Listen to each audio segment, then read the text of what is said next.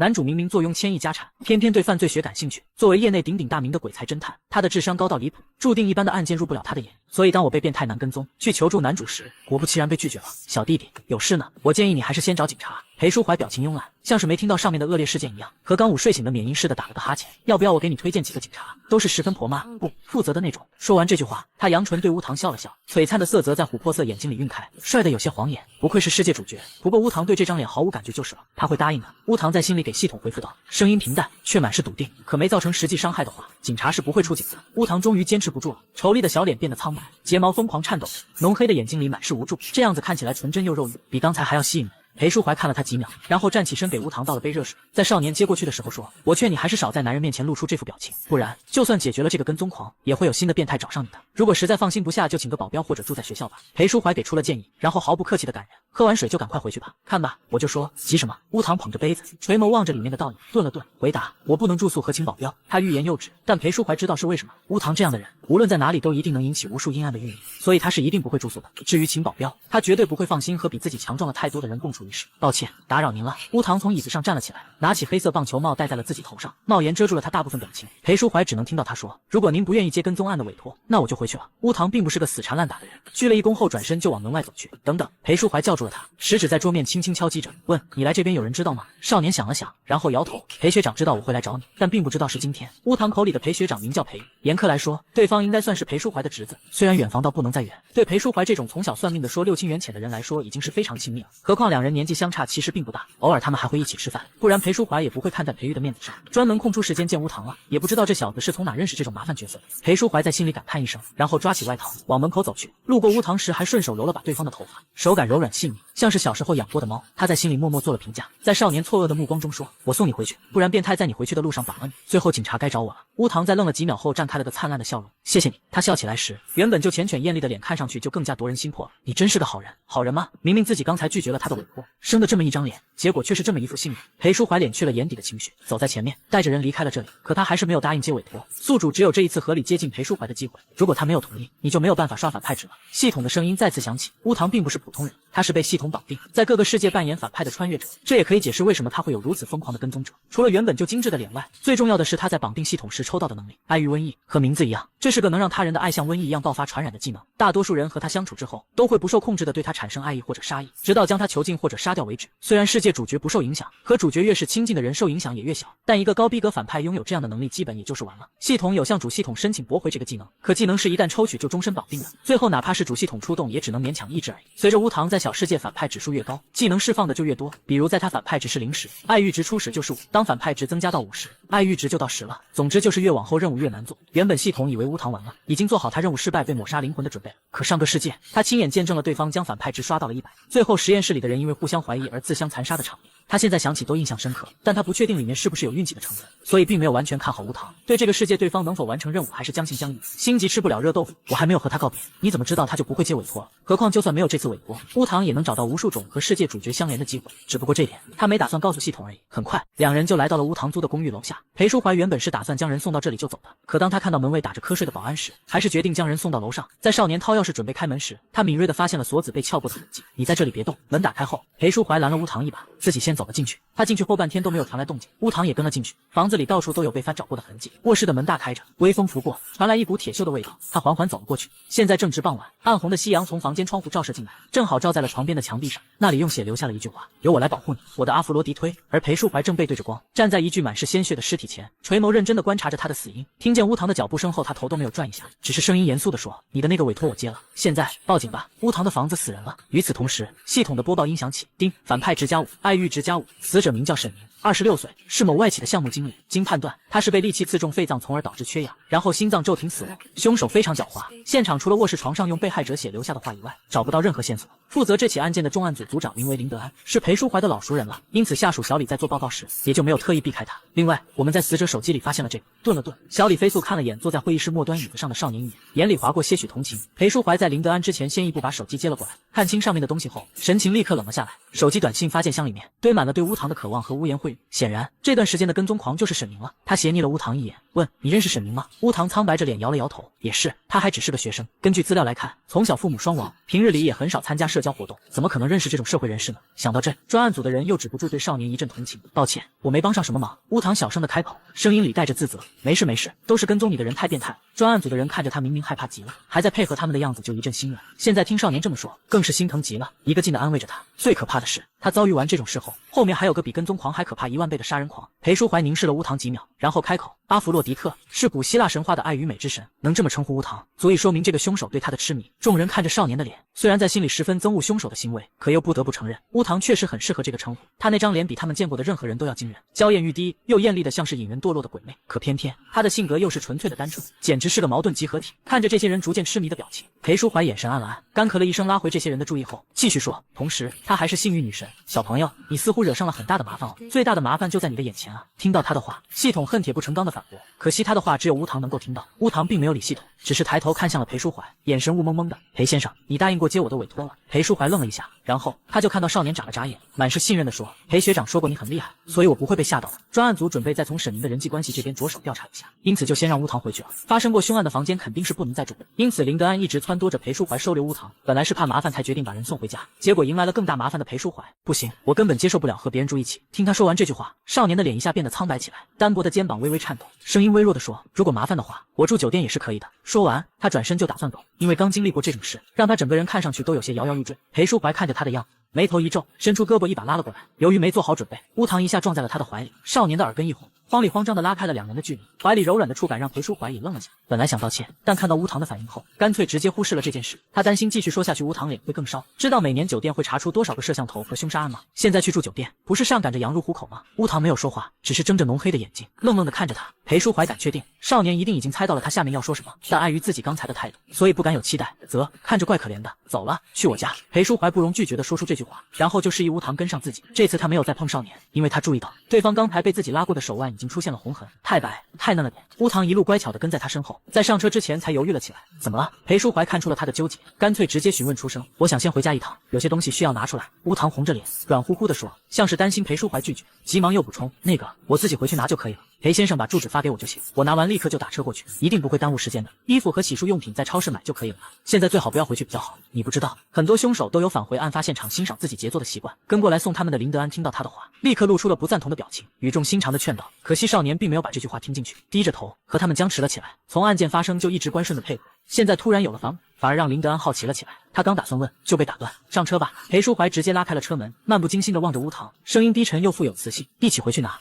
听到他的话，林德安一阵气血上涌，怎么裴淑怀还跟着小孩一起活吗？老林，不要总是唠唠叨叨了。裴淑怀再一次打断了他，胳膊随意地搭在方向盘上，挑眉，反正有我在肯定不会出事。说完这句话，他示意乌唐系好安全带，脚踩油门就离开了这里。如果是一般人说这种话，林德安一定会觉得对方不知天高地厚，但裴淑怀不一样，他确确实实有自信的资本，脑子聪明到几乎变态的程度。认识10余年，林德安还从来没有见过他吃瘪，可想到少年那张丑丽鬼魅的脸，他心里还是升起一阵说不上来的预感。多年当刑警，游走在生死边缘的经验告诉他，一个再怎么完美无缺的人，也不可能一生都那么顺风顺水。也许这次会是裴淑怀命运的转折点。谢谢你，裴先生。车上，乌唐感激地望着驾驶座上的人，终于露出了从刚才开始的第一个笑。他这副纯真的样子，任谁也想不出，正是他利用自己无害又漂亮的面容，适时且刻意地向凶手展露出了无助和恐慌，才让对方心甘情愿地保护自己，从而杀掉了跟踪了他1整个月的神人。从见到裴淑怀到刚才上车，所有的一切几乎全在乌唐的计划之中。从上个世界系统就发现了，乌唐这个人非常懂人心，他甚至没有刻意教唆，只是因为清楚背地里盯着自己的那些人的阴暗面和掌控欲，就这样利用这件事成功和主角拉近了距离。丁，反派值加10，爱欲值加10，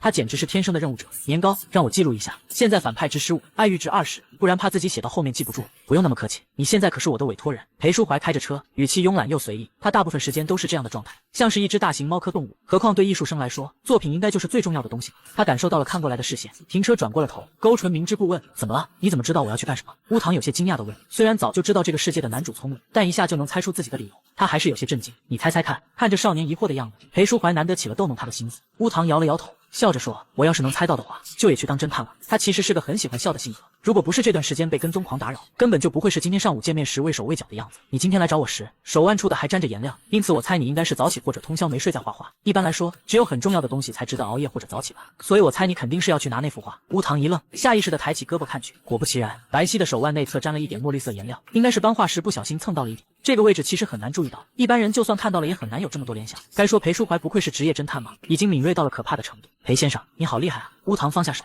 眼睛亮亮的看着他，声音真诚的夸奖。裴淑怀唇角扬起，他这辈子听到过的夸奖多的数都数不清，但不知为何，同样的话从少年嘴里说出就是另一种感觉。很快，他们就到了乌堂的住所，两人都默契的没有提几个小时前刚发生过凶杀案的房间。乌堂走在前面，打开了另一个房间的门，那是他为自己腾出的画室，里面堆满了他的画。你要进来看看吗？乌堂热情的发出了邀请，方便吗？可以的，除了正在画的那幅要送去参展，已经用白布盖上了，剩下的都平时的练习，可以随便看。乌堂侧身给他让出了一条路，裴淑怀没有再犹豫，大方的走了进去。画室并不大，但里面的画架却摆放的整整齐齐，能察觉到主人对这里的爱惜。但真正吸引到裴淑怀视线的还是画的本身。虽然乌堂说了大部分都是练习，但每一张画都毫无例外的笔触细腻且准确，每一处细节都经过了精雕细琢。不过让他真正在意的是，这里面几乎每一张画都用了大片深色颜料，让画的整体显得非常灰暗，像是被黑暗笼罩一样，充满了诡异气息，看上去完全不像是出自眼前这个漂亮乖巧的少年之手。怎么样？乌堂出声询问，表情似乎还带着些忐忑。他原本就艳丽的脸，在这些色彩的衬托下看着愈发动人。裴淑怀闭了闭眼，压下心底看到这些画时产生的怪异感。毕竟这个世界上有不少画家，他们的作品和本人性格都相差甚远，所以乌堂会画出这种画也没什么奇怪的。然后真心夸奖道，很不错，你以后一定会成为很有名的画家的。这句话并不是奉承，很多外籍很有名的艺术家都来求裴淑怀接过委托，他们自命不凡，以为受外人追捧的作品能打动裴淑怀，因此他见识过很多作品，虽然不是这个圈子的，但也能一眼看出其中的价值。真的吗？乌堂饱满的嘴唇微微勾起，墨色的眼睛有细碎的流光在闪动。裴先生要是喜欢的话，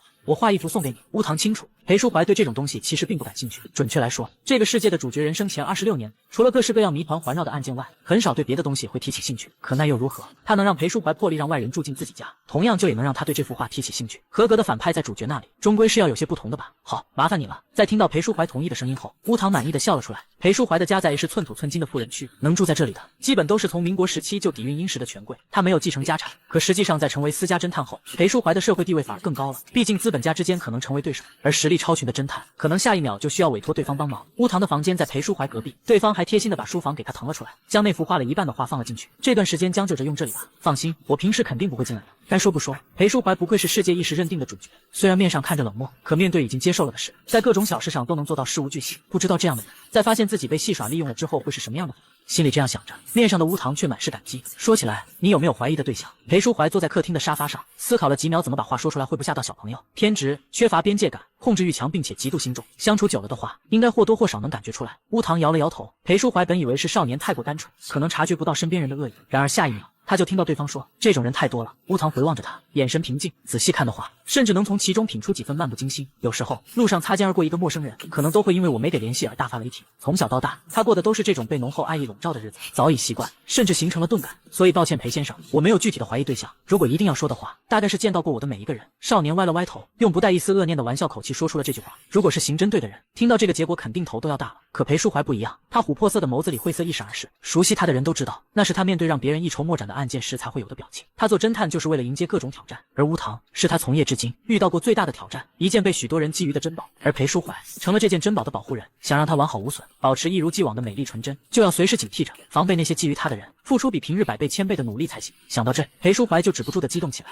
乌堂和裴淑怀住在一起后，系统每天都过得提心吊胆，宿主太不按套路出牌，他生怕哪天主角就这么被轻松玩弄了。但还好，接下来的1个星期都相安无事。别说发生什么了，实际上两人相处的时间都屈指可数。乌堂白天要上学，裴淑怀也要收集案件相关资料。到了晚上，裴淑怀也只是例行询问一下乌堂白天有没有发生什么事，确定没问题后，就匆匆回房间了。看似住在一个屋檐下，其实两人的关系可以说是连舍友都不如。宿主靠近主角刷反派值的计划好像要落空了。晚上，乌堂作画时，系统有些幸灾乐祸地说：“你怎么听着好像很开心的样子？”乌堂笔直地倚坐在高脚画灯上，亚麻色衬衫的袖口随意挽到手肘，露出一截冷白的小臂，嘴角噙着一丝浅笑，问道：“怎么会？宿主完成不了任务，我最慌张了。”被拆穿的系统有些心虚的辩解，他确实有些不满乌堂的做任务方法。别的反派存在的意义都是让主角成长，而乌堂是让主角崩溃。想到上个世界的结局，他到现在还有些提心吊胆，可不代表他就不想让宿主完成任务了。最好是这样。乌堂手腕转动，在画布上落下最后一笔，拖着下巴细细端详了一回，然后满意的点点头，将画盖上，然后说：“你如果是因为我没和主角靠近而开心，那接下来就要难过了。”实际上，两人关系的进展完全在乌堂的意料之内。裴淑怀当时收留自己就有些牵强，怎么可能收留后就立刻和自己和谐相处？这人性格冷漠，常年一人独自生活，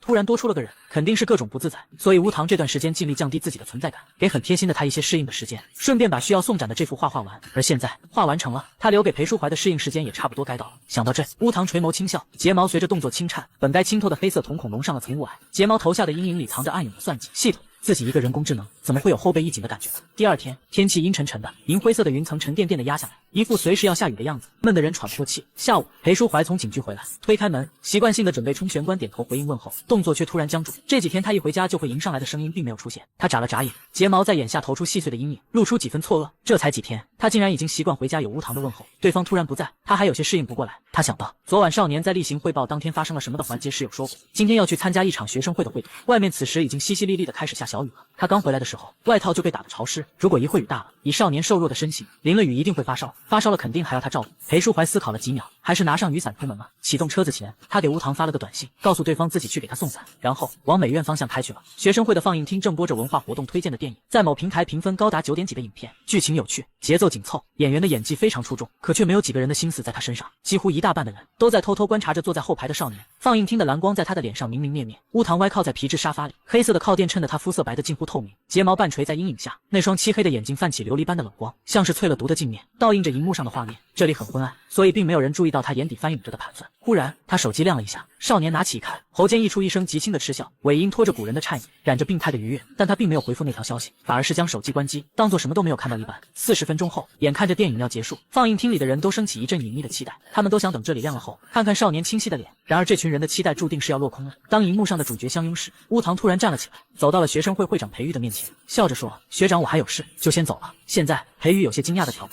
然后不赞同的说：“等这边结束了，我送你回去吧。”身为将裴淑怀介绍给乌糖的人，没谁比他更清楚少年受到的跟踪。没事，我约了人的。乌糖摇头拒绝了他。好吧，那你从后门走吧。裴玉轻轻叹了口气，神情无奈。在少年走出几步后，又不符合平日形象的扬起声音，有些担心的嘱咐：“把放在门边的那把伞拿上。”不用了。乌糖转身对他挥了挥手，一边倒着走一边笑道：“有人来接我了。”伴随着听到这句话后一地的心碎声，少年走出了放映厅。短短40分钟，外面已经从牛毛细雨变成了暴雨如注，天地间仿佛被一层灰色的幕布笼罩。乌糖站在屋檐下，抬手接了接雨水，还好，虽然看着夸张，但淋在身上并不疼。他嘴角的弧度扩大，迈开步子就打算往雨幕里跨。等等，系统有些心疼的叫住他。怎么了？乌糖问。外面在下雨啊，主角不是说他来接你吗？宿主在这里等着不就行了？对了，你先开机回复他的消息，告诉他你在哪。没那个必要。乌糖摇头。裴淑怀能找到这里的，那宿主现在是要还用问吗？当然是装可怜了。说完这句话，乌糖对不远处紧跟着他从放映厅出来，正面露痴迷的盯着这边的人笑了一下，然后毫不犹豫地跨进了雨幕里。裴淑怀撑着伞走在校园间，皱着眉，脸色和今天的天气一样阴沉。他发出去的那条短信没有收到少年的回复，这件事很反常，因为乌糖很乖，平时住在他那里，清楚自己不喜欢外人侵入领地，做什么都轻手轻脚，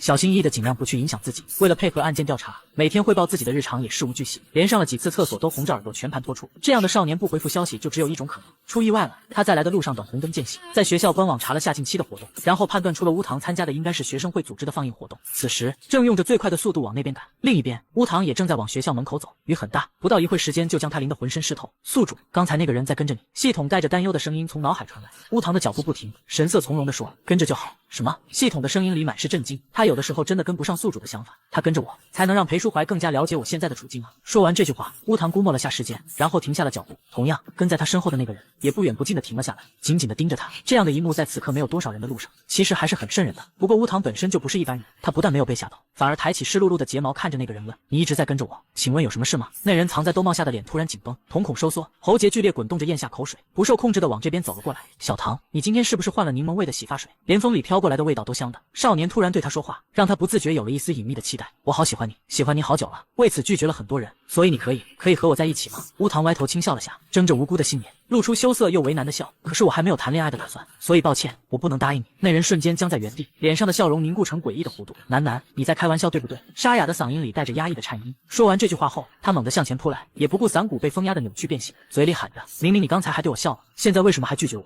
眼看着他的手就要触碰到少年，千钧一发之际，一道黑影袭来。裴淑怀冷着一张脸，骨节分明的拳头裹挟着劲风，重重地砸在那人的侧脸。闷响过后，那人整个人如断线的风筝般飞了出去，在地上翻滚了几圈才停下。他的嘴角瞬间溢出鲜血，几颗牙齿混着血水吐在了地上。原本疯狂的眼神此刻满是惊恐，难以置信地望着裴淑怀，而裴淑怀则是先把伞递给了乌糖，然后才又走到了那人身边，居高临下地俯视着他，周身散发着冰冷的威慑力。在学校里公然骚扰同学，是想学籍档案定上性骚扰的标签后然后被开除吗？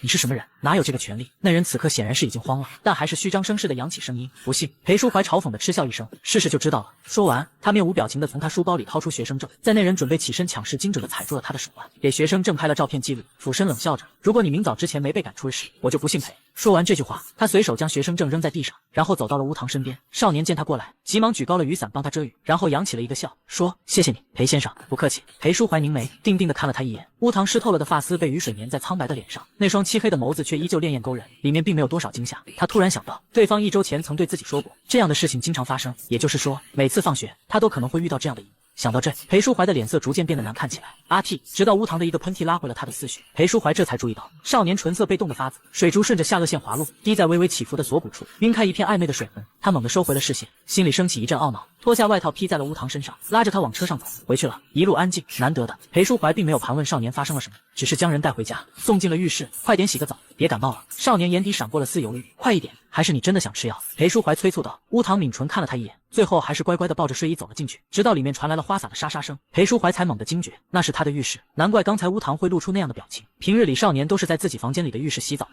两人虽然同住一个屋檐下，但平日里从不会闯进对方的空间，默契的在彼此之间垒了层高。裴淑怀原本是很满意这个注重个人空间的舍友的，然而今天却由他自己亲手打破了这层墙壁。他坐在沙发上，远远地望着亮着灯的浴室，指尖无意识地敲击着桌面，发出凌乱的声响，下颚线紧紧地绷了起来。思考了很久后，他最后把一切都归在了乌堂看上去实在是太可怜的份上。人在看到可怜的生物时，都会不自觉升起同情心，更何况对方刚临过瘾，手冰的要命，所以自己担心他发烧会出现意外也是情理之中。乌堂可并不知道裴淑怀在想什么，他现在心情不错，接下来就是利用这件事和主角拉近距离了。想到这，他擦干身体，穿上睡衣，又露出了那副旁人见惯了的纯洁表情，从浴室走了出去。今天真的谢谢你，裴先生。洗完澡的少年脸颊红扑扑的，像是刚出蒸笼的包子，看着又软又弹。不客气，我不是说了，你是我的委托人，我做这些都是理所应当的。裴淑怀刚在另一个浴室也洗了个澡，此刻正拿着一本书在看，不过只有他自己清楚，其实这本书一个字都没看进去。不过裴先生怎么会来我们学校？我给你发了短信，你没看到？乌堂这才从书包里掏出手机，摁了摁，有些不好意思地说，没电了。裴淑怀猜就是这样，所以无所谓的摇头，没事，反正你在哪我都能找到你。说完，他顿了顿，斟酌的开口，今天是什么情况？不用担心。乌堂在他对面的沙发上坐了下来，双手放在膝盖上，一副乖巧至极的样子。只是个意外而已，平时偶尔也会发生，不过一般很快就被别的同学制服了。可是今天由于下暴雨，路上并没有什么人。虽然早就猜到了事实，可听到这句话的裴淑怀还是拧紧了眉头，把书合上，然后不容拒绝地说：“之后由我来接送你。”听到这句话的少年嘴里溢出一声气音，眼底闪过丝惊喜，但很快又往沙发里缩了缩。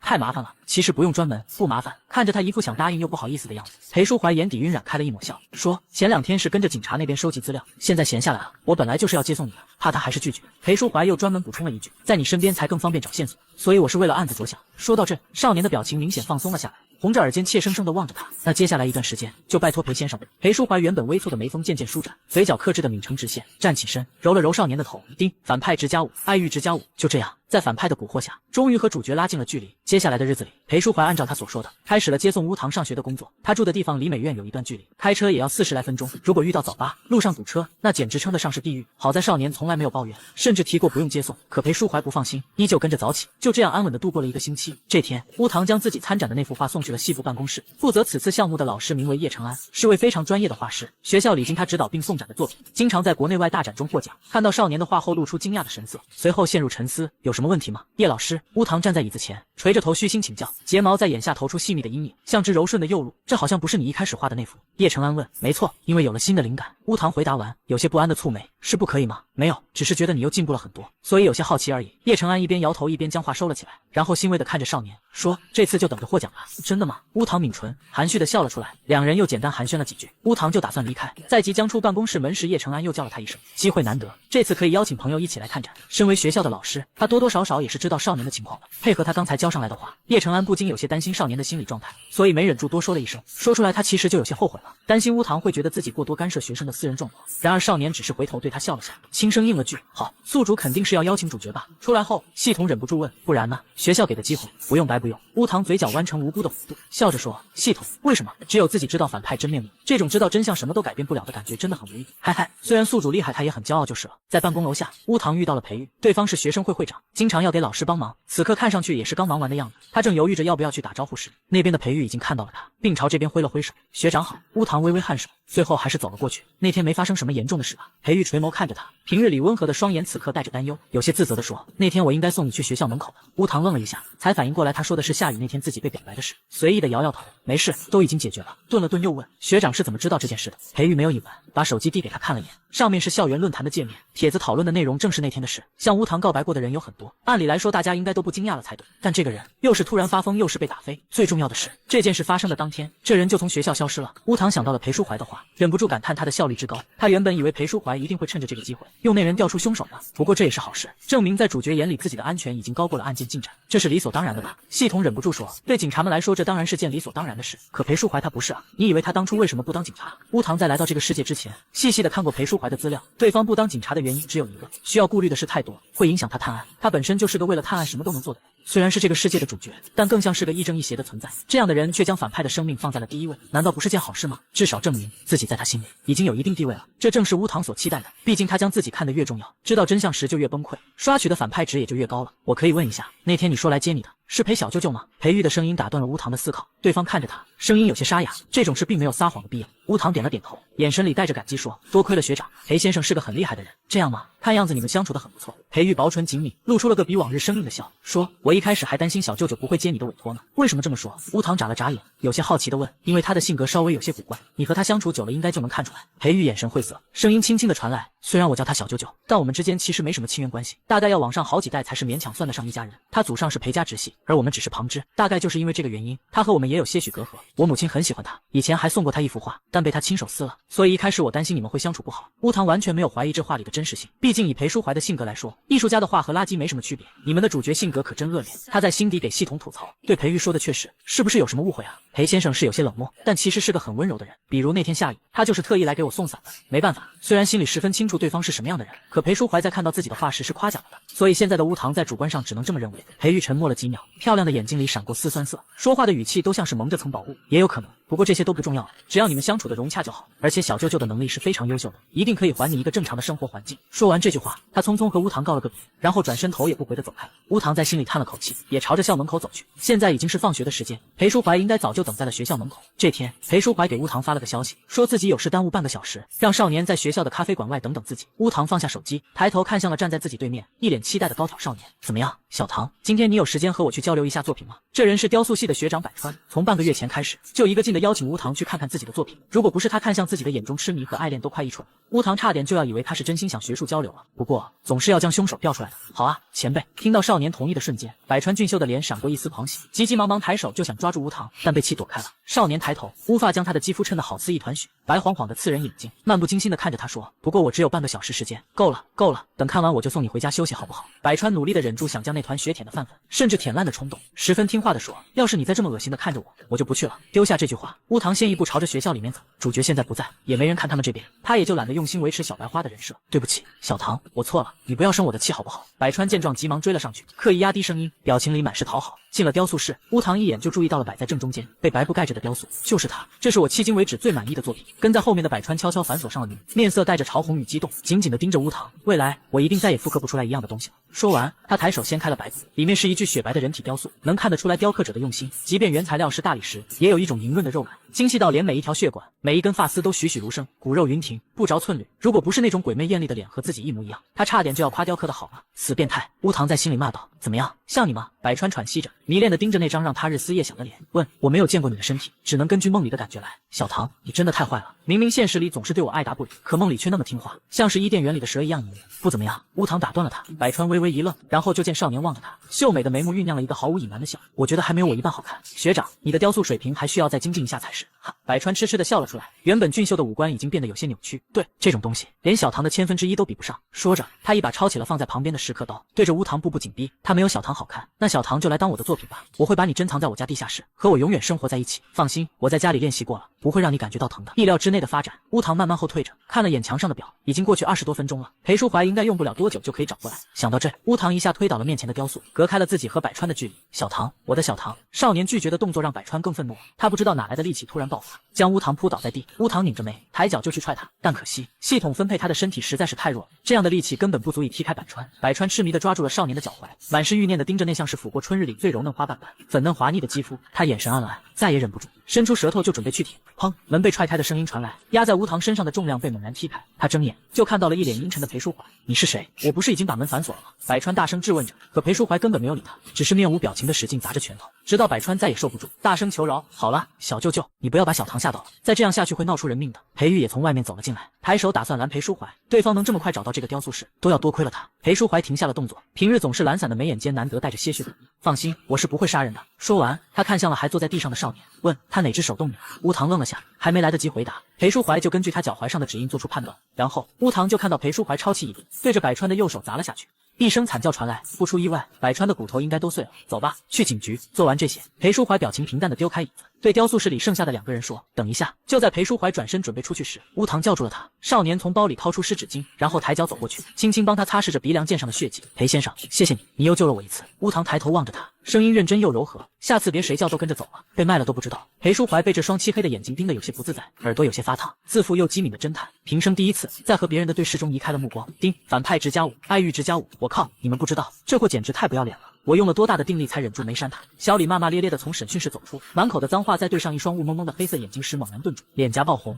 怎么没人告诉他乌唐还没走啊？他可一点也不想在少年面前这么粗鲁，万一吓到对方怎么办？啪！小李的后脑勺结结实实的挨了一巴掌，一转头就看到裴淑怀面带嫌弃的看着他，让你汇报审讯百川的结果，你在想什么呢？对不起，对不起。回过神的小李脸变得更红了，不敢再往乌唐那边看一眼，老老实实的开始汇报刚才的审讯结果。被带到警局的百川一点也没有悔过的意思，一口咬定自己只是想和乌唐开玩笑，而裴淑怀才是那个闯进学校伤人的坏人。嚷嚷着要验伤，而百川的父母对他也是无条件溺爱。知道这件事后，很快就请来了高级律师，要求先去医院疗伤，剩下的事之后再说。小李工作的时间并不久，这样不要脸的家庭还是第一次见，气到好几次想掀桌子打人，但考虑到自己的身份后，还是强行忍了下来。听完他的话后，会议室里的每个人表情都不太好，尤其是刚在生死边缘走过一遭的乌唐，苍白着一张小脸，紧紧抿着唇瓣，低头绞着手指，一言不发，看着可怜极了。裴淑怀眼底闪过丝担忧，刚打算上前，就看到离乌唐更近的裴玉低下头，不知道说了句什么。少年的脸色明显缓和了些，两人正是青春无限的年纪，长相又都格外出众，低声说悄悄话时看上去宛若亲密的情侣，非常般配。警局一大部分人都在用一种祝福的眼光看着他们。那个老裴啊，你怎么看这件事？林德安的声音打断了他的思绪，哥俩好一般搂上他的肩膀，问：你觉得百川会是杀害了沈明的凶手吗？或者只是单纯的变态？裴淑怀张了张嘴，在林德安满脸期待的目光中说了句：别叫我老裴，我才26。林德安有些懵，以前不都是这么叫的吗？裴淑怀淡淡的看了他一眼，理直气壮又不容拒绝的说：现在不行了。林德安，他有时候真的跟不上裴淑怀的脑回路，这就是高智商人的世界吗？现在还不能判断百川是不是凶手？听到这句话的乌唐抬起了头，将目光放在了裴淑怀身上，然后就看到对方勾唇笑了一下，说：先送他去医院吧。凭什么？就算不能确定他是杀了沈明的凶手，但他确确实实的是打算杀了乌唐啊！小李生气的握紧拳头，气愤的说：怎么能任由这种人逍遥法外？裴哥，我真是看错你了，你怎么给前辈说话呢？林德安表情一变，急忙打断了小李，后背都惊起了一身冷汗。他很清楚，虽然裴淑怀有时候会和警方合作，可实际上他们并不是一路人，对方只是以探案取乐，保不准哪天会觉得这个无聊了，然后做一些危险的事。身为警察和朋友，林德安一直在把裴淑怀往正道上拉，好在裴淑怀也很配合，对探案以外的事都提不起什么兴致。可这并不代表林德安就完全放心了，所以还是要让身边的人少惹这个定时炸弹才行。我又没说错。听到小李的反驳声时，林德安只觉得头都要大了。裴淑怀冷嗤一声，唇角挂上了丝嘲讽的笑，刚打算开口，就听到一个声音传来：裴先生不是那样的人。乌唐走了过来，抬头看着小李，表情严肃：如果裴先生想让百川逍遥法外，一开始就不会把他送到警局了。李警官，你这样污蔑人是不对的。被乌唐说了的小李立刻像双打的茄子蔫了下来，声音也有些委屈。可是我……好了。裴淑怀不想再听小李的话，抬手揉了一把乌唐的头，将人拉在了自己身后，琥珀色眸子带着显而易见的嘲讽：当然，你也可以把人留下，问题是你怎么留？靠你的一腔热血，还是靠你的大嗓门？小李被对的说不出话，他其实也很清楚，现在除了送百川去医院外别无他法。如果强行把人留下，说不定他们刑队还会被罚。可他就是不甘心。把百川送医院后，裴先生有什么计划吗？乌唐拽了拽裴淑怀的衣角，轻声询问。裴淑怀看了他一眼，没有直接回答，而是问林德安：你们调查百川这个人了吗？林德安摇摇头，有些挫败地说：现在这种情况根本批不下来搜查令，你们不行，但我可以。裴淑怀勾了个笑，语气依旧懒散：你是说……林德安瞪大了眼睛，一下就懂了他话里的意思，随即转头看向了小李。好了，一会就把人放回去。裴淑怀扬起下巴看着小李，又笑着补充了一句：记得表现得不甘心一点，最好和你刚才的表情一样。知道我要去做什么了吗？报复回去了的裴淑怀心情舒畅，望着乌唐的眼睛里含着笑，透彻的像是一颗玻璃珠，很好看。乌唐垂眸思考了几秒，然后将自己的猜测说了出来：放走百川，让他放松警惕，然后趁着这个机会调查一下他家。因为裴先生并不是警察，所以不用靠搜查令做事，偷偷进入百川家里，只要没留下证据，警局的大家都会睁一只眼闭一只眼。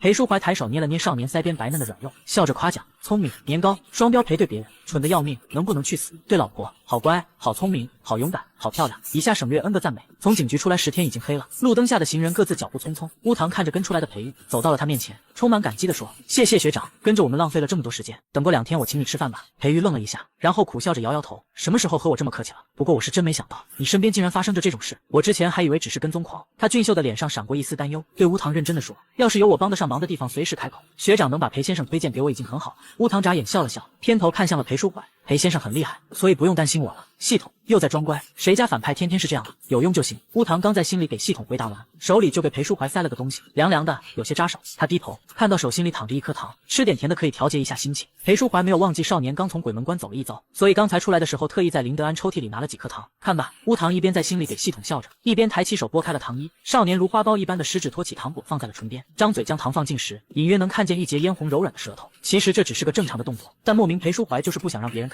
那我们就先走了。他做事情一向随心，这么想了，自然也就做了。抬手拉上了乌堂的手腕，对裴玉扬扬下巴示意，不等对方回答，就带着少年快速上车离开了这里。接下来是要去百川家里了。乌堂嘴里含着糖，声音有些含糊不清的问：“虽然林德安他们不能行动，但无意给裴书怀透露出百川的地址还是可以的。”不，先送你回去。乌堂瞪大眼睛，满脸不可置信的看着裴书怀，后者将车停在了路边，眼神里难得有几丝无奈。今天已经很累了，回去休息不好吗？好吧。乌堂抿了下嘴唇，然后小声答应了下来。路灯顺着车窗照进来，将他的肌肤映照得愈发白皙，好像一块吸光的羊脂玉，看上去乖极了。实际上他确实很乖，和裴书怀合租的这段时间，基本事事都听对方的，生怕自己带来一点麻烦。形成这种性格的原因显然和他从小父母双亡，寄人篱下有关，乖又可怜，很难不让人心软。裴书怀握着方向盘的手紧了紧，最终一句话都没有说，只是脚踩油门继续出发了。30分钟后，他将车停了下来，到了，下车吧。乌堂看着窗外完全陌生的风景，眼底浮现了然的笑意，但在抬头看向裴书怀时，澄澈的黑眸里又只有伪装的疑惑。走吧，不是不想先回去。裴书怀挑了挑眉，素来对什么事都提不起兴趣的脸显露出几分不羁。乌堂没有动作，他直直地坐在副驾，双手规规整整地摆在腿上，墨水珍珠般的眼睛从长睫中探出，看了裴书怀一眼，轻声问：“我不会添麻烦吗？”顿了顿，又开口补充说：“裴先生，我可以在这里等你的，或者实在不行，我也可以打车回去。有关你的事，你有探索真相的权利。而且刚不是还说我很厉害？”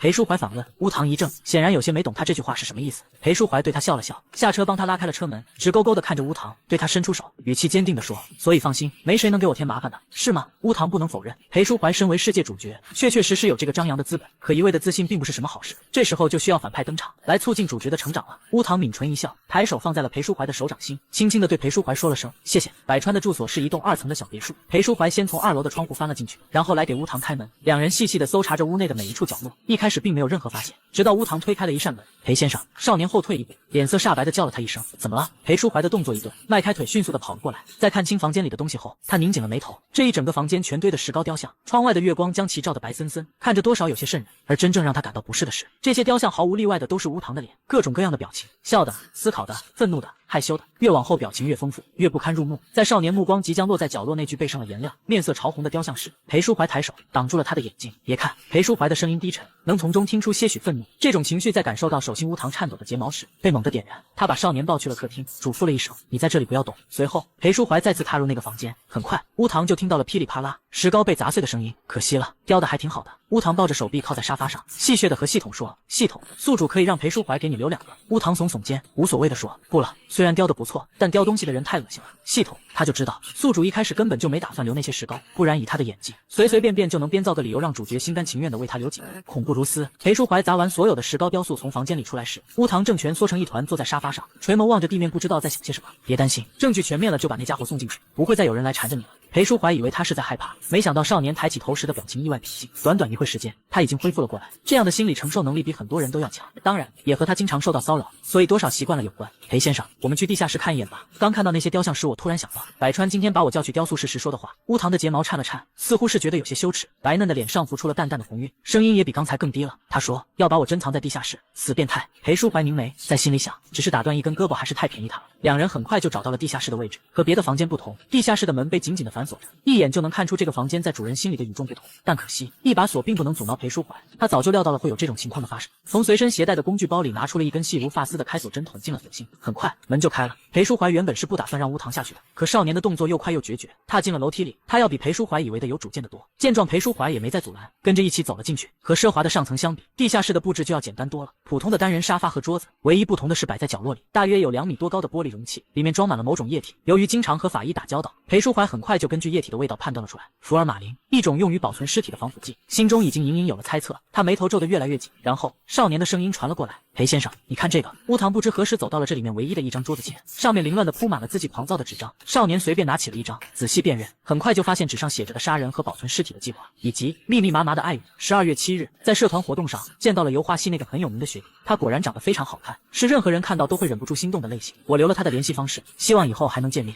12月9日，远远看到了学弟，他也注意到了我，对我笑了，没想到他还记得我。这是我今年最开心的一天。12月10日，想去约学弟吃饭，他拒绝了，也许是之后另有安排吧。12月11日，发消息给学弟，他没有回复，也许是在忙吧。12月12日，发消息给学弟，没有回复。12月17日，没有回复。3月10日，在一次展览上又见到了学弟，他装作不认识我，在导师的引导下，象征性的问我要联系方式，明明当时还对我笑了，是因为喜欢上了别人才这样的吗？真是水性杨花。3月11日，虽然学弟这么轻浮，但我还是爱他，愿意和他在一起，只不过要给他一点惩罚，让他永远不会再出轨才行。所以最后百川决定将乌堂杀死，泡在福尔马林里和自己永远在一起。裴淑怀越看眼神越冷，突然他听到乌堂叫了自己一声裴先生。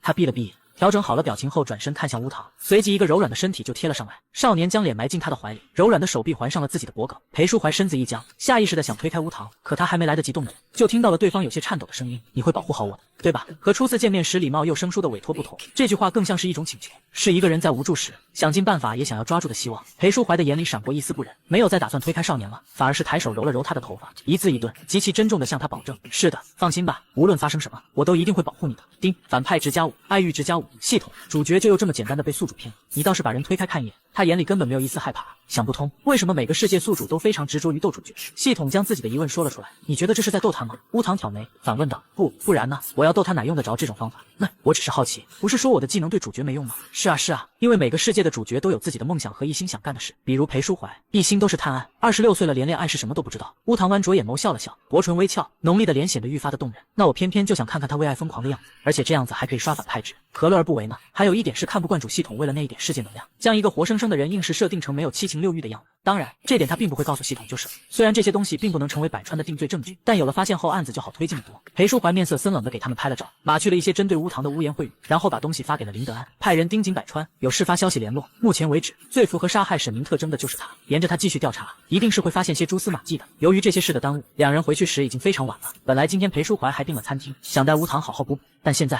只能回去随便吃点什么了。裴淑怀打开冰箱，望着里面的食材陷入了沉思，因为平时会有阿姨过来做饭，所以冰箱里的东西其实很多。可有个问题是，他不会做饭，这其实没什么奇怪的，没人能做到真正的十全十美。不少在某些事上天赋异禀的人，可能连生活自理都不行，何况他只是不会做饭呢？以往裴淑怀也十分坦然，可这次不同，他莫名的不想让少年知道自己有不会的事。泡面可以吗？他向客厅正盘腿坐在沙发，在纸上练习速写的乌堂问道。可以的。乌堂没有抬头，继续抿唇认真的看着画纸。得到同意的裴淑怀思考了几秒，然后从冰箱拿出了2个鸡蛋。吃泡面一点营养都没有，还是应该给少年加点什么才行。他学着记忆中的样子，热油，然后将蛋打了进去。3分钟后，乌堂闻到了一股烧焦了的味道，沉默片刻，他走进了厨房，正巧看到了那位让警察又惊又怕的侦探对煎坏了的鸡蛋毁尸灭迹的场面。四目相对，两两无言。可难得的，裴淑怀的脸有些红，他撇开眼神，声音郁闷：“今天可能吃不了煎蛋了。”见状，乌堂没忍住笑了出来，一张浓丽的脸因为这个笑变得柔和下来，色若春晓，让一向在什么情况都气定神闲的裴淑怀更手足无措了。我来吧。乌堂洗了手，走进厨房，接手了裴淑怀的位置，从冰箱里拿出鸡蛋，动作熟稔的开火刷油，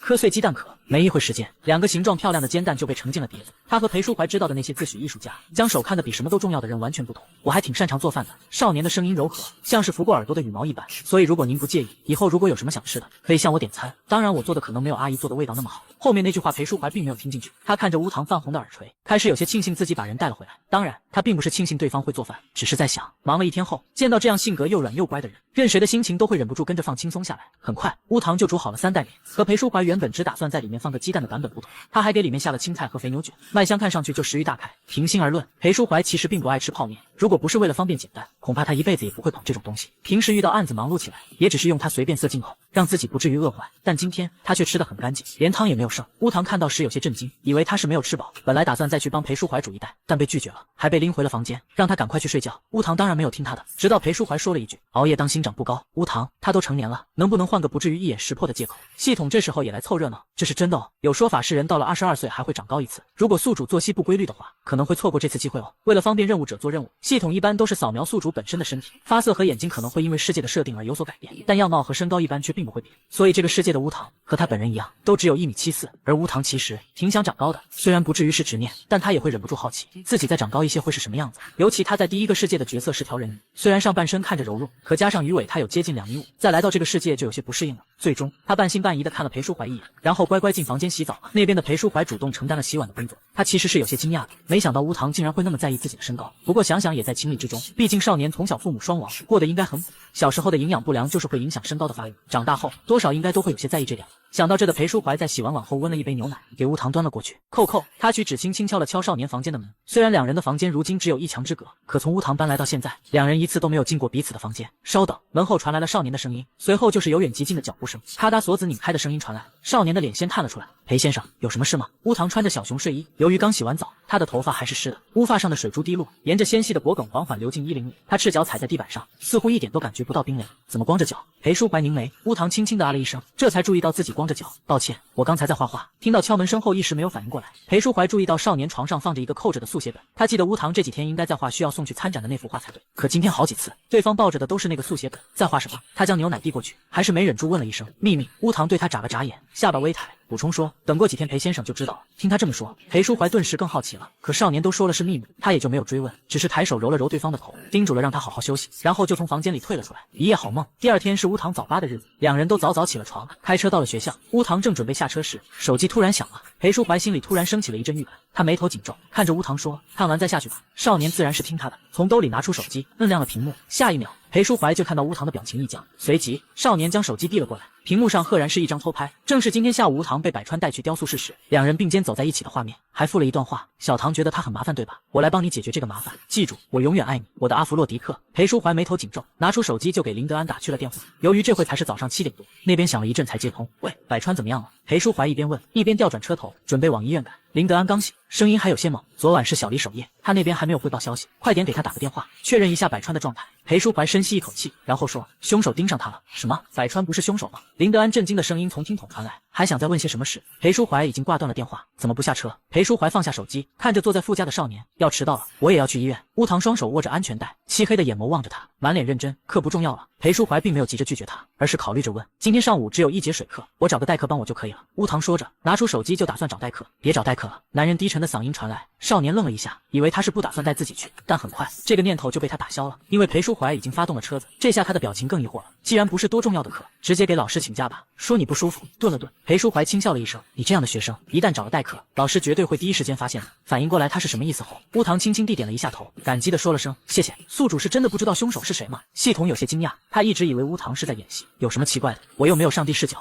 连世界主角都没调查清楚的事，我又怎么可能知道真相？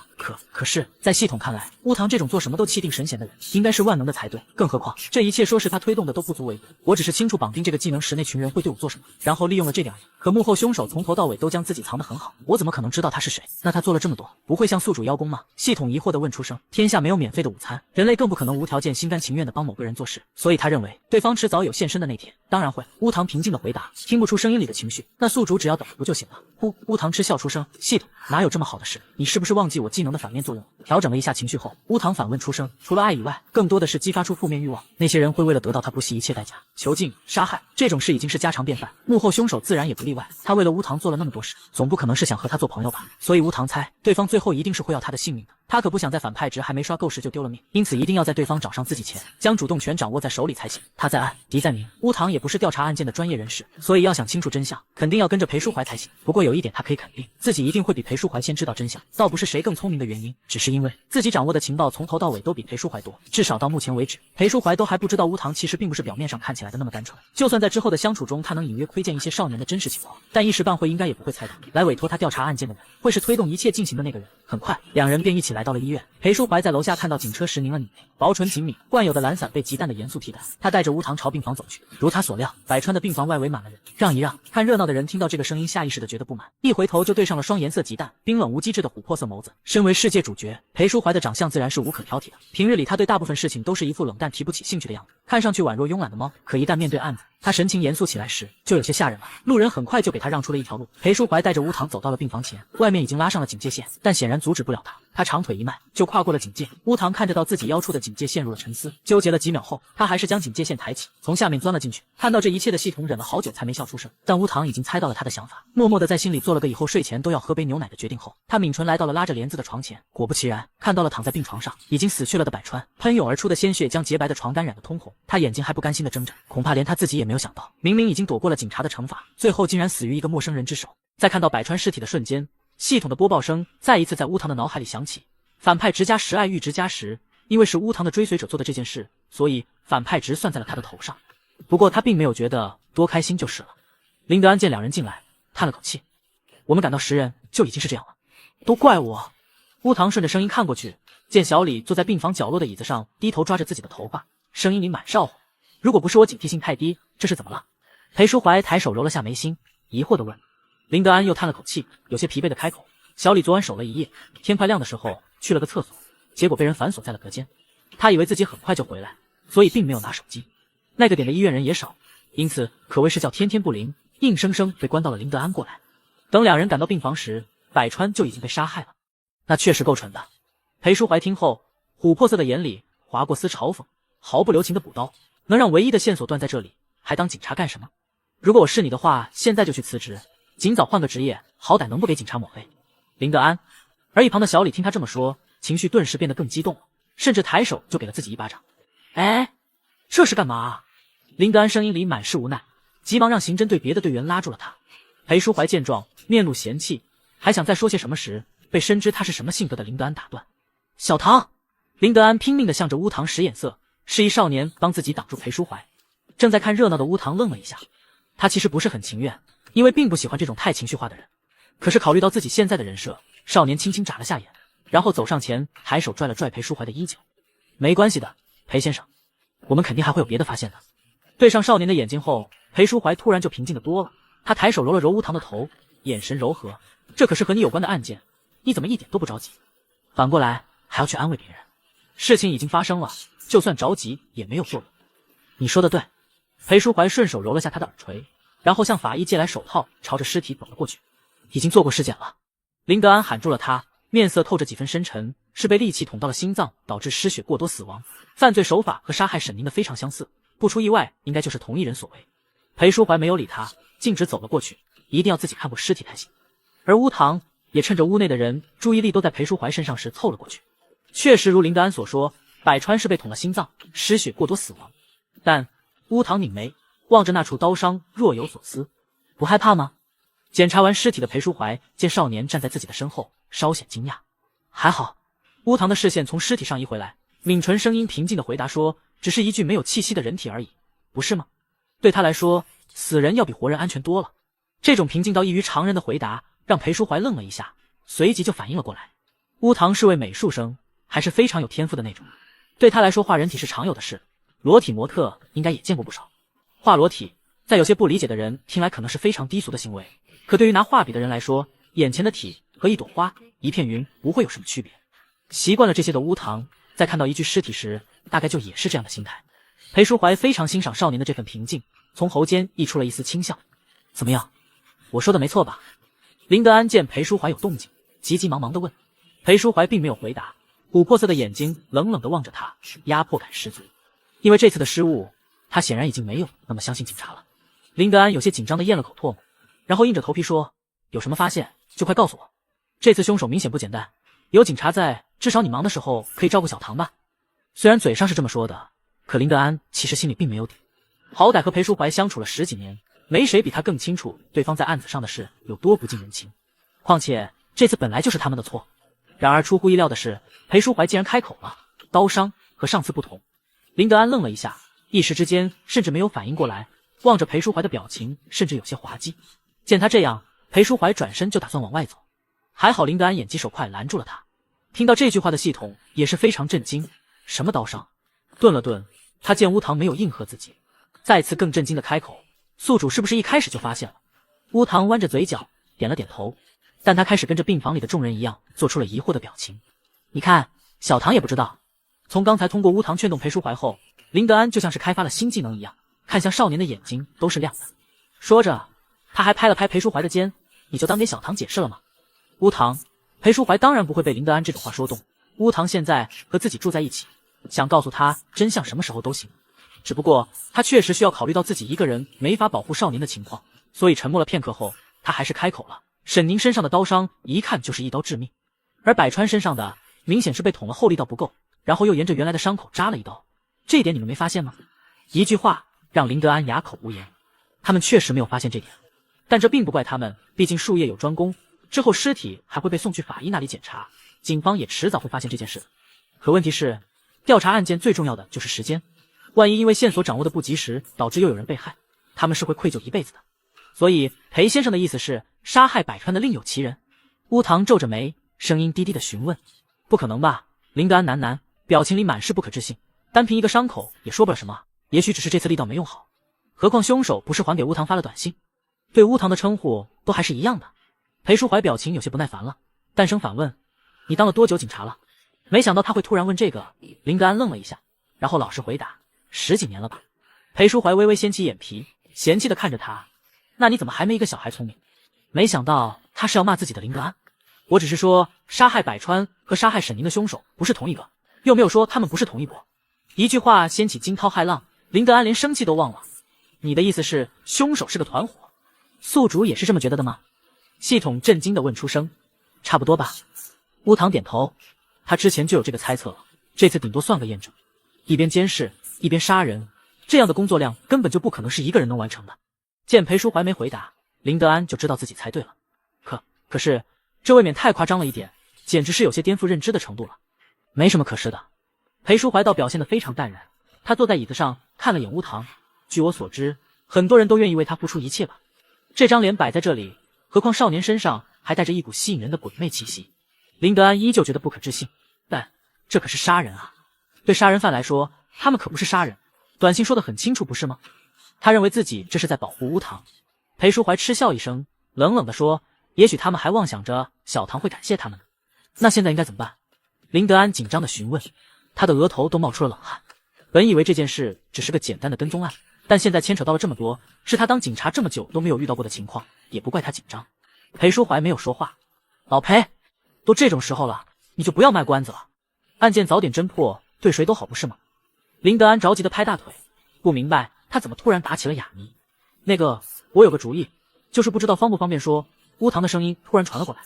林德安下意识望了过去，少年此时站在窗口，白皙的肌肤近乎透明，透着健康漂亮的粉，仿若春日里的花瓣，细腻而娇嫩。即使心里已经有了准备，他也还是被少年的脸惊艳到了。这样的脸，也不知道到底是福还是祸。他在心里叹了口气，然后问：“什么？既然凶手会杀害接近我的人，那我们是不是也可以给他下套？如果有个人和我亲近一点，这样对方也许会露出马脚。”被盯上的保护人14，修，好主意，找个自己人扮演你男朋友，等凶手送上门，自然就有线索了。林德安瞪大眼睛，嘴角不受控制的咧到耳根，有些激动的夸奖：“小唐，你很聪明啊！”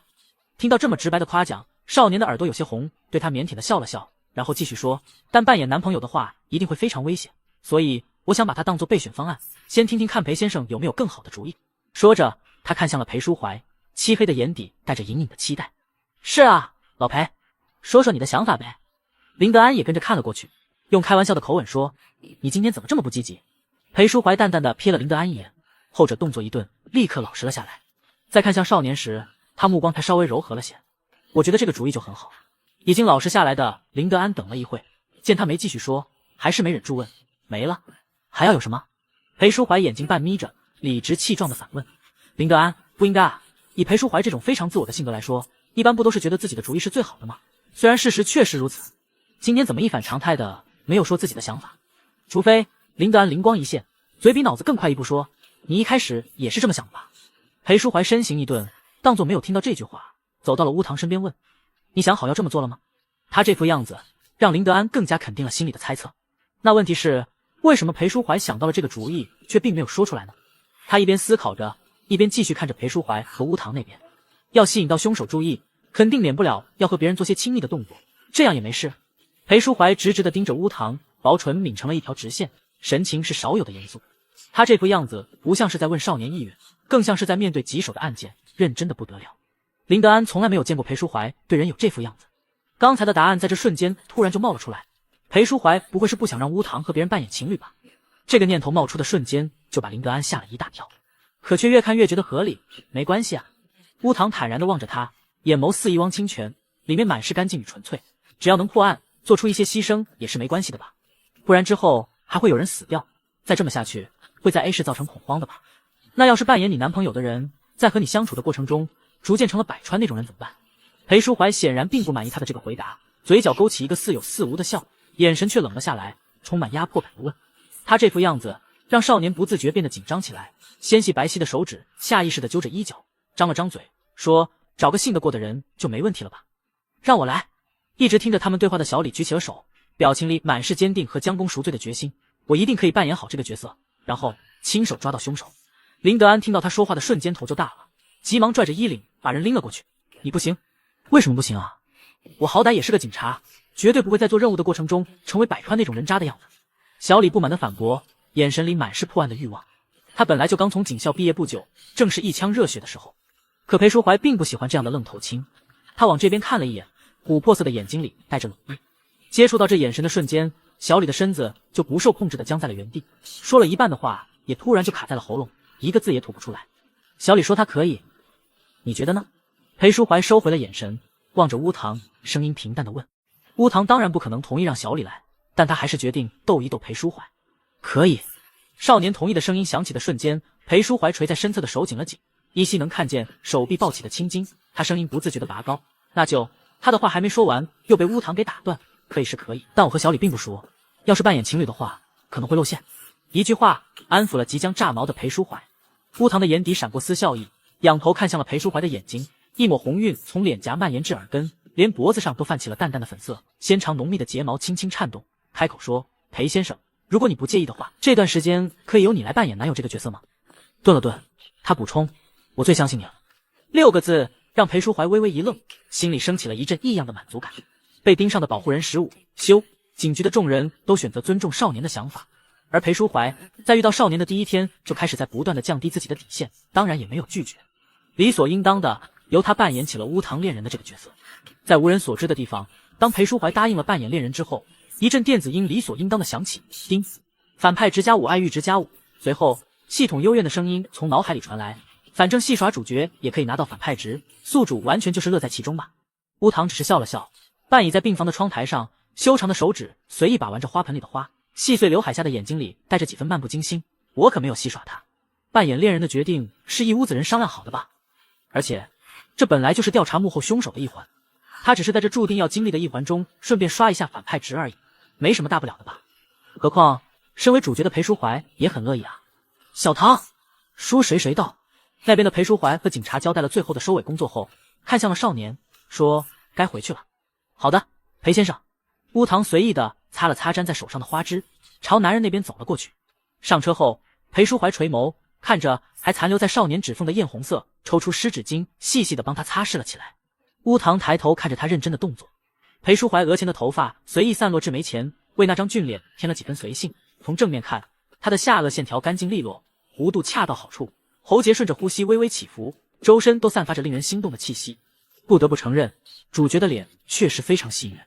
乌堂弯了弯眼角，在裴淑怀帮自己擦完手准备开车时，开口问：“裴先生，我是不是应该对你换个称呼？”裴淑怀一愣，下意识停下了手上的动作，转头看向了他。少年坦荡地和他对望着，漆黑的眸子里满是认真。因为据我所知，很多恋人之间对彼此的称呼都是没有禁词的。既然我们决定好了要扮演恋人，那为了不露出破绽，这些方面是不是也应该照顾到？他是真的在为破案着想。按理来说，裴淑怀应该觉得开心才对，可莫名的，他又并不喜欢乌堂这副和自己划分的格外清楚的样子。没错，裴淑怀修长的手指随意的搭在方向盘上，琥珀色的眼睛里一阵晦暗不明。那你觉得应该叫我什么呢？乌堂眉头微蹙，认真的思考了一会，将自己听过的恋人称呼掰着手指一股脑说了出来：“宝贝，亲爱的，老公，或者直接叫名字，您最喜欢哪一个？”裴淑怀原本只是想逗一下乌堂的，现在听着少年那一个个亲昵的称呼，脸上的温度却越来越高，直到最后有些僵硬的移开了视线。裴先生，乌堂没有意识到他的不对劲，只以为他是没有听清，又将身子往前探了探。两人的距离骤然拉近，那张灼艳的脸上浓密的睫毛似蝴蝶一样扑闪两下，一副期待的模样。先坐回去。裴淑怀耳尖泛着红，声音尽量平淡的开口。还好，乌堂一直很听话，真的乖乖坐回了副驾，然后静静的等他选择。沉默了一会后，裴淑怀的声音再一次在车子里响起：“叫哥哥吧。”这个词足够亲密，但又不至于暧昧的有些招架不住。而且以你的性格来说，也不可能刚确认关系就进展到那么亲密的程度。已经把情绪调整的差不多的裴淑怀，还不忘考虑事情的合理性。当然，乌堂也是这么想的。刚才那么叫，纯粹是心底的恶趣味而已。我也不清楚。少年抬手系好安全带，唇角轻轻翘着，像只猫似的眨眨眼，说：“因为我还没有谈过恋爱啊。”裴淑怀闻言微微一怔，看起来不像吗？乌堂歪头看着他，乌黑的发丝被窗外的风吹得凌乱，扬起了个漫不经心的笑。也是，很多人见我一次反应都觉得我玩的花，百川的日记里不还写我水性杨花吗？裴淑怀拧了拧眉，我不是这个意思。他并不是个会根据外貌来判断别人性格和私生活的那种人，他只是有些惊讶，因为乌堂这种人应该不会缺少追求者。他和少年才短短相处了多长时间，就已经见识到了不少可以称得上惊心动魄的爱意。心理学上讲，缺乏亲人关爱的人往往更容易依赖于爱情，而从少年的性格和经历来看，他确实从小就缺乏这些东西，何况他又是那种单纯的性子。那是什么意思？乌堂反问。裴淑怀以为少年是不高兴了，刚打算认真解释，结果转头就看到了一双含着笑的黑色眼眸。乌堂绽开了个笑，望过来的目光异常专注，他面容缱绻艳丽，连嘴角勾起的弧度都异常夺人心魄。给你一个解释的机会，可要好好把握哦，不然我真的会生气的。顿了顿，他又补充了一句：“哥哥。”听到这个称呼的瞬间，裴淑怀心脏最柔软的地方就像是被羽毛扫了一下，连带着他的眼神都柔和了下来。我的意思是，虽然经历了这么多事，但你比我想象中的坚强勇敢得多。裴淑怀并没有吝啬自己的夸奖，倒是要他好好把握机会的乌堂脸一下红了起来。少年低着头看着自己的腿，沉默了好长时间，然后突然蹦出了一句：“第3次了。”什么？裴淑怀怔了一下，这是裴先生第3次夸我了。和别人的夸赞不一样，你的眼神里并没有那种恨不得把我吞噬殆尽的感觉。裴淑怀听到乌堂的声音低低的传来：“谢谢你。”被盯上的保护人16，因为下午还有课，所以在吃了午饭后，两人又返回了学校。今天是周五，虽然还是中午，但学校门口的人也比以往多。裴淑怀望着来来往往的人群直皱眉，对乌堂嘱咐说：“下午我准时过来接你，还是这个地方，不要理陌生人的搭话，乖乖等我。”他的话还没说完，少年就没忍住噗的笑出声。怎么了？裴淑怀有些疑惑的挑眉。乌堂摇摇头，漆黑的眼睛弯成了一道月牙，就是觉得裴先生这样，好像个担心孩子被拐的家长。见他开心，裴淑怀喉间也溢出了一声低笑，磁性的声音里裹着几分散漫，觉得我太啰嗦了。怎么可能？乌堂立刻否认，因为担心他误会，又急忙补充了一句：“因为之前从来没有人和我说过这种话，所以觉得很有意思。”本来是想和少年开几句玩笑，但听到这句话后，裴淑怀又有些心疼。虽然乌堂从来没有向他抱怨过什么，可从他的只言片语中，总是能捕捉到曾经过得非常不好的事实。而更可气的是，明明他已经这样了，那些幕后黑手还是不愿意放过他。想到这，裴淑怀的表情变得认真起来，抬手摸了摸乌堂的头，语气里带着安抚的意味：“没关系，多听一听就免疫了。”这句话是什么意思？不言而喻。少年微微愣了一下，随即看向他的目光里带上了一丝感动。看乌堂又有开口道谢的架势，裴淑怀立刻不着痕迹地转移了话题：“还有，不是说以后叫哥哥吗？怎么刚才又用敬语了？”乌堂眨了眨眼，突然沉默了下来。怎么了？裴淑怀继续追问。我没有忘记。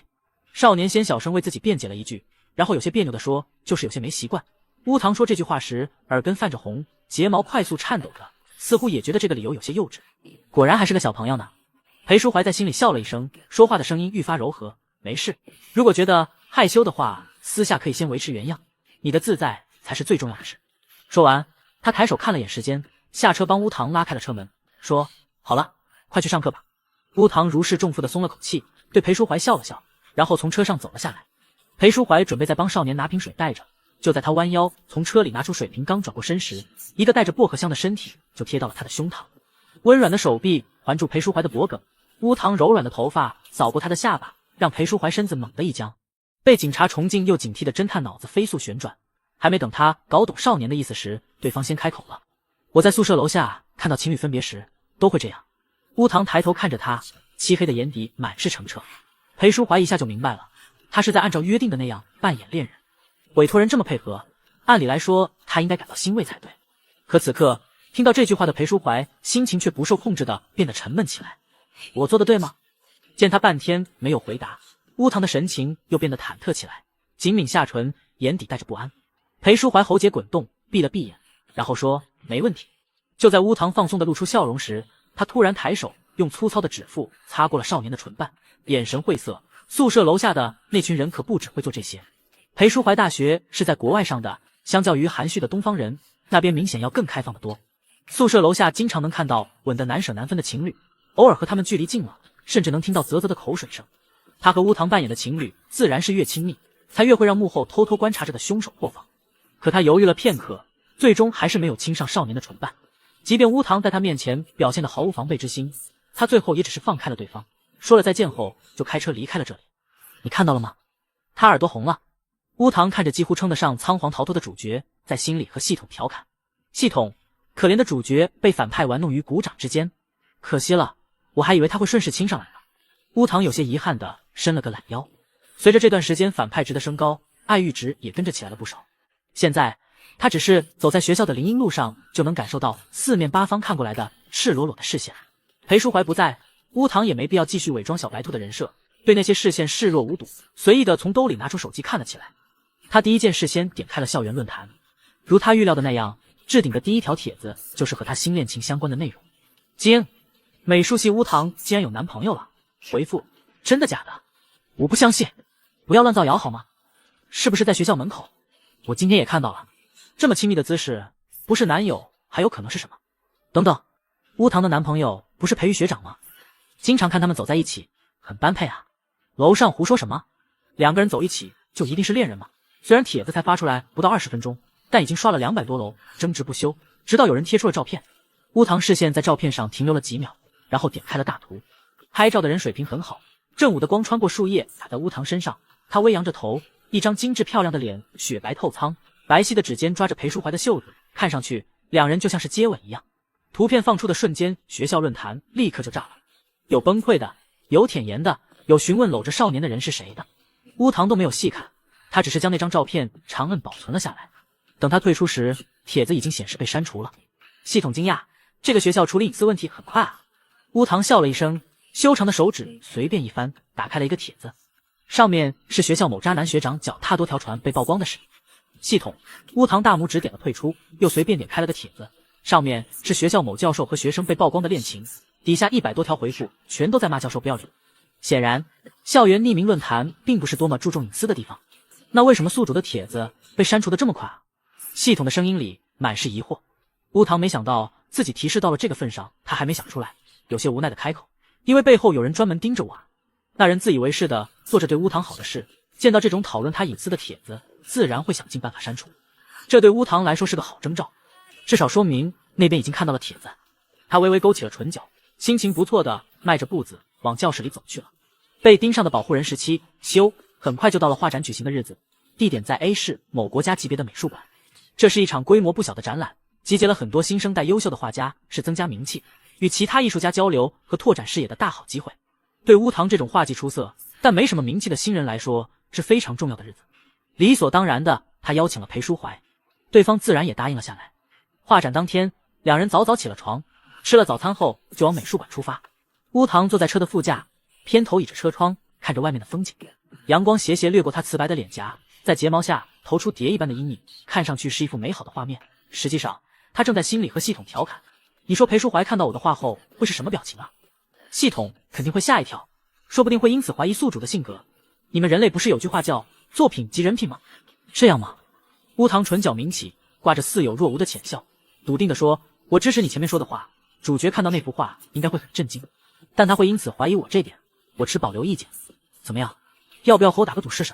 系统有些跃跃欲试，但按照以往的经验来说，和宿主打赌绝对只有输的份，所以他试探的开口，赌注是什么？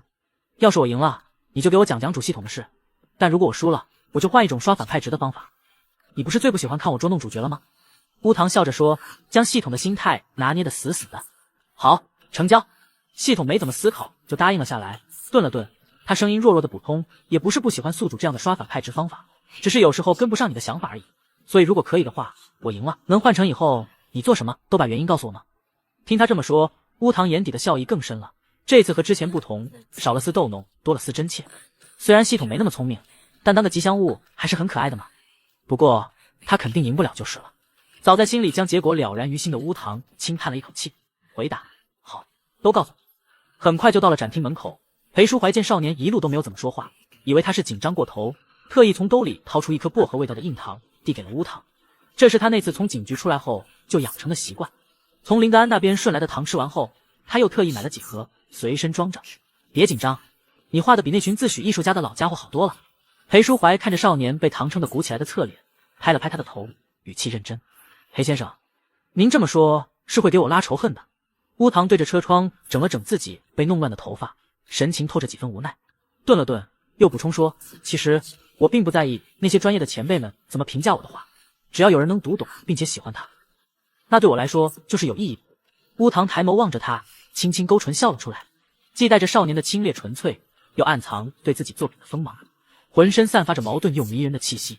裴淑怀望着他，喉结无意识上下滚动，那种只有在面对即将破解的疑难案子时会有的兴奋感又不自觉冒了上来，让他心跳加快，连带着自己都能听到心跳声。直到乌堂催促了一声让他进去，裴淑怀才猛地回过了神。虽然现在还很早，但已经聚集了有头有脸的艺术家，三三两两的聚集在一起，讨论着面前的画。裴淑怀一一扫过去，神色恹恹，对这些东西都不感兴趣。要不是乌堂看得津津有味，他早就直奔少年的画去了。突然之间，乌堂的脚步顿了下来，裴淑怀以为是到了他的展位，结果下一秒就听到少年叫了一声裴学长。原来他们走到了裴玉的展位。对方母亲本身就是很有名的艺术家，他也天赋异禀，12岁时就在 A 市举办了个人画展，这种活动自然也有他的名额。裴淑怀顺着他的目光望去，不只看到了裴玉，还看到了对方身边站着的身着红裙、蓬松的头发随意挽成发髻的优雅女人。这人不是别人，正是裴玉的母亲裴卓华，也是裴淑怀名义上的姐姐。为什么说是名义上？因为按照传统的说法，5父之外不算亲，何况他们差了也不止6代了，只是因为同样姓裴，才勉强联系了起来。裴淑怀其实是不想浪费时间打招呼的，可对方已经看到了他，踩着高跟鞋走了过来。淑华，你怎么也来参加画展了？你不是一向对这种东西不感兴趣吗？裴卓华的眼里满是惊喜。裴恋人一起来的。裴淑怀表情疏离，语气淡淡的解释。裴卓华这才注意到了正和裴玉说话的乌堂。少年正站在裴玉的画前，眼里带着赞叹，学长，你这次进步好大啊。裴玉的画和乌堂可以说是完全两种极端。乌堂喜欢用大片的深色颜料，让画面整体看着像是笼罩了层黑纱，而裴玉则用料很浅，笔触轻柔的像是羽毛拂过绸缎，第一眼给人的感觉就是干净。不过裴淑怀欣赏不了，在他眼里除了乌堂以外的人画的东西都和废纸没什么区别，所以匆匆看了一眼就收回了视线。进步。裴卓华冷哼了一声，打断了乌堂的话，眼里翻滚着不加掩饰的厌恶，声音几乎称得上是尖锐，即使在这么大的展厅也还是吸引了不少人的目光，他这也称得上进步？画得烂成什么样了？情绪这么阴暗，一眼就能看出来心思躁乱。说完，他将目光转向了裴玉，你要是不想画就别画了，不要在这里糟蹋颜料。裴玉低着头，额前的碎发挡住了他的表情，一时之间让人看不出他的情绪。当然裴卓华也不在意，他也不顾这是大庭广众下，嘲讽完裴玉后随意撩了撩头发，然后看向裴淑怀，眼里全都是满意。要我说，这个孩子和淑怀比还是太远了，做什么都不行，我有时候都怀疑他是不是我的儿子。年糕终于全部修完了，太不容易了，宝宝们可以从头看一下，新加了很多请柬。被盯上的保护人18裴卓华这副双标的态度让乌堂都震惊了一下。他之前是听裴玉说过他的妈妈很欣赏裴淑怀，但当着这么多人的面贬低自己的儿子，是他着实没有想到的。看裴玉淡然的表情和裴淑怀不耐烦的样子，显然这种事已经不是第一次发生了。阿姨，学长画的并不差，而且就我半年前看到他的画和现在对比，确实是进步了很多。乌堂皱着眉，漆黑的瞳孔蒙上了层怒火，认真的反驳着裴卓华，并没有因为对方是圈内知名艺术家而产生一丝一毫的惧意。早就在圈内被捧习惯了的裴卓华也生气起来，攥着手机的指尖骤然收紧，声音尖锐，这也能说话的不差，那你的审美真是有问题了，真是白长了这么一张脸。而且他到现在打开知名度了吗？舒怀在他这个年纪的时候可是已经解决了很多棘手的案子了，几乎每个人都对他赞不绝口。可是裴玉呢？出了这个圈子还有几个人认识他？这种强词夺理连系统都无语起来，有这么做对比的吗？而裴淑怀在听到裴卓华这么对乌堂说话后，原本懒洋洋半合的眼睛猛地睁开，漫不经心的雾色瞬间凝成了寒潭。够了！他走过来，将少年挡在了身后，嗓音里没有了往日慵懒的尾调，听上去冷极了。裴卓华心里一慌，这才想起了刚才听到的两人恋人的关系，急忙想解释：舒怀，你要是怀疑裴玉不是你亲生的，那就去医院测一测。我也怀疑裴玉怎么会摊上你这样的妈。裴舒怀本身就对这个亲人没什么好感，从小到他都没缺过夸赞，因此格外讨厌这种为了夸他而贬低别人的行为。再加上刚才的事，说话更是毫不客气。还有，别老质疑别人的审美，在我看来，你的画烂的和裴玉的不相上下。这句话不是说谎，他本身就不懂欣赏这些东西，在他眼里，除了乌堂的画外，剩下的和废纸都没什么区别。但听到这话的裴卓华却大受打击，一连往后退了几步，直到被裴玉接住，声音温和的嘱咐：妈，你小心一点。可他到此刻也没感激自己的儿子，反而是突然暴起，对着他拳打脚踢起来。都怪你怎么这么没用，明明是我的儿子，但没一点我的基因。场面一度变得混乱，直到裴卓华被安保人员带走。这个时候，裴玉的胳膊上已经满是抓痕了，但他很冷静，先微笑着给场馆里的人道了歉，然后才走到乌堂和裴淑怀身边说：不好意思，打扰到你们看展的心情了。没关系，学长你不要被影响到才是。乌堂望着他，面露担忧。谢谢你小唐，不过不用担心，我已经习惯了。裴玉无所谓的耸了耸肩，嘴角还带着温和的弧度，只是仔细看去，眼底带着破碎的光，近乎自暴自弃地说：反正我确实不如小舅舅厉害，母亲会觉得蒙羞也是应该的，那是他不正常。裴淑怀有些烦躁地重重叹了口气，认真地建议道：之后有空记得带他去看看心理医生，哪有把画家和侦探放一起做对比的。我明白了。裴玉无奈地笑了笑，然后表示不耽误两人看展的时间了。三人在他的画前面告别，约好画展结束一起吃饭，然后乌堂带着裴淑怀继续往自己的画前面去了。少年的天赋异禀，所以哪怕在上大学之前毫无名气，但他的画前还是围了不少人，甚至有几个富商已经动了收藏这幅画的念头。裴淑怀还没走过去时，就听到他们商量着出价，有些不满地皱了皱眉，同时也在心里开始期待那幅画的样子。可等真正走到画前时，他的眼里只剩下了惊疑不定，因为画上的不是别人，正是在乌堂家发现的第一个死者，曾经跟踪了少年2个多月的跟踪狂，而画面的内容是那位跟踪狂惨死的样子，用了大片大片的暗红色颜料当作血迹，离得近了，好像已经闻到了浓郁的血腥味，仿佛一抬手就能沾到浓稠的血一样。整幅画充斥着令人心悸的氛围，暗沉的色调如阴霾般笼罩，渲染出死亡的恐怖与绝望。纵使裴淑怀在此之前已经知道乌堂的画和他本人的风格天差地别，可真正看到他用曾经不好的经历当灵感时，还是感到了一丝违和，就好像少年完全没有害怕那件事一样，甚至还在期待它的发生。裴先生。见他半天没有说话，乌堂忐忑地叫了一声。少年望着他，漆黑的眸子里带着期待和不安，轻声开口：你是不喜欢这幅画吗？裴淑怀回过了神，眼神复杂地看了少年一眼，然后摇了摇头：没有。是吗？乌堂睫毛轻颤，原本总爱弯起的嘴角僵硬地扯出了个弧度，然后吐出3个字：你骗人。少年的尾音里带着些许哽咽，让裴淑怀的思路一下被彻底扰乱。是因为不喜欢我用这个素材吗？乌堂的眼睛里蒙上了一层雾气，有些委屈地看着他。可是那段时间这具尸体一直缠着我，一闭眼他就出现在我的脑海里，怎么忘都忘不掉。我不敢睡觉，因为梦里也全都是他，他浑身都是血，说他的死都怪我，说就算做鬼也不会放过我。裴淑怀一愣，猛地反应过来，那段时间是乌堂刚搬到自己那边的日子，被跟踪狂跟踪了2个多月，目睹了家里死人，又要搬去和完全不熟并且性格冷漠的人做摄影，每天小心翼翼，精神压力一定很大。而当时的他完全忽视了这点，只觉得有个还算满意的摄影。当我反应过来时，他的样子就已经出现在了画纸上。乌堂低下了头，睫毛上还凝着颗将落未落的泪珠，在场馆冷白的灯光下折射出细碎的光。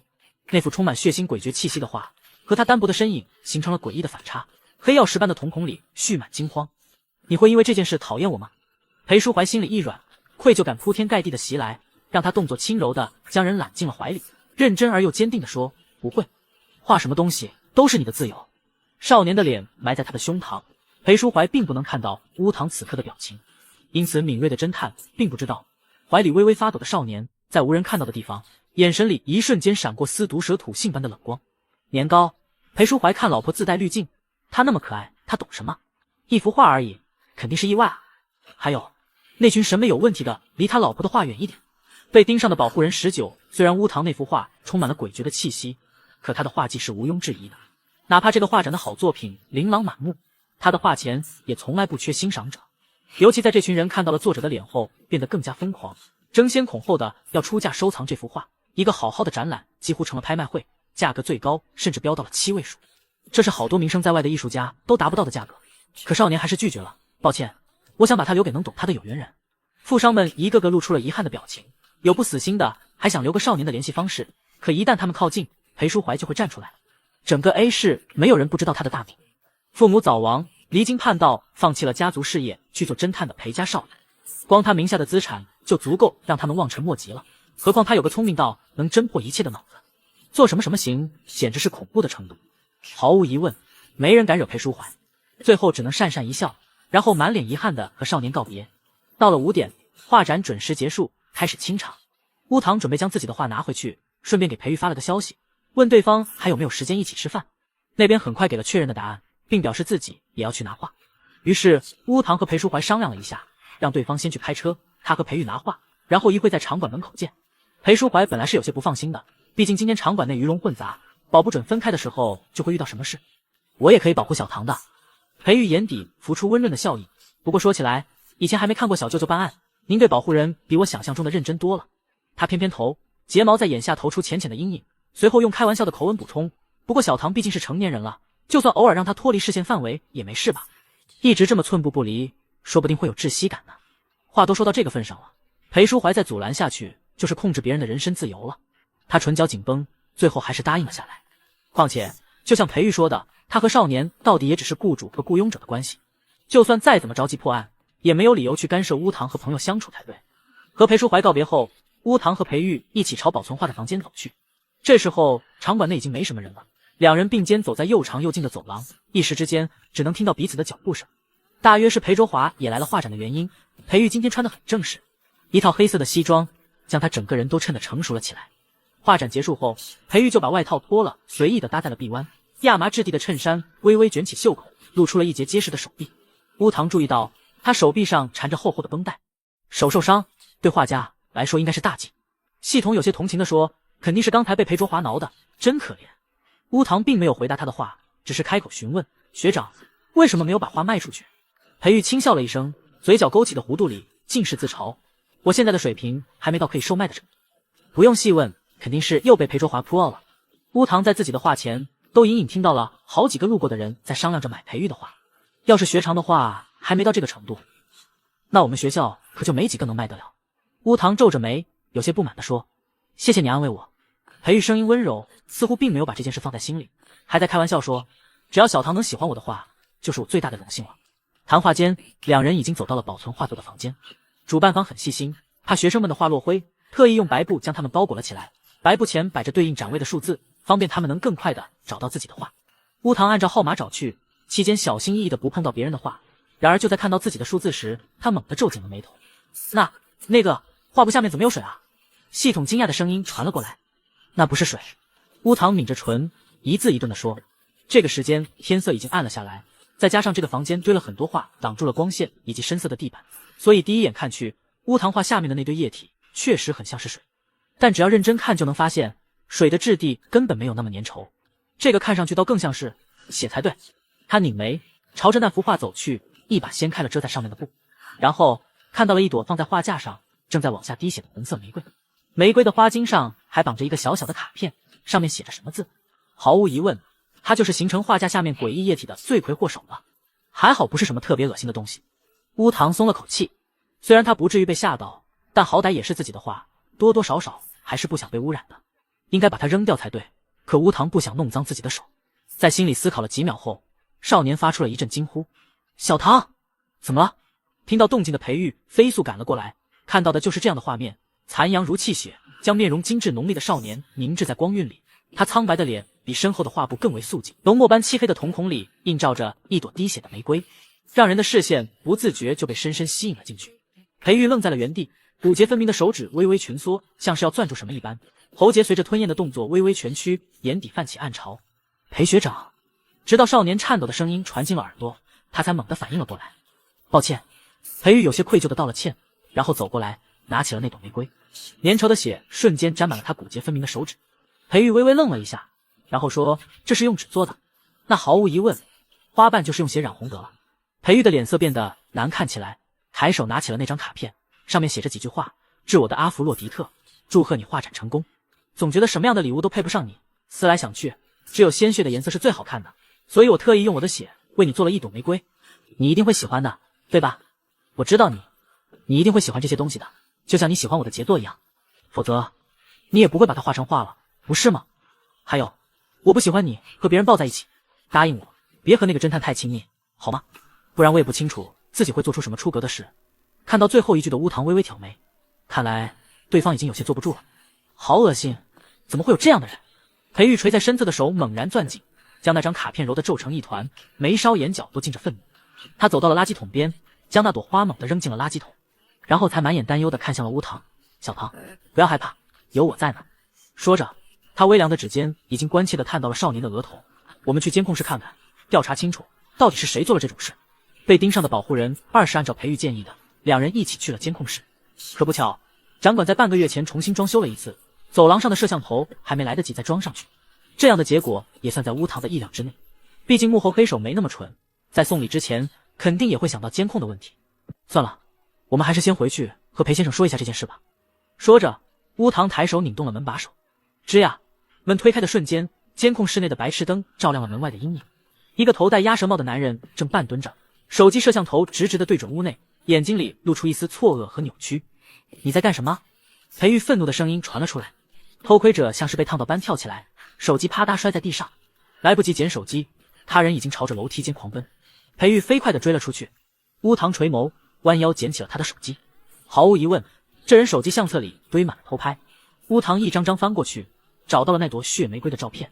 看来给画架上放玫瑰的就是他了。他会是幕后凶手吗？系统有些激动地问。不会。乌堂将手机熄屏，半倚在门框上，望着走廊尽头。此时裴玉已经抓住了那个男人。虽然是课业时间需要长久坐着的美术生，但裴玉显然是经常锻炼的那类人。他身形高挑，肌肉扎实，很快就把偷拍的人撂倒，然后拖着对方往这边走了过来。乌堂收回了视线，然后给疑惑的系统解释说，因为他手机相册里只有今天在场馆里面的偷拍。你干什么？凭什么抓我？那个男人直到被拖到监控室前还在嘴硬，一个劲的拼命挣扎着，试图摆脱裴玉的桎梏。解释一下你偷拍的事。裴玉向来温和的眼睛难得笼着一层冰霜，一字一句都带着压抑的怒气。男人一愣，看到乌堂手里攥着的手机后，明白自己是没办法狡辩了，随即开始无理取闹起来。我拍一下怎么了？这画展又不是你家开的。说完，他抬手就打算抢过少年手里的手机，嘴里还振振有词。还有，你凭什么抢我的东西？小心我告你偷窃！男人伸出的手真的差点碰到乌堂，这也彻底惹怒了裴玉。他突然揪住对方的衣领，将其抵在墙上，狠狠给了一拳。男人的脸瞬间肿了起来，眼里闪过一丝惊恐，哆哆嗦嗦的不敢再说一句话。裴玉这边似乎是冷静了下来，他修长的手指狠狠地扣着男人的脖颈，指节都泛着白，对乌堂说话的声音却依旧如春水般柔和。小唐，报警吧！如果不是男人的嘴唇已经因为缺氧开始泛紫，乌堂真的要以为他现在和往常一样了。系统忍不住感叹，没想到裴玉生气起来这么吓人。是啊，我也没有想到。乌堂神情若有所思地回答，然后掏出手机拨通了警局的电话。第一个赶过来的是裴书怀，他先是担忧地看了眼乌堂，见少年坐在椅子上并没有什么被吓到的样子，刚准备收回视线去盘问偷拍的人时，眼神又顿了顿。原因无他，乌堂身上现在正披着裴玉的外套。今天外面的温度本来就算不上多高，场馆内空调又开得很足，白天时还好，到了晚上就有些冷了。注意到这点的裴玉就将自己的外套给了乌堂。这本来是件再寻常不过的事，至少委托人不要冷到感冒就行。可裴书怀心里却莫名不舒服起来，只觉得裴玉的那件外套越看越扎眼。这种感觉在那群警察过来时愈发的明显。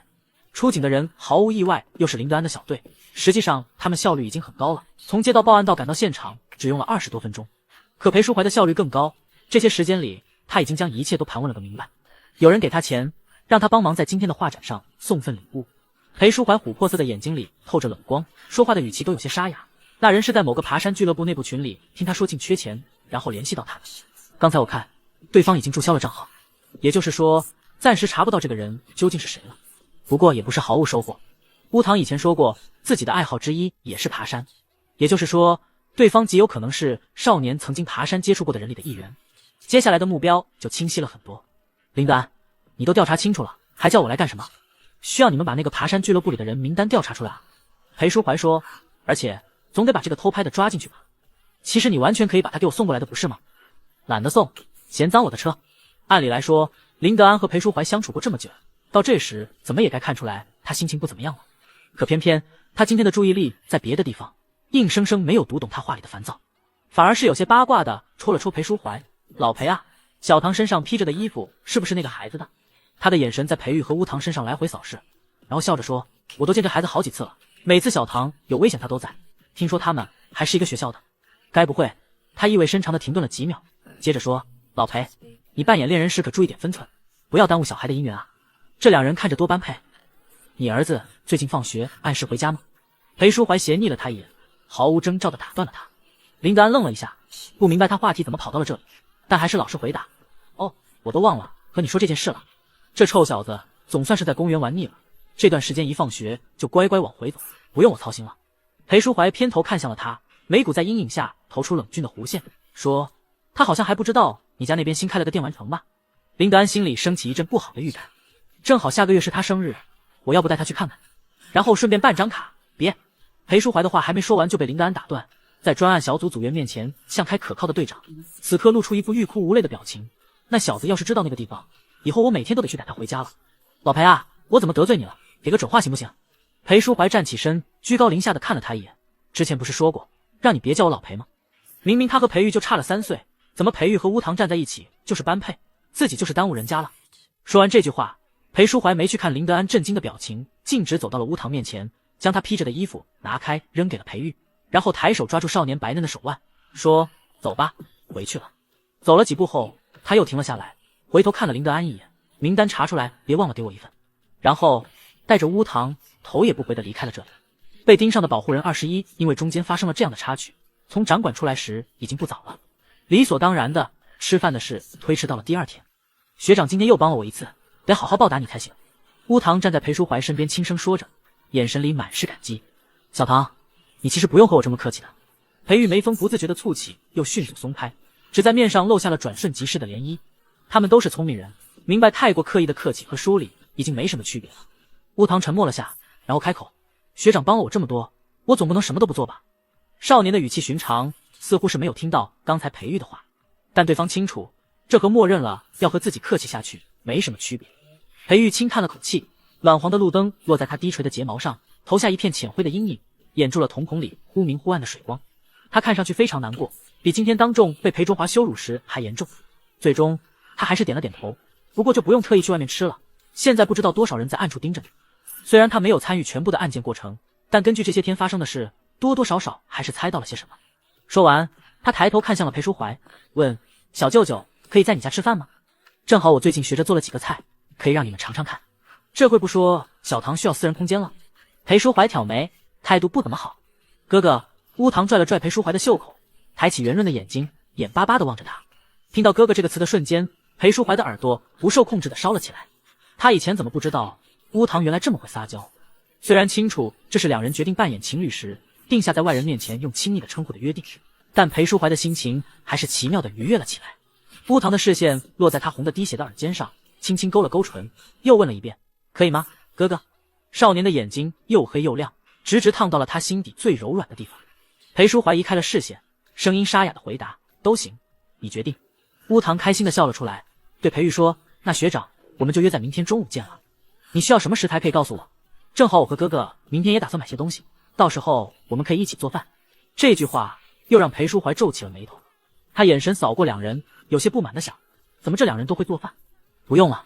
好在裴玉还稍微有些自知之明，并没有让裴淑怀和乌唐帮自己购物的打算。他轻轻地摇头说，我暂时还没想到要做什么，反正我过去也要路过超市，到时候自己选就可以了。两人商量完，在场馆门口告别后就各自回家了。裴淑怀在车上一路无言，直到到了家还是一副若有所思的样子。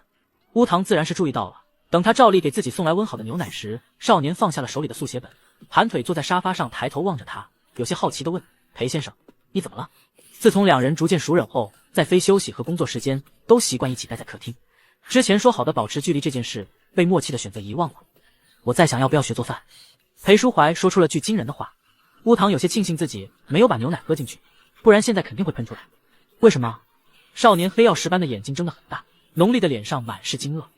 我开玩笑的。裴淑怀沉默片刻，这么说道。看来上次煎蛋给乌堂确实留下了很深的印象。难得的，裴淑怀心里升起了一阵挫败感。在认识少年之前，他的生活技能可以说是乱七八糟，虽然以前没有在意过这种事，反正如果他想，随时请米其林厨师来家里做都行。但现在不一样了，尤其是在和裴玉对比之后，莫名的，他就是不想让乌堂觉得自己哪点不如裴玉。因此，虽然嘴上这么说，但他心里还是默默地做好了一定要学会做饭的决定。原来是这样，少年在心里为厨房松了口气，然后看着裴淑怀问：“那今天在车上您是怎么了？”他刚洗完澡，瓷白的脸颊还泛着淡淡的绯色，连耳尖都透着薄粉，整个人看上去懵懂又灵动。裴淑怀路上想的其实还是那幅画，他相信那是乌堂无意识的创作，但心里却升起了一丝自责。他有些后悔刚把乌堂接过来时的冷漠，想告诉少年以后不用觉得不安，有什么事来找自己就好了。但看着乌堂这副样子，裴淑怀莫名的想使唤，于是他勾起唇角，抬手揉了揉少年的耳垂，有些恶劣的开口：“你猜，我又不是侦探，怎么可能猜到您心里的想法？”乌堂说着，将速写本放在了一旁，然后换了个半蹲的姿势，微微踮脚抬高自己，像只撒娇的猫一样拉近了自己和裴淑怀的距离。沙发很软，似乎怕自己不稳，少年抬起手抓住了裴淑怀肩部前侧的衣服，望着他说：“还是直接告诉我吧。”乌堂睡衣衣摆随着他的动作向上扬起，一截银白的腰肢就这么猝不及防地露了出来，腰侧弧度带着少年特有的青涩与纤薄。他对此毫无所觉，还在充满依赖地望着裴淑怀。裴淑怀喉结滚动，目光像是被磁石吸住般定在那截突然暴露的腰肢上。几秒后，他像是反应过来，猛地和乌堂拉开了距离。乌堂被他突然的后撤吓了一跳，整个人不稳摔回了沙发上，还没来得及问怎么了，就听到裴淑怀匆匆留下一句：“明天再说。”然后就快速跑回了房间。他可能没注意到，但乌堂看得清清楚楚，裴淑怀在同手同脚，一个让凶手畏惧、警察忌惮的超高质侦探，就这么因为看到了别人的腰而害羞成了这样。这下乌堂一下就猜到怎么了。宿主好坏，主角就逗你一下，你直接加倍逗了回去。伴随着系统的谴责，坐在沙发上的美人微微歪头，没忍住噗的笑出了声。年糕啊，恨不得两人现在原地恋爱，急死我了。想了好多恋爱后的剧情结果，写不到，好难受啊。被盯上的保护人22一夜好梦。因为和裴玉约好吃饭的原因，乌堂和裴淑怀都默契的起得很早。两人在房门口相遇，乌堂抬头对他扬起了唇：“哥哥，早上好。”早。因为刚起床的原因，裴淑怀的声音还有些沙哑。他上半身只穿了件灰黑色的背心，裸露在外的肌肉线条流畅又漂亮。和乌堂说话时微微低头，脊背慵懒地弯成一道柔弧，垂落的发丝遮住半合的眼。打完招呼后，他随意地揉了一把少年的头，径直朝着冰箱走去，从里面拿出一瓶冰水，拧开喝了起来。斜倚在冰箱旁，喉结顺着吞咽的动作上下滚动，整个人都带着一股慵懒又性感的气质。世界主角的脸肯定是没话说的。乌堂静静欣赏了一会，然后开口：“裴先生，您昨晚为什么突然回房间了？”嗨嗨，裴淑怀握着水瓶的手猛然僵住，耳尖以肉眼可见的速度迅速涨红，然后被呛到后剧烈咳嗽了起来。见他这个反应，乌堂漆黑的眼底飞快地闪过一丝笑意，面上却表现得更小心翼翼了。“是因为昨晚我越界了吗？”少年低头绞着衣角，经过这段时间和乌堂的相处，裴淑怀明白那是他不安时习惯性的动作。“抱歉，搬过来之前您明明说过接受不了和别人住一起的，因为您这段时间对我太好了，让我有些得意忘形了，别瞎想。”裴淑怀的表情变得严肃起来，他走到乌堂面前，骨节分明的手附了上来，轻轻揉开少年紧攥的拳头，拇指摩擦着对方手心里的细纹。“你现在做的一切都刚好，昨晚呢，是我的问题，我有事要和你说，但没组织好语言，所以让你误会了。”乌堂的手和他的人一样好看，腕骨到指尖的线条如被月光浸过的白玉雕成，裹着细嫩的肌肤，关节处泛着淡淡的绯色。裴淑怀垂眸看着，眼神里闪过了一丝暗涌，不知为何，脑子里突然浮现出了和少年初次见面时骚扰短信里的内容。想一寸寸舔过少年的肌肤，他的手这么嫩，是不是稍微使点劲就能留下红痕？那裴先生昨晚到底是想和我说什么呢？乌堂突然响起的声音打断了他脑子里的想法。裴淑怀愣了一下，松开了少年的手，然后开口：“今晚再说吧。”虽然脑子里浮现出了这种事，可裴淑怀现在却冷静的要命。他明白自己现在的状态并不适合再聊下去。见乌堂还打算追问，他退后一步，拉开了两人的距离，然后看了眼挂在墙上的钟表，说：“要是再不去超市，一会裴玉就要过来了。”呀，家里还没来得及打扫呢。乌堂这才注意到时间，匆匆忙忙回房间去换衣服。裴淑怀眼里划过丝笑意，套上外套，然后站在玄关处静静的等少年。这个过程他还没忘记扫视一下屋子。其实房间里一点也不乱，阿姨会定期来打扫。乌堂也是个爱干净的人，只是和之前冷冰冰只有家具的样子相比，多了一丝住过人的气息。两个人一前一后放在茶几上的马克杯，沙发上摊着昨晚画了一半的速写本，吃了一半的坚果罐，以及阳台上晒着还没有干透的衣服。这些东西反而让裴淑怀每次回来时心情都轻松了起来，所以他并不觉得有什么打扫的必要。当然到最后也没打扫成功，因为两人刚从超市回来时门铃就响了。乌堂匆匆过去开门，就见裴玉拎着2大袋食材站在门口。他看着对方手里的东西，又想了想自己刚和裴淑怀买的食材，看来接下来的几天我们都不用再去采购了。乌堂给裴玉拿出拖鞋，然后有些震惊地看向裴淑怀，吃不完的话让裴玉带走不就可以了。裴淑怀懒洋洋地坐在椅子上，一点都没有接待客人的意思。还好裴玉早就习惯了他的性格，换好拖鞋后将自己的鞋规整地摆好，然后才说，小舅舅，我现在住宿，恐怕不方便把东西带走，那就给你妈送过去。裴淑怀一口咬定，打定主意不想留和裴玉相关的东西在家里。裴玉沉默了几秒，然后有些无奈地说，那还是我带走吧。哥哥。乌堂拧眉，有些不满地看了裴淑怀一眼，可惜后者并没有被他的眼神影响，反而从今天买的东西里拿出了一盒草莓，问他要吃吗？我去洗一下。要，谁让你是主角呢？宠宠你吧。裴玉看着两人之间默契的互动，那双向来温柔的眼睛变得雾蒙蒙的，像是被揉碎的月光在眼底沉浮。他闭了闭眼藏起情绪，然后开口询问，那个，请问洗手间在哪里？学长不知道吗？乌堂有些惊讶地睁大了眼。虽然有时候会来小舅舅这边串门，但因为他有案件处理，所以每次都不会坐很久。裴玉勾起了个笑，轻声解释，所以每次都只是在客厅坐坐，并不清楚这里的具体布局。乌堂沉默，虽然听着离谱，但确实很符合裴淑怀的性格。起身带他去了洗手间。等裴玉出来的时候，已经恢复到了往日里温润金贵的样子，给乌堂说，那我们现在开始吧。他额头前面的碎发有些湿，是在洗手间里洗了把脸吧。系统看着他的样子，有些心疼地问，宿主为什么要把裴玉叫过来啊？裴玉帮乌堂牵线上了主角。以乌堂恩将必报的性格来说，在发现对方喜欢自己后，为了防止对方被影响，应该早早就和他保持距离才对。可现在为什么还特意把他叫来看自己和主角秀恩爱？乌堂对裴玉笑了一下，和他一起进了厨房。洗菜时，裴玉将衬衫袖口挽了上去。乌堂的视线在他胳膊上包裹的严严实实的纱布上停留了几秒，然后若有所思地问系统，你觉得以他母亲的力气来说，会把他挠到一直到了第二天还需要紧紧包扎着的地步吗？被盯上的保护人23，宿主的意思是说裴玉就是昨天送血玫瑰的那个人吗？系统大为震惊，结结巴巴地说，怎么可能？裴玉可是你的朋友啊，连裴淑怀都是他推荐给宿主的，如果他和那群人有关，这么做不是自投罗网吗？是啊，朋友。乌堂切着案板上的菜，眼神里划过丝嘲讽，有这层身份在，哪怕是裴淑怀也不会轻易怀疑他。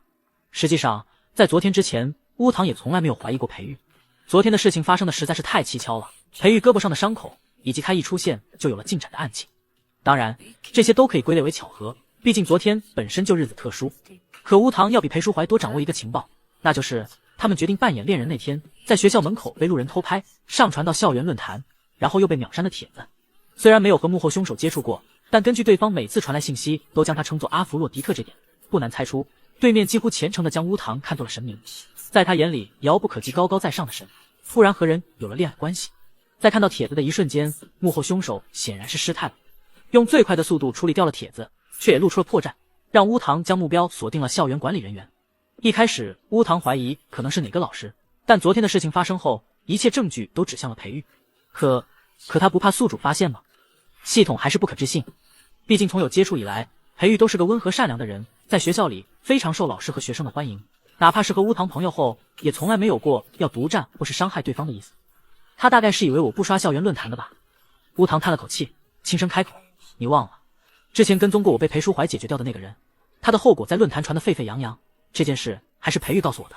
我不信，他明明对宿主这么好，雨天自己不打伞也要让宿主用，宿主通宵在画室赶稿低血糖是他来送的巧克力，就连今天做饭他做的都是宿主爱吃的菜。系统依旧坚持自己的想法，而且当初是宿主先去认识的裴玉不是吗？是啊，是我先认识的他，并且在我们相处的这些日子里，他没有表现出任何不对的地方。乌堂将切好的食材递给了裴玉，对其微笑了下，眼底闪过丝冷冽的光，所以极有可能在我认识他之前，他就已经是幕后凶手里的一员了。如果事实真的如此，那裴玉这个人几乎可以称得上深不可测了。系统沉默了一会，最后还是低低地问了一句：“那如果不是他呢？是不是试探一下自然就清楚了？如果不是他的话，等真相大白的时候，无论付出什么代价，我都一定会补偿的。”即使心里已经笃定，但乌堂还是回答了这个问题。大概是因为在他心里，也不希望在这个世界唯一交到的朋友是这样的人吧。乌堂和裴玉的效率很高，1个小时后，好几样菜就被端上了餐桌。裴淑怀刚坐下，就发现餐桌上摆着的几乎全都是乌堂爱吃的菜：蟹黄豆腐、清蒸鲈鱼、糖醋小排，甚至还有一小碗桂花酒酿团子。这是乌堂家乡的小吃，裴淑怀原本是想带少年出去吃的，却被抢先了一步。裴玉指尖轻轻敲了下桌面，微笑：“抱歉，因为不清楚小舅舅喜欢吃什么，所以就按照平时的习惯做了。”照这个意思，他和少年经常一起做饭了。裴淑怀眉头拧了起来，学做饭的决心又在心里坚定了几分，然后慢条斯理的盛了一碗汤，推到了乌堂的面前，眼皮都没抬：“你倒是挺了解小唐的喜好，到时候教教我，省得他半夜饿醒的时候扒着我撒娇要吃的。”乌堂一口汤呛住，猛地咳嗽起来：“造谣啊！宿主可从来没有做过这种事。”系统义愤填膺的声音在他脑海里响起。裴玉表情一滞，随即给乌堂递过纸巾，语气温柔：“慢点喝，你以前就这样，一急就容易呛到。”裴淑怀嗤笑一声，忽然伸手，拇指擦过乌堂的唇角，则沾到汤了。他的指腹温热，故意在乌堂唇上多蹭了一下，才收回去，琥珀色的眼睛挑衅地看向裴玉。裴玉眸光微沉，忽然夹了个鱼肉放进乌堂的碗里：“小唐，尝尝这个，我记得你最喜欢吃鱼肚的这块，刺最少。”裴淑怀挑眉，直接一筷子截住那块鱼肉，丢进自己的碗里：“抱歉，他最近过敏，不能吃海鲜。”乌堂，他什么时候海鲜过敏了？裴玉微笑，捏着筷子的手指紧了又紧，然后说：“可是昨天画展上，我还见小唐吃了3文鱼。”裴淑怀面不改色：“哦，那是我记错了，不是他过敏，是我不喜欢他吃别人家的菜。”空气瞬间凝固起来，裴玉的脸色变得难看起来：“小舅舅，身为被委托人，您管的东西会不会有些太多了？”裴淑怀可不这么觉得，少年现在住在他家里，受自己的保护，这些应该都是理所应当的才对。因此他并没有回答裴玉的话，而是看向了乌堂，问：“你觉得呢？”乌堂，这两人是怎么把火烧到自己这边的？少年小心翼翼地看了两人一眼，眼神似乎有些无措。显然这个问题有些太为难他了。裴玉深吸一口气，刚打算开口让少年不用回答了，然而下一秒他就听乌堂说：“不会的。”少年的声音清润好听，望着裴淑怀认真地说：“哥哥是为我好啊，所以我并不讨厌被你管着。”一句话让在场的2个男人表情都变了。裴淑怀琥珀色的眸子变得柔和，满意的低声笑了出来，而裴玉一向温润的双眸却凝着黑，让人读不懂他眼底的情绪。宿主，他好像没有要露出破绽的意思。系统有些担忧地说：“急什么？”乌堂表情淡然，低头小口小口的啄着碗里的汤：“你还记得幕后凶手给我留的信吗？”对方笃定乌堂一定会喜欢跟踪狂死掉的样子，所以他猜幕后凶手多少应该是知道些他的真面目的。就算他和裴淑怀亲近，应该也会被理解成乌堂为了解决他们而在裴淑怀面前做的伪装。所以如果裴玉真的是那群人里的一员，这样是绝对不会让他破防的。因此他特意留了后手，等待裴玉露出破绽。想到这，乌堂的视线落在了摊在沙发的速写本上。被盯上的保护人24亿场火药味十足的吃完后，裴淑怀就已经迫不及待的想要送客了。然而他的话还没来得及说出口，乌堂就已经先一步不知道从哪掏出了个桌游盒子，看着两人问：“要来一局吗？”这有什么好玩的？从小到大，裴淑怀每次和别人玩都是完全碾压，对他来说一点都没有挑战性。可少年乌黑的眼睛里充满了期待。裴淑怀沉默了几秒，最后还是答应了下来。至于裴玉，他向来是个很好说话的人，自然也是爽快的答应了下来。桌游自然是最适合在茶几上玩。乌堂在桌面上布置卡册，裴玉则顺手收拾了下沙发上的靠枕。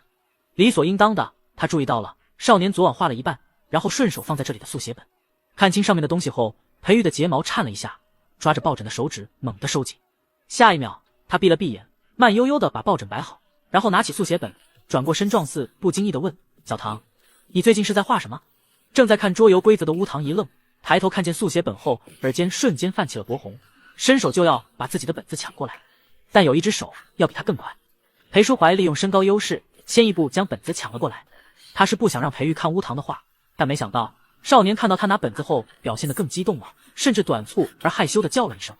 他反常的模样让裴淑怀一愣，下意识垂眸看了眼手里的本子，展现在眼前的是一幅诡异却极具设计感的刺青图稿。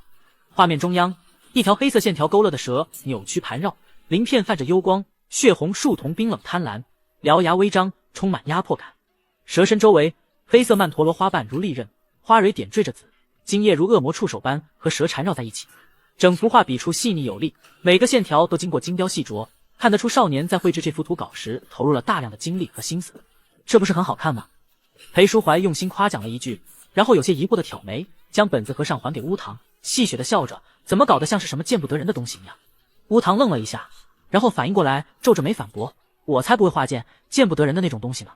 说完这句话后，他还是有些懊恼，抱着自己的本子后退一步，嘴里小声嘟囔：本来是想画好之后再让你看的。这时候一旁的裴玉突然出声：所以这个刺青是小唐给小舅舅画的吗？他依旧维持着嘴角微扬的弧度，可声音听上去却比平时低沉得多，像是暴风雨来临前的海面一般。事已至此，也没什么好隐瞒的了。乌堂叹了口气，然后轻轻点了点头。他的脸还有些烫，说话时也有些害羞。裴先生帮了我很多，我想好好报答他一下。不过这是我第一次设计刺青，总觉得还有不满意的地方。原本打算再改一改，再给哥哥看的。听他这么说，原本裴淑怀对这幅画只是欣赏，现在就彻底是喜爱的程度了。他刚打算告诉自己很喜欢这幅刺青，没什么需要改的时，乌堂突然又开口了：那个，其实原本是打算送哥哥一幅画的，但不知不觉就成了这个样子。裴先生不用把它纹在身上的，这种刺在皮肤上的东西，以后后悔了洗掉会很难看的。少年显然是紧张极了，说话都有些颠三倒四，一会是裴先生，一会又叫他哥哥的。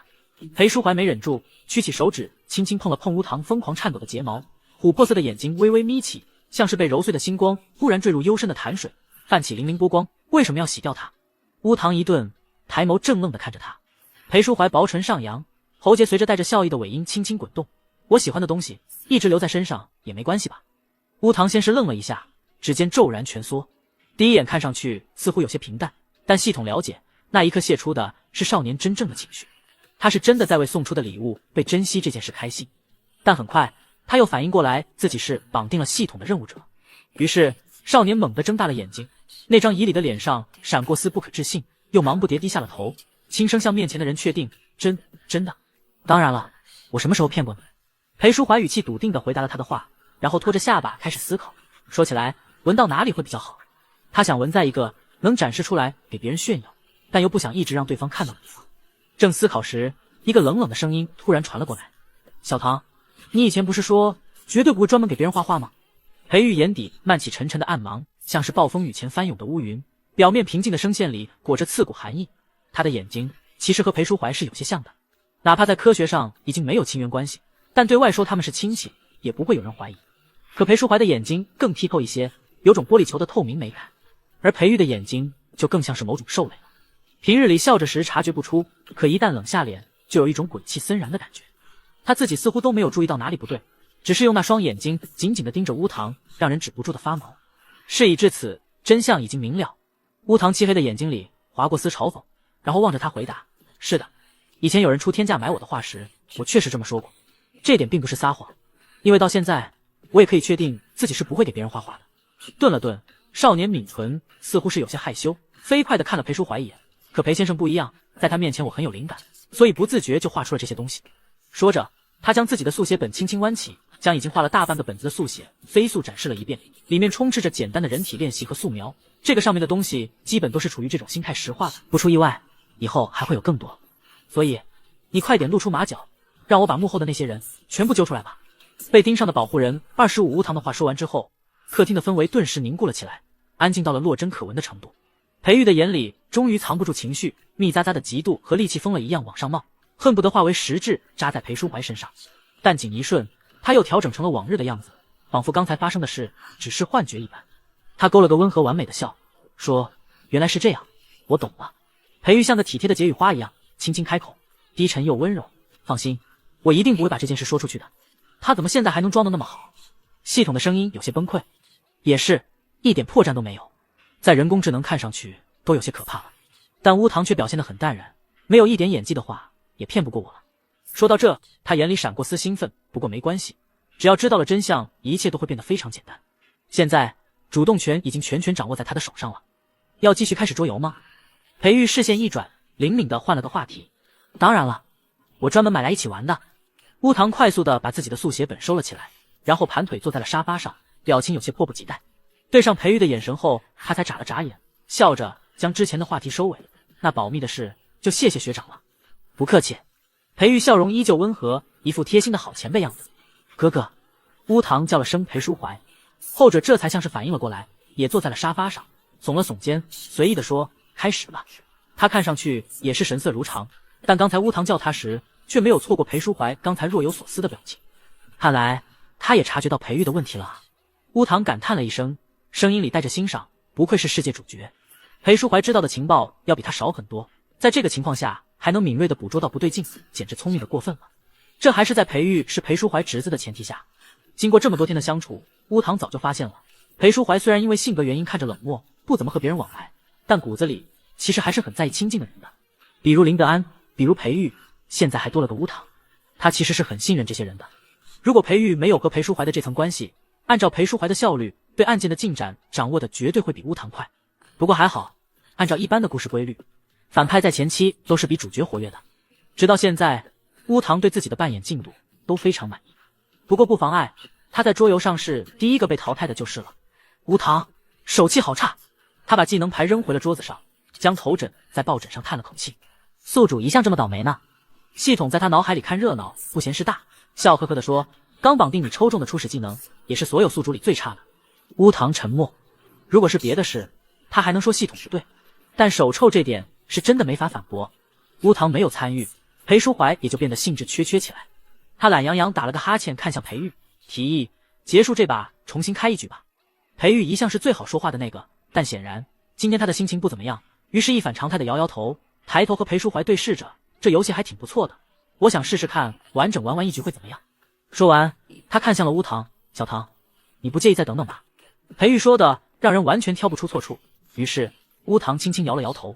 话到这个份上，裴淑怀自然也没有再说什么，继续和他玩了下去，只是做的比刚才直了一些。而裴玉神色也变得凝重许多，显然两个人都开始认真了起来。一时间气氛变得剑拔弩张，将对彼此的不满、怀疑，甚至是憎恨全部在游戏上表现了出来，招招针对，火花四溅。最后理所应当的是裴淑怀赢了。身为这个世界的主角，他的智商高到一般人根本无法匹及，记牌、掷骰子，甚至找出规则漏洞，对他来说都不算什么难事，所以结果上自然也没有什么悬念。好了，收摊吧。裴淑怀丝毫没有赢了游戏的愉悦，表情冷淡地抱着手臂说：“果然，我和小舅舅比还差远了。”裴玉像是失去了力气一般，脸色极差地陷在沙发里，平日里温和的眉眼蔫的像是霜打的枝叶，垂落的睫毛在眼下投出灰色的阴影，声音里也满是恐吓。我可从来没这么觉得过。裴淑怀斜靠在沙发上，修长的手指有一下没一下地扣着扶手，眉峰狠狠蹙起，声音听上去还有些冷。每个人擅长的东西不一样，别总被你妈的话影响。乌堂沉默，看来裴淑怀讨厌裴玉母亲的很大一部分原因就是因为这点，他不想被拿去和裴玉比较，更不想打压裴玉。不是这个原因。裴玉缓缓站起，姿势优雅地整理了下自己衣服的褶皱，然后说：“是我自己有自知之明，而且我确实输给了小舅舅，不是吗？一个游戏能代表什么？”裴淑怀沉着声说。这次裴玉没有回答，眸底划过一丝晦涩，然后表示自己该离开了。两人一局游戏博弈了很久，现在外面的天色都已经黑了。裴淑怀见裴玉状态不对，犹豫片刻，提议说：“我们送你。”那就麻烦小舅舅了。裴玉难得并没有拒绝。当走到楼下时，他突然想起了什么，望着裴淑怀开口：“小舅舅，我的钥匙忘在你家了，可以回去帮我取一下吗？”裴淑怀深深看了他一眼，然后答应了下来。主角并没有完全对裴玉失去信任啊。系统说：“不是，只是因为他清楚裴玉现在根本不可能做什么过分的事，不然就彻底将自己暴露了。”乌堂声音有些冷：“别把你们的主角想得太好了，对方可是为了探案什么都能做出来的那种类型，就算看上去无害，骨子里也是疯的。一旦开始怀疑，那前面10几年的相处根本什么都算不上，不然警局的那些人也不可能那么害怕他。”乌堂望着裴淑怀离开，然后裴玉的声音在耳边传来：“小唐，我有件事想和你说好久了，也许现在并不是个好时间，但如果现在不说，我怕自己再也没有机会了。”他的声音温柔中又带着一丝虔诚，眼神直勾勾地盯着乌堂：“我喜欢你，喜欢你好久了。”年糕，大家珍惜一下现在还很阳间的裴淑怀，他其实才是最疯的那个，只不过现在老婆又乖又软，所以老实而已。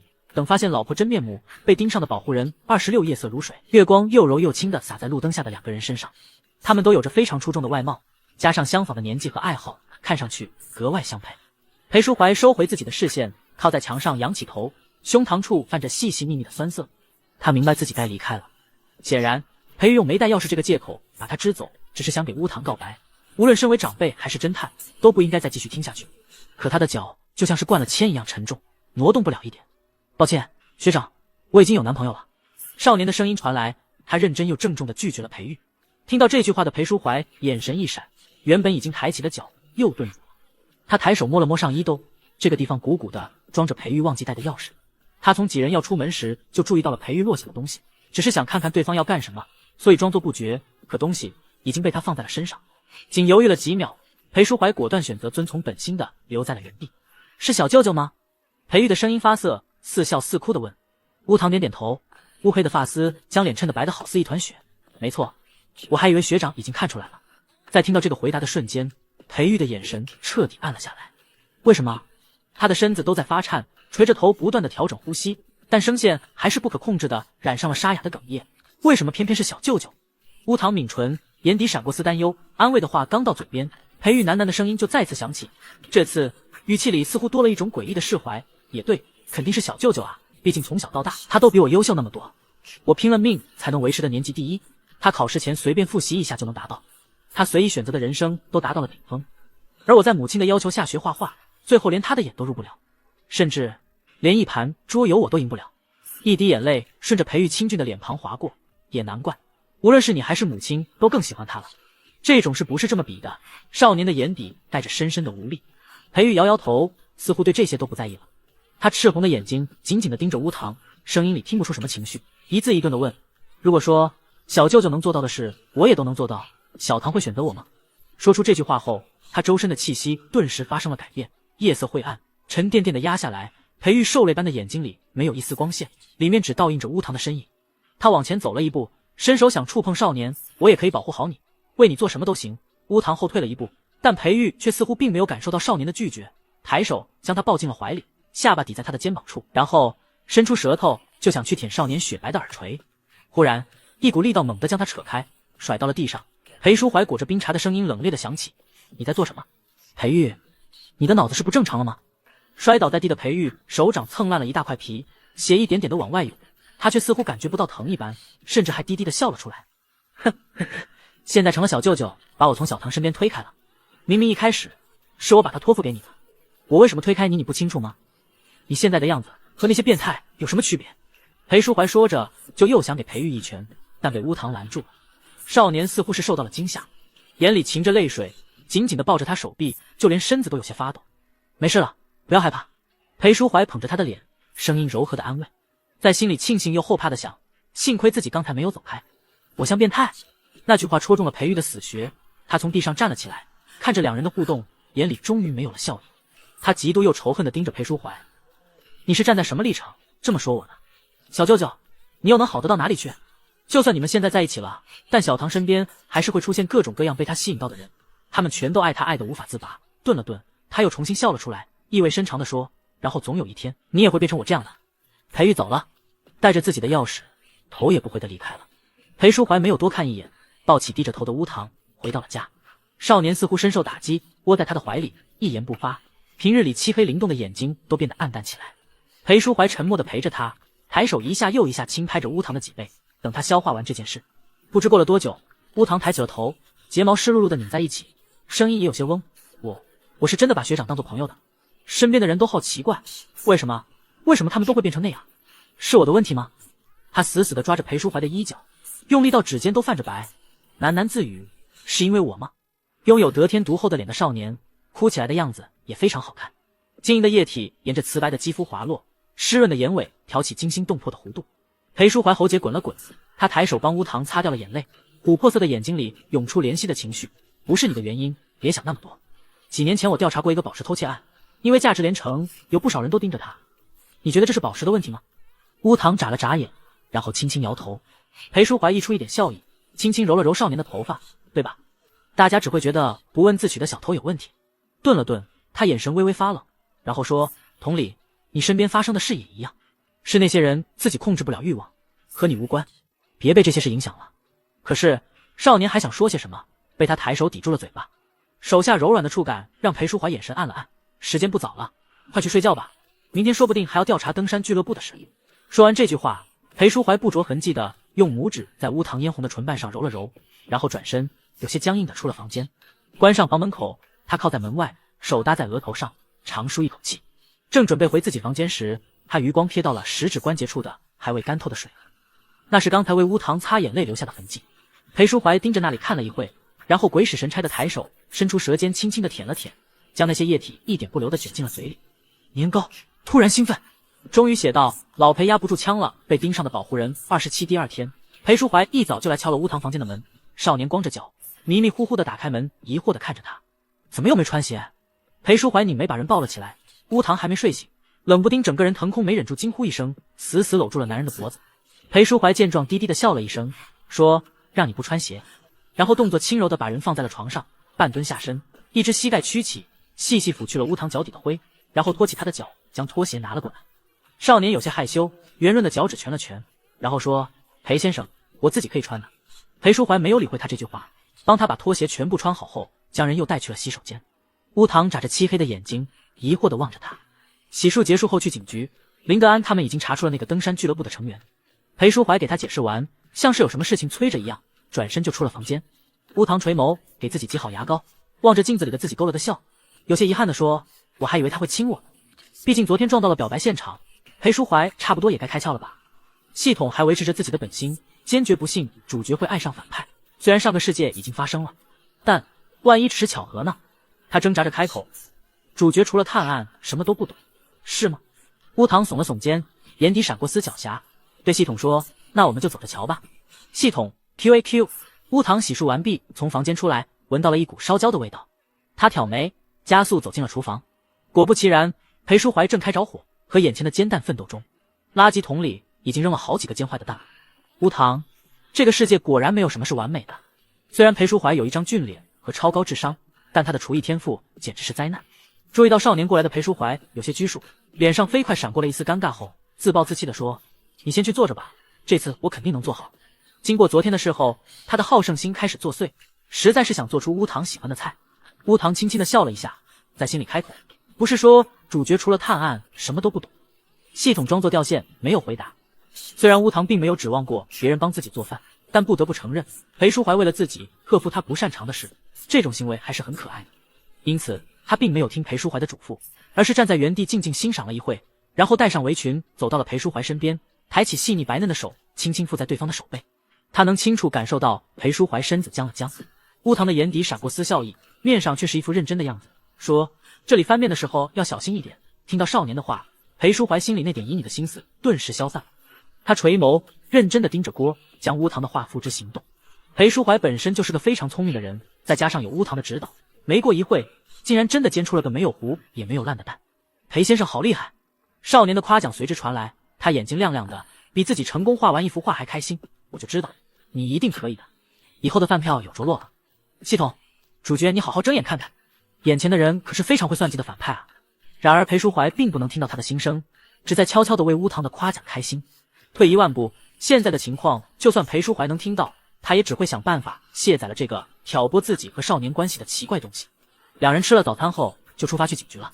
林德安的效率非常快，拿出一沓资料放在了乌堂面前，那个的俱乐部的成员、照片以及生平经历差不多都在上面了，你看看有没有认识或者见过的。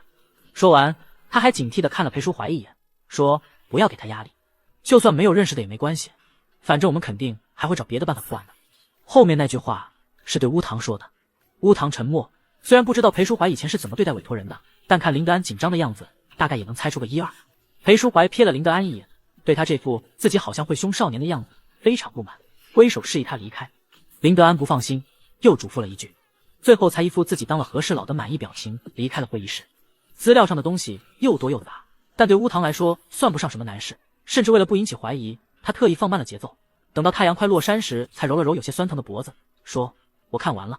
他把资料递给了一直陪着他的裴淑怀，里面确实有几个我见过的人，我把他们都画了出来，希望对案子的进展有用。因为长时间盯着纸页，乌堂的眼睑有些泛红，漆黑的眸子氤氲着一层薄薄的水汽，像是雨水浸润过的琉璃，脆弱中带着一丝朦胧之感。辛苦了。裴淑怀抿唇给他递了杯水，心想以后一定不能答应警察的这些任务，反正就算没有这些线索，他也能破案。然后拨通了林德安的电话。听到动静的林德安风风火火地赶了进来，他还正在吃晚饭，衣服上还滴着麻辣烫的汤汁。刚看完乌唐脸的裴淑怀莫名觉得有些辣眼睛，把东西递给他后，又深深看了看少年。舒服多了，你速度好快，我还以为至少要看上好几天呢。林德安有些惊叹的夸奖。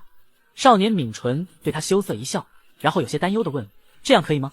林德安不忍心骗他，轻叹了一口气，说：光是这个肯定是不能决定什么的，顶多就是缩小一下范围。不过你不用担心，我们可是有老裴。嗨嗨，他的眼神冷不丁和裴淑怀琥珀色的眼睛相撞，然后猛地改了话头：淑怀在的，肯定慢慢就调查出事情的真相了。这样啊。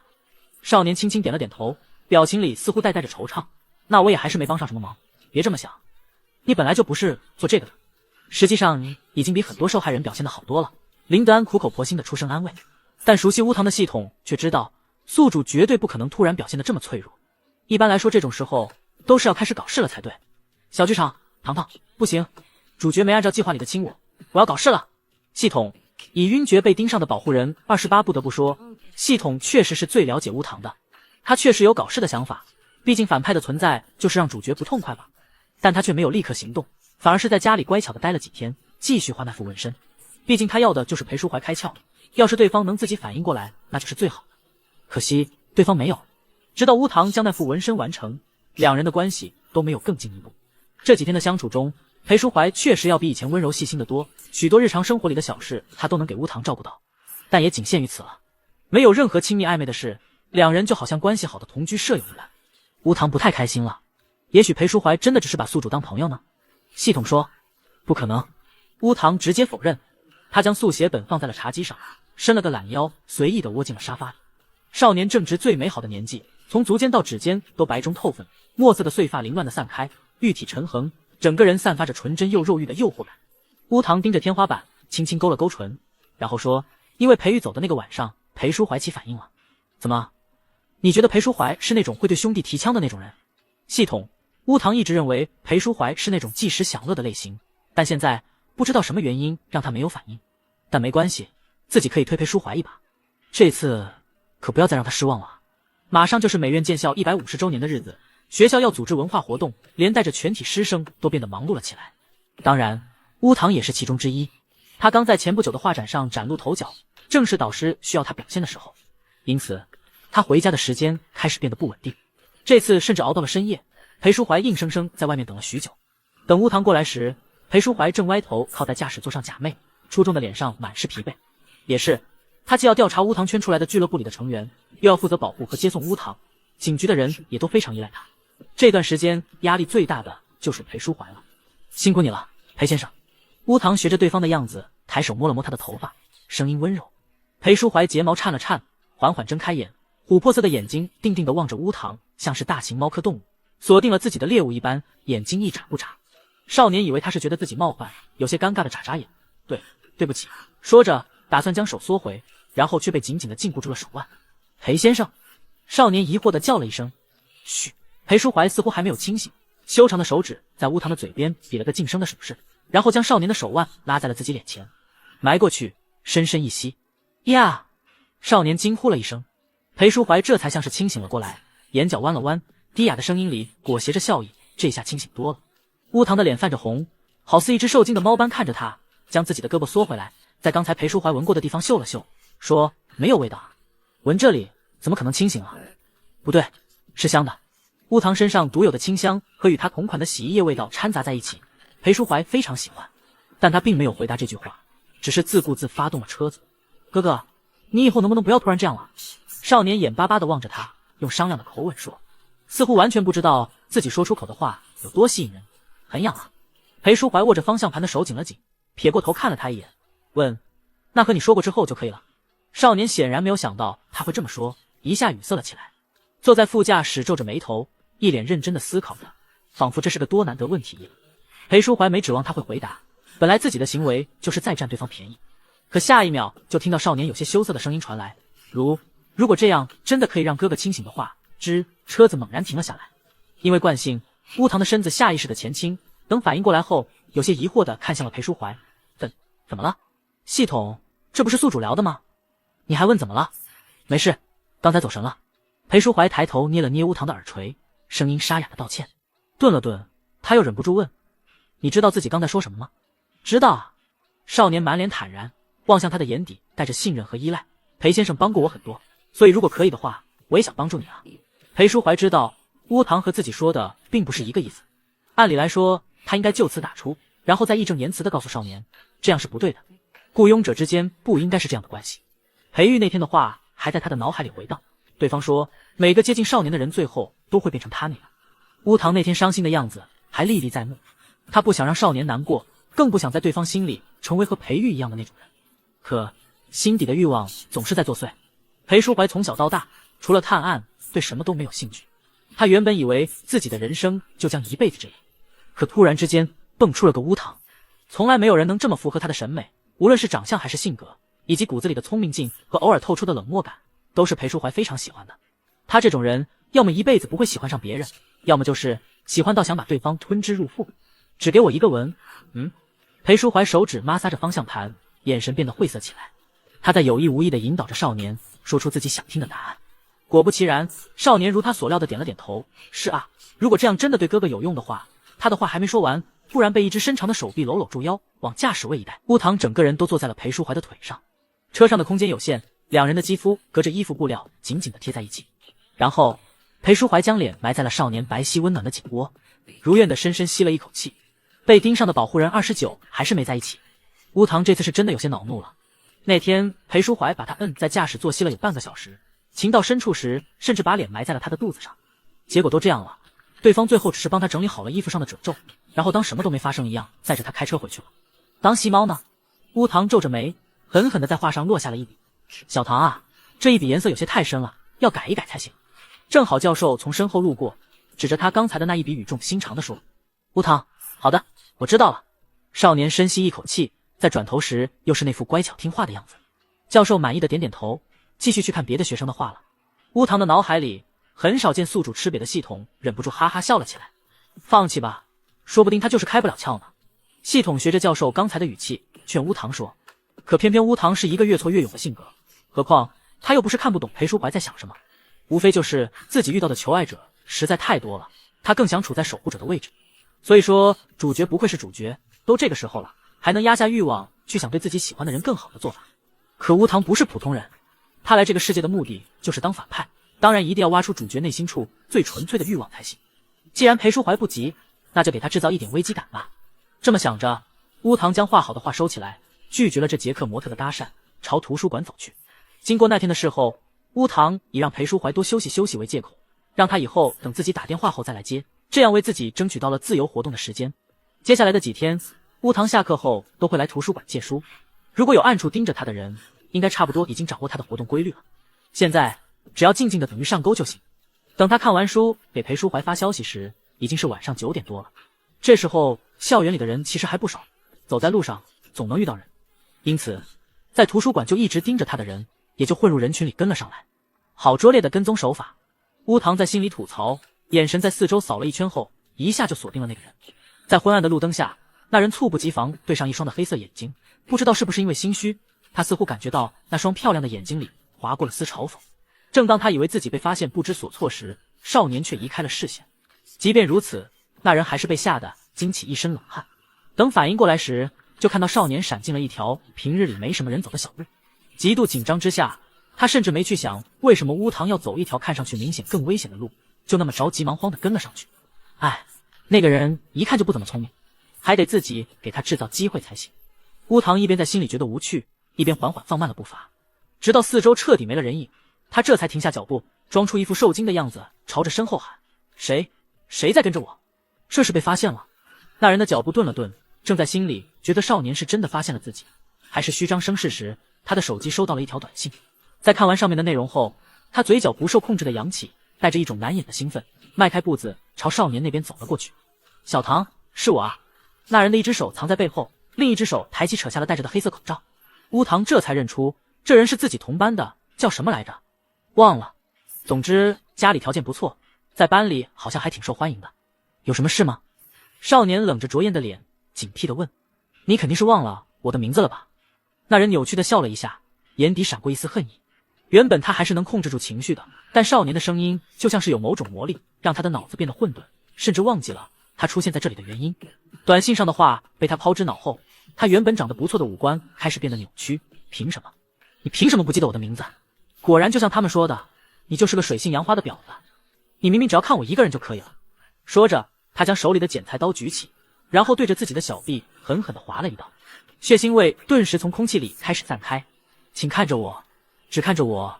泪水顺着他的脸颊流下，满腔的恨意都化作了卑微的渴求。神经！他做出的这些事都只是在感动自己而已。乌唐的眼里划过丝冷意，面上却似乎是被吓着了，呆愣在原地一动不动。就在那个人带着满身的血离少年越来越近时，突然一股力道将他打翻在地。你没事吧？清朗的声音响起。乌唐抬头，是一张没见过的脸，正拧着眉，满是担忧地望着他。刚才在图书馆，我看到这个人鬼鬼祟祟地看着你，就跟了上来。这人似乎是不太擅长与人交流，羞涩地抓了抓头发。要送你去医务室吗？你是？乌唐望着他，看不清眼底的情绪，只能从声音里听出少年似乎还在后怕。啊，忘了自我介绍了，我叫陆迟，是设计系大3的学生。陆迟笑得露出一口白牙，给人一种充满安全感的感觉。我叫乌唐。少年似乎是被安抚了下来，咬着下唇，轻声开口，不去医务室，我要回家，我男朋友正在学校外面等我。我知道你在学校里很有名的。陆迟走过来帮他拿起包，然后热心地说，走吧，我把你送过去，不然万一又引来变态怎么办？不，少年似乎是想拒绝。没关系，我正好也住在校外，也是要出去的。猜到他想法的陆迟看了他一眼，又笑了出来。两人结伴走出了校门，刚走到裴淑怀面前，乌唐就像是雏鸟一般扑到了男人怀里，像是被吓着了一样，将脸埋在他的胸膛，一言不发。后面跟过来的陆迟见状，向裴淑怀解释了刚才发生了什么。谢谢你。裴淑怀抱着怀里的少年，琥珀色的眸子掠过一丝晦暗，淡淡的看了陆迟一眼，说，留个联系方式吧，下次好好感谢你。陆迟原本想拒绝，但裴淑怀态度坚定，他最后还是答应了下来。回去后好好照顾他，他今天好像是吓坏了。最后嘱咐完这句话，陆迟才离开了这里。裴淑怀目送着人离开，然后打开后座车门，将乌唐塞了进去。裴先生。少年想说话，漂亮的眼睛似乎还带着邀功的意味，可男人完全没有打算听他讲话，摁下窗帘开关，将车子完全形成一个私密空间。然后裴淑怀抬手准备去抓乌唐的手腕，少年下意识抬手挣扎，结果却被一只手轻松制住。裴淑怀另一只手捏住了他的下巴，强迫少年抬头和自己对视，眼神冰冷。好玩吗？拿自己当诱饵的游戏？和自己圈起来的登山俱乐部成员走那么近，不怕他现在就把你带去囚禁吗？被盯上的保护人30后座皮革在摩擦声中发出细微的吱呀。裴淑怀骨节分明的手指扣住乌唐的腕骨，指腹反复摩擦着脉搏处凸起的血管，琥珀色的眼瞳里翻涌的情绪几乎要将人吞噬。要不要我帮你回忆一下那些变态想做的事？裴淑怀下颚线紧绷，俯身逼近身下的少年，滚烫的呼吸喷在他的耳侧。乌唐蜷缩着身体，紧闭着双眼，使劲摇头。可裴淑怀却并没有心软，他记性很好，能轻松地背出第一次和乌唐见面时那个跟踪狂给他发的短信：我要把你锁在笼子，扔掉你所有衣服，让你光着身子在地上爬，这样方便我。呜！怀里的少年呜咽了一声，漂亮的脸吓得发白，漆黑的眼睛里覆满水汽。裴淑怀垂眸看着他，神情冷静，伸出手帮他擦掉眼泪，然后继续打算开口：裴先生，我疼。乌唐趁着这个间隙急忙打断了他，一双乌眸里怯生生的抬起：你弄疼我了。裴淑怀的眼里快速的闪过一丝无法捉摸的情绪，他发现乌唐格外的会卖乖，比如此刻他明明是不想听跟踪狂的话了，给自己说的却是手疼。沉默片刻，裴淑怀还是松开了手。果不其然，少年的胳膊处留下了青紫色的指痕，因为它白，看上去就愈发惊心动魄。裴先生，我只是……少年似乎以为这样就没事了，凑过来露出了个乖巧的笑，刚打算说些什么，裴淑怀却已经扭头下车，重新回了驾驶座。车门砰的关上，后座就只留乌唐一个人了。少年孤零零地坐在那里，看上去孤独又可怜。只有系统知道他的心情实际上很好。身为反派，乌唐要的就是裴淑怀失控，对方越是因为他表现的反常，真相大白后刷的反派值就越高。对乌唐来说，当然算是好消息。车子猛地发动，轮胎子路面发出刺耳的摩擦声。裴淑怀开得很快，几乎是飙车的速度，能清晰地感觉到他压抑着的怒火像一座即将喷发的火山。20分钟后，车子停在了小区楼下。裴淑怀熄火，但并没有下车，沉默仿佛化作了实体，挤压着车内的空气。解释，他终于开口，声音依旧沙哑，但和刚才相比，已经好了许多。对不起。少年低头，声音里带着愧疚。我只是想帮忙查案，最近这段时间裴先生太辛苦了，所以我也想力所能及的做些什么。所以你是怎么做的？裴淑怀声音冷漠，里面似乎没有一点感情。一瞬间，两人像是又恢复到了刚认识时。他例行盘问乌堂当天都做了什么的那段时间。乌堂的眼眶又红了，深吸了一口气，然后回答：我明白，他们喜欢我天真无辜的样子，所以这段时间我就在图书馆里扮演成那个样子，然后等那群人上钩。裴淑怀靠在驾驶座上闭了闭眼，突然意识到自己从头到尾都忽视掉了乌堂的心机。少年从来不是脆弱的兔子，实际上在他们探案的过程中，很多时候他表现得比专业警察还要冷静。想想也是，诡谲艳丽的外表下，怎么可能是完全纯真无辜的灵魂？不然以他的长相，也许还没上大学就被哪个大人物盯上，囚禁在家里一辈子出不了门了。所以这段时间很忙也是骗我的。不，没有骗你。这下乌堂摇头否认。裴淑怀没有说话，只是静静地凝视着他，等他给自己一个回答。少年有些羞涩，乌发下的耳尖泛着红，小心翼翼又鼓足了勇气一般。那副纹身已经画好了。裴淑怀一愣，没明白他怎么突然说到了这个话题。我想亲手给裴先生纹上去，可我虽然会画画，但却完全没有接触过纹身相关的东西，所以只能自学，然后学校图书馆正好有相关资料。说到这，乌堂从自己的包里掏出书递了出来。裴淑怀接过，随便翻了一页，里面是密密麻麻的笔记和标注，足以看出看书之人的认真。他的呼吸突然凝滞。乌堂盯着他，再次认真道歉：对不起，我自作主张，让您担心了。裴淑怀的喉结艰难地滚动，那些燃烧的怒火在胸膛里化作一阵酸涩的胀痛。他想起半个小时前在车里看到的画面，自己等了许久的少年终于从校门口走了出来，他肩膀微微蜷缩着，身边跟着那天两人在警局筛选一下午，几乎可以确定对方是幕后凶手之一的男人。当时自己的心跳几乎都快要被撕裂，而现在这个让他失控的人正捧着一本为他而研究的纹身教学，睫毛上还挂着未落的泪珠。你，裴淑怀的手拳在半空，最终轻轻地落在乌堂的发顶，力道比想象中温柔10倍。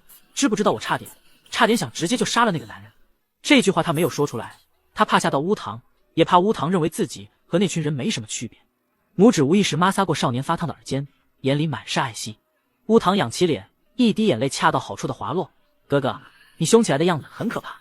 这句话像刀子一样扎进裴淑怀的心里，他猛地收回手，突然意识到自己刚才的话有多伤人。那些被恐惧催生的狠话，现在回想起来，每个字都像是抽在自己脸上的耳光。对不起。裴淑怀的声音低得几乎听不见，他低头看着自己的手掌，那里似乎还残留着乌堂肌肤的温度。我只是怕失去过。乌堂接话，裴淑怀并没有回答，只是移开了和少年对视的眼睛。他很聪明，在裴玉的那件事发生后，就清楚地意识到了自己对乌堂的感情，可他现在并不想给少年表明。裴淑怀清楚，两人现在能这么亲密，一多半的原因都是因为那个案子。他怕少年对自己的依赖只是吊桥效应，更怕挑明关系后自己就彻底放不了手。就算到时候少年对他没有感情，自己也一定会想尽办法留住他，所以至少应该在两人的委托关系结束后再告诉少年才对。想到这，他又抬手摸了摸乌堂的头，巧妙地转移了话题，说：回家吧。被盯上的保护人31那晚过后，两人又恢复到了以往的相处模式。裴淑怀每天准时接送少年，乌堂也很乖，每天做了什么都按时报备，绝对不会说一句谎话。他刻意的不去提这件事，希望乌堂能放弃将自己作为诱饵的念头，不再去接近陆池。可事情注定不能如愿。林德安他们不知道从哪得知了这个消息，将乌堂和裴淑怀都叫去了警局，笑呵呵地表示：小唐啊，你多去接近那个人，看看能不能套出什么线索。不行，你知道这有多危险吗？裴淑怀皱眉，二话不说直接替少年拒绝。林德安拧眉，深深地看了他一眼，然后把人拉进了自己的办公室，说：不是还有你保护小唐吗？实在不行，我们警局也可以派几个人帮你一起暗中盯着，这你总该放心了吧？还是不行，我不放心你们。而且他坚决不想把少年置于危险之中。林德安的表情变得奇怪起来。老裴，你知道这个案子到现在已经引起了多大的恐慌吗？谁也不知道下一个受害者什么时候出现，而且博川的母亲天天在网上给我们施压，有多少人关注着案件进展？裴淑怀面无表情地靠在门框上，冷冷地说：这和我有什么关系？林德安深吸一口气，他们是陌生人，你这个大侦探并不关心。那我呢？上面给我发了话，要是3个月内还没有破案，我就要去后勤工作了。那不正好？你也有时间可以多陪陪你儿子。裴淑怀。林德安表情变得严厉，声音都扬了起来，望着他的神情里带着失望。你以前为了破案可是从来不把别人的命放在眼里的，现在怎么变得畏手畏脚？就因为那是你喜欢的人？裴淑怀没有回答，但他的态度已经将一切都表明。林德安像是失望极了，狠狠地瞪了裴淑怀一眼，转身就打算出门。然而刚拉开门，就看到少年正一脸担忧与忐忑地站在门口。小唐，林德安有些心虚地开口。然而少年只是轻轻对他笑了笑，然后问：我可以进来吗？林德安急忙侧开身子，给他让出了一条路。少年径直走到了裴淑怀面前，黑眸平静地望着男人，说：裴先生，我想试试林警官的提议。裴淑怀拧眉，琥珀色的眼底闪过丝韵，从椅子上站了起来。我迟早可以破案的，不需要你为此付出什么。男人的个子很高，站在少年面前压迫感十足。然而从始至终，乌堂的表情都依旧平静。他轻轻开口：我明白，裴先生非常聪明，就算不用我，肯定迟早也会将案件查明的。但少年的睫毛颤了颤，深吸一口气说：但我不想看到您和林警官吵架，更不想再看到死人了，尤其是对方的死还有我的原因。这个说法肯定是不能说服裴淑怀的。他刚打算开口拒绝，乌堂就猛地打断了他：您听我说完。他的眼睛亮亮的，里面充斥着普通人不会有的坚韧和勇敢。还有就是，我希望案子能赶快结束，能让我迈入新生活。到时候我还有事情想告诉裴先生。他没有说明是什么事，可从他眼底的依赖和爱慕，不难看出究竟想说什么。林德安怎么感觉自己好像吃了一嘴狗粮呢？如果出了意外，你可能会死。裴淑怀望着他，声音里透着冰茶。原本以为他可能会说出不怕死一起死之类的话，然而少年却反其道而行，勾着嘴角望着裴淑怀自信地说：我不会死的，因为我有裴先生，有世界主角在这里，哪有那么容易死？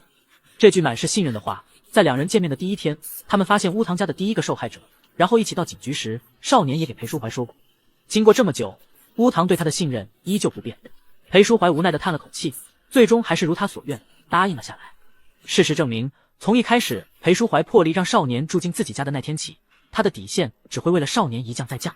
在一旁围观了全程的林德安默默在心里决定，以后有事情找裴淑怀的话，直接越过他去求乌堂就行。反正只要少年答应了，他肯定无论如何也会同意。不过答应归答应，事实证明，裴淑怀的性格并不会因此而发生改变。回去后，裴淑怀笑着问少年具体打算怎么做。乌堂没打算隐瞒，把自己的想法一五一十的说了出来，可以先接近陆池，和他搞好关系。如果他真的是幕后组织里的一员，跟着他总能认识别的成员，然后慢慢取得他们的信任，等待他们露出马脚。裴淑怀静静地听着，眸底的晦涩一闪而逝。您看这样可以吗？少年说完，一脸期待地望着他。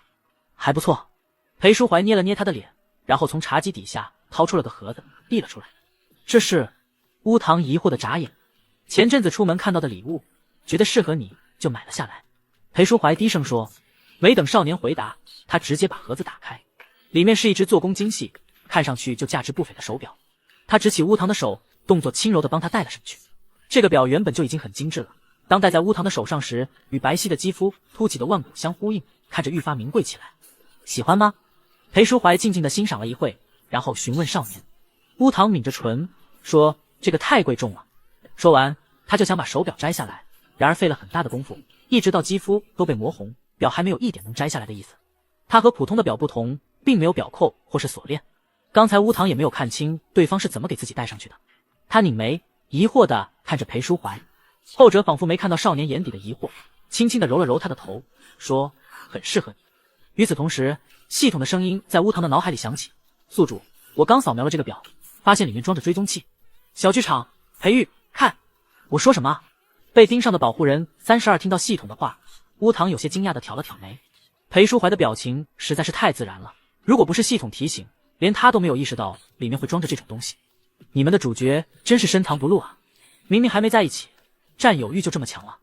我可以帮您屏蔽了上面的追踪。系统跃跃欲试的回答。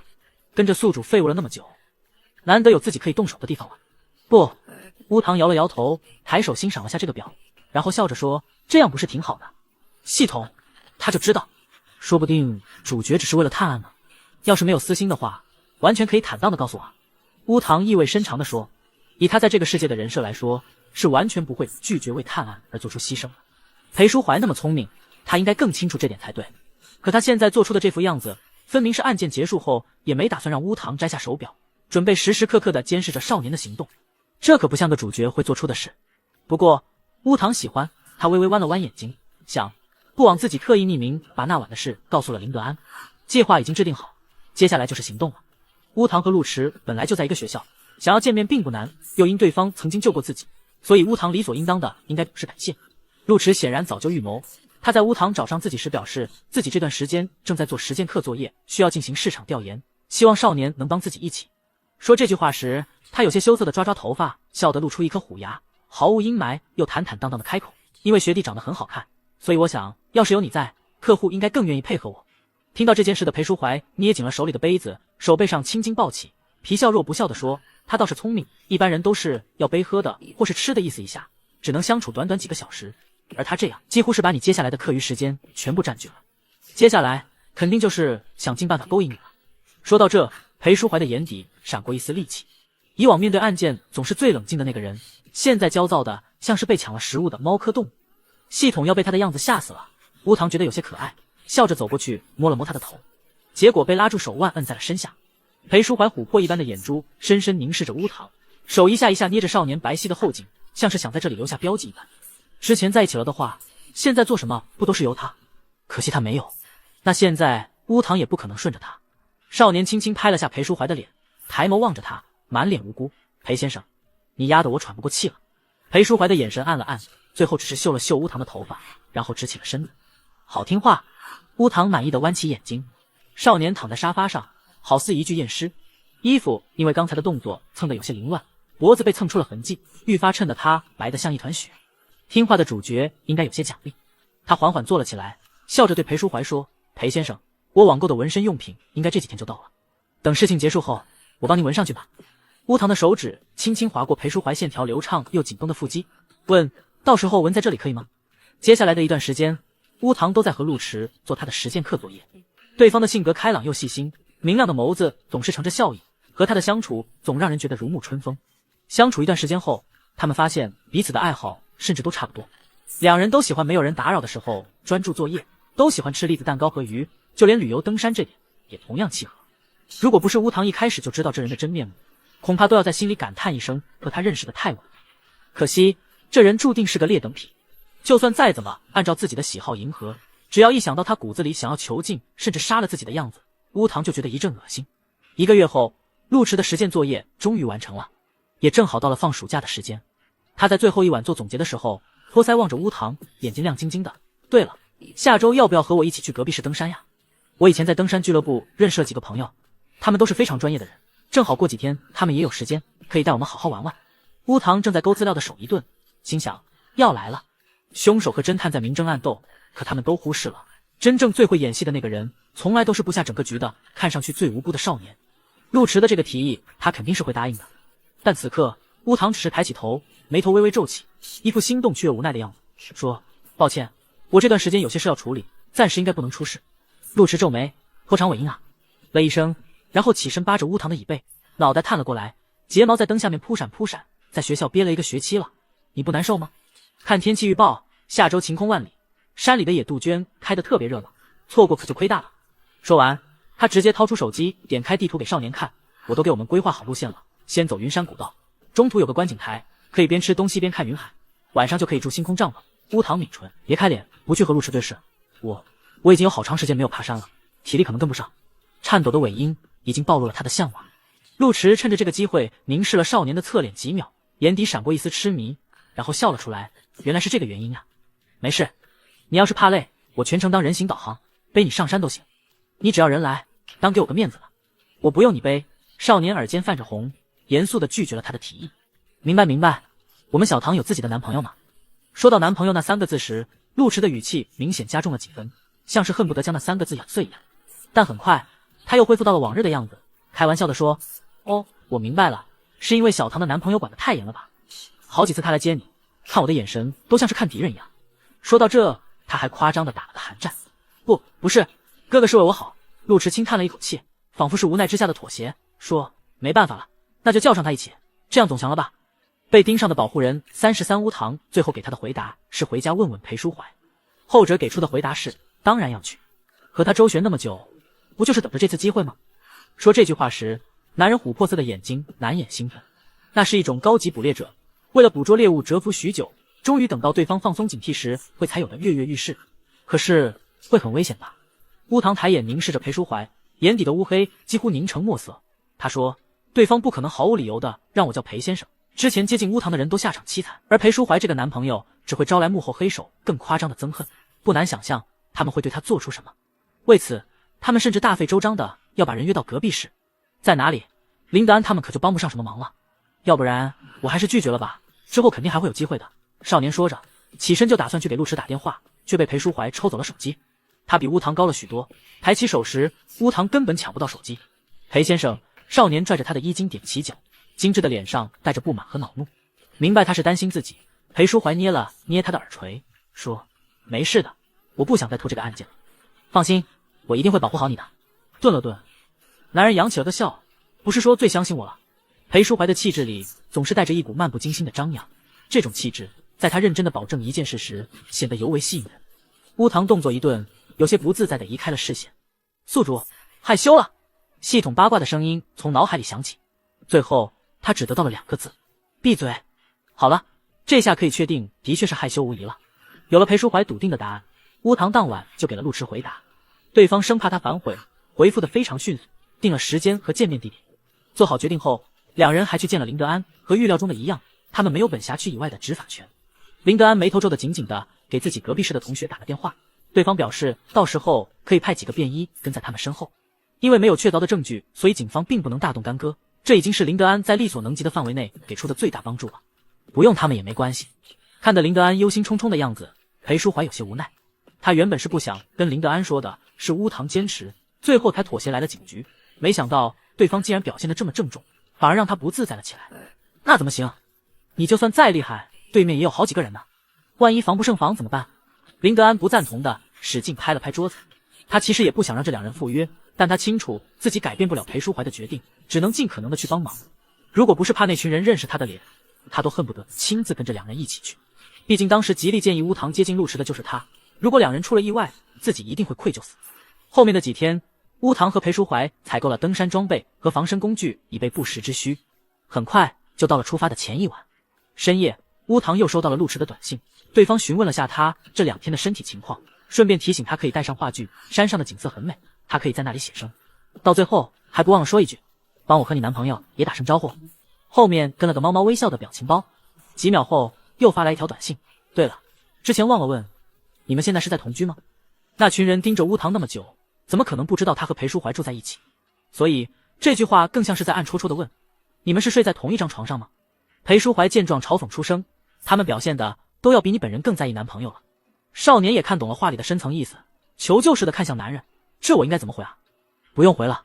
裴淑怀刚洗完澡，是听到乌唐敲自己门才知道陆迟给少年发了短信的，因此现在乌唐正在他房间的床上坐着，把骨肉匀称的小腿露在外面，深色的床单像是拖着一团雪，吸引着人的视线。而此刻少年正捧着手机疑惑地看着他，似乎没懂他这句话的意思。裴淑怀的喉结滚了滚，他随手把擦头发的毛巾扔在了床头柜，走到了乌唐身边。同样是刚洗完澡的少年，身上还带着沐浴露的清香。林警官说，我们应该表现得亲密一点，越这样那些人越生气，就越容易露出破绽。乌唐抬头看着他，皱了皱鼻子，说，所以我是不是应该回得更什么？裴淑怀明知故问。乌唐的耳朵更红了，原本因为浴室热气蒸腾未褪去的红潮颜色变得愈深，像是颗熟透的番茄，连发梢都带着羞怯的感觉。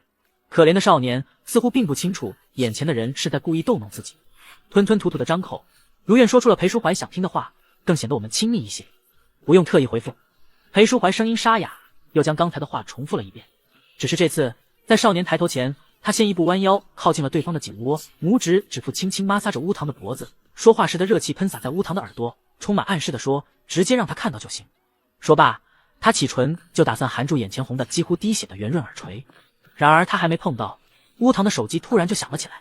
少年猛地回神，灵活地从他怀里钻出去，然后拿起手机看了一眼，盯着裴淑怀难以忽视的目光说，是裴学长打来的。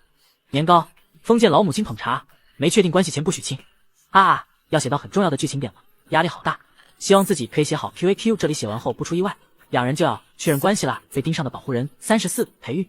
裴淑怀眼神扫过来电显示界面，眉峰高高挑起，眼底飞快地闪过丝不明的情绪，然后说：“接了吧。”乌堂很听话，乖巧地滑动接听。下一秒，那边传来了一声温和里带着憔悴的：“小唐，学长，有什么事吗？”乌堂的声音里带着警惕和疏离。听到他这样的声音，那边明显停顿了几秒。“我是来给你道歉的。”裴玉的声音里充满了愧疚自责，以及藏都藏不住的深深的难过。“那天晚上肯定吓到你了吧？对不起。”乌堂并没有回话。在裴淑怀的视角看来，少年正垂眸望着地面，修长的手指焦虑地扣着床单，一副正为这件事纠结的样子。只有系统清楚，乌堂现在正在头脑风暴，思考这个时候裴玉给自己打电话的目的。裴玉那边继续说着，声音破碎：“我只是因为前一天在画展上被母亲的话刺激到了。从小到大，我一直都在被拿来和小舅舅对比，一旦输了就会有很严重的处罚。”说到这，他发出了一声自嘲的笑。“那天你们看到的已经是轻的，如果是在家里，母亲会直接把我关在地下室，不吃不喝，然后用藤条抽我的手臂，直到我将那件事做到让她满意为止。”听到这，裴淑怀的眼神动了一下。他记得小时候见到裴玉时，对方衣服下的身体上总是血肉模糊。即便如此，他还是要对自己的母亲笑着，不然要面临的就是更夸张的暴力。那个疯子明明前一秒还在对自己的儿子恶言相向，下一秒却能温柔地问自己要不要吃点心。想到这，裴淑怀就控制不住的一阵恶心，所以他非常厌恶这个看上去对待自己还算不错的亲人。听筒那边很少有情绪失控的时候的裴玉，声音里已经染上了一丝哽咽。“第二天又正好看到了你和小舅舅在一起，所以一时有些接受不了。我只是有些不甘心而已，现在已经调整好了，以后再也不会发生这样的事了。小唐，你能不能原谅我？”裴玉将自己的遭遇说完后，房间里的空气变得压抑了起来。少年下意识抬头望向了裴淑怀，后者抱着手臂坐在椅子上，并没有给他回话，将选择权全交给了乌堂自己。即使他私心里已经把跟踪器都给少年装了，但表面上他还是不想将自己的控制欲表现出来。就在他以为乌堂一定会心软答应时，一声清晰的不能传入了耳朵。裴淑怀一愣，惊讶地睁大了眼：“学长，你母亲的事我感到非常愤怒和悲哀，她不是个好妈妈，您最好应该尽早摆脱她才对。但这些事与我无关，你受到的创伤不是伤害别人的理由。”乌堂直挺挺地坐在床边，像是正在和人当面说话一样，神情严肃，微微皱着眉，睫毛在眼下投出细密的阴影，认真地说：“况且看着喜欢的人和别人在一起，无论再怎么会调整情绪，肯定也是很痛苦的事吧？我不想伤害你，所以我并不认为我们还有继续做朋友的必要。”可是裴玉祈求的声音再次传来，只是这次他还没有把话说完就被乌堂打断。“没有可是。”少年的声音近乎冷漠。“如果我求你呢？”裴玉卑微的开口。“那我只会更害怕你。”乌堂叹了口气，给裴玉下了最后的判决：“学长，以后就请不要联系我了。”那边传来了长久的沉默，只从加重的呼吸声中判断出裴玉此时的情绪。裴淑怀嘴角抿成锋利的直线，起身打算帮乌堂摁断电话。然而就在这时，裴玉沙哑的声音再次从听筒里响起，明明是绝望极了，但他竟然诡异地笑了出来，裹着电流杂音，像是毒蛇吐信般嘶嘶作响。“小唐，你今天说的都只是气话而已，你找裴淑怀不就是确定他能保护你吗？可我也行。”他语调里带着笃定，平稳的近乎机械，像是冰层下暗涌着的漩涡。“再过一段时间，我会让你主动来找我的。”留下一句莫名其妙的话后，裴玉就挂断了电话。裴卓华那个疯子把人养成什么样了？裴淑怀眉头紧皱，琥珀色的眼底带着厌恶。“哥哥，你说裴玉这句话是什么意思啊？”乌堂眼神恍惚，揪着裴淑怀的衣摆开口：“前辈不会也是幕后凶手里的一员吧？”这一点乌堂其实在那天就已经确认了，只是裴玉这个电话打得实在莫名其妙。按理来说，他应该是知道那群人要动手的才对。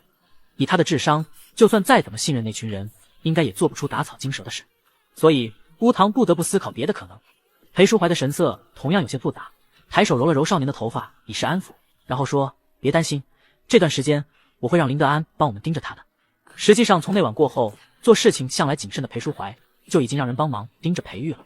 只是这期间并没有发生什么异常，因此在没有证据以前，裴淑怀私心里还是认为这个从小一起长大的侄子只是因为教育的原因心里有些扭曲。和裴玉通完电话后已经不早了，裴淑怀抬手把乌堂抱回了自己的房间，将人放在床上，细心的盖好被子，说：“睡吧，等这次爬山结束，一切都会真相大白的。”第二天，正如天气预报报道的，是个好天气。一行人约定在山底下的停车场集合，他们来得很早，山脚的雾气还没有散去，清晨的风带着一股潮湿的凉气吹来，乌堂没忍住往衣领里缩了缩。他抬手准备去拿登山杖，结果指尖刚碰到金属感，就被裴淑怀握住了。冷。男人望着他，挑了挑眉。还好。乌堂摇了摇头，笑着说：“等太阳出来就刚好了。”碎石路上传来刻意放轻的脚步声。小唐，陆迟从晨雾里钻了出来。他穿着一件无袖背心，戴着墨镜，嫩的像是早春的新芽。张开双臂就打算拥抱少年，被裴淑怀的登山杖横在了中间。陆同学。陆迟对他点点头。裴淑怀转动杖尖，挑开他的背包侧带，带着钢制锁匠扣来爬山。他们定的路线是登山步道，按理来说怎么也用不着这种东西才对。陆迟的笑凝在嘴角，瞬间又甜了起来。毕竟要保护小唐嘛，有些聪明人反而容易疏忽，对不对？说着，他伸手就准备去撩乌堂被风吹乱的额发，结果却被另一个人拽着后领拖了回去。别用你没洗的脏手乱碰别人。一个戴着金丝眼镜和手套的男人冷冷地对他说，然后望着乌堂点点头，声音不冷不热：“我叫陆昭然，家弟承蒙你照顾了。”原来和陆迟是兄弟关系，看着倒像是个正常人，可乌堂并没有忽略对方看到裴淑怀搭在自己腰上的手时微微扩张的瞳孔。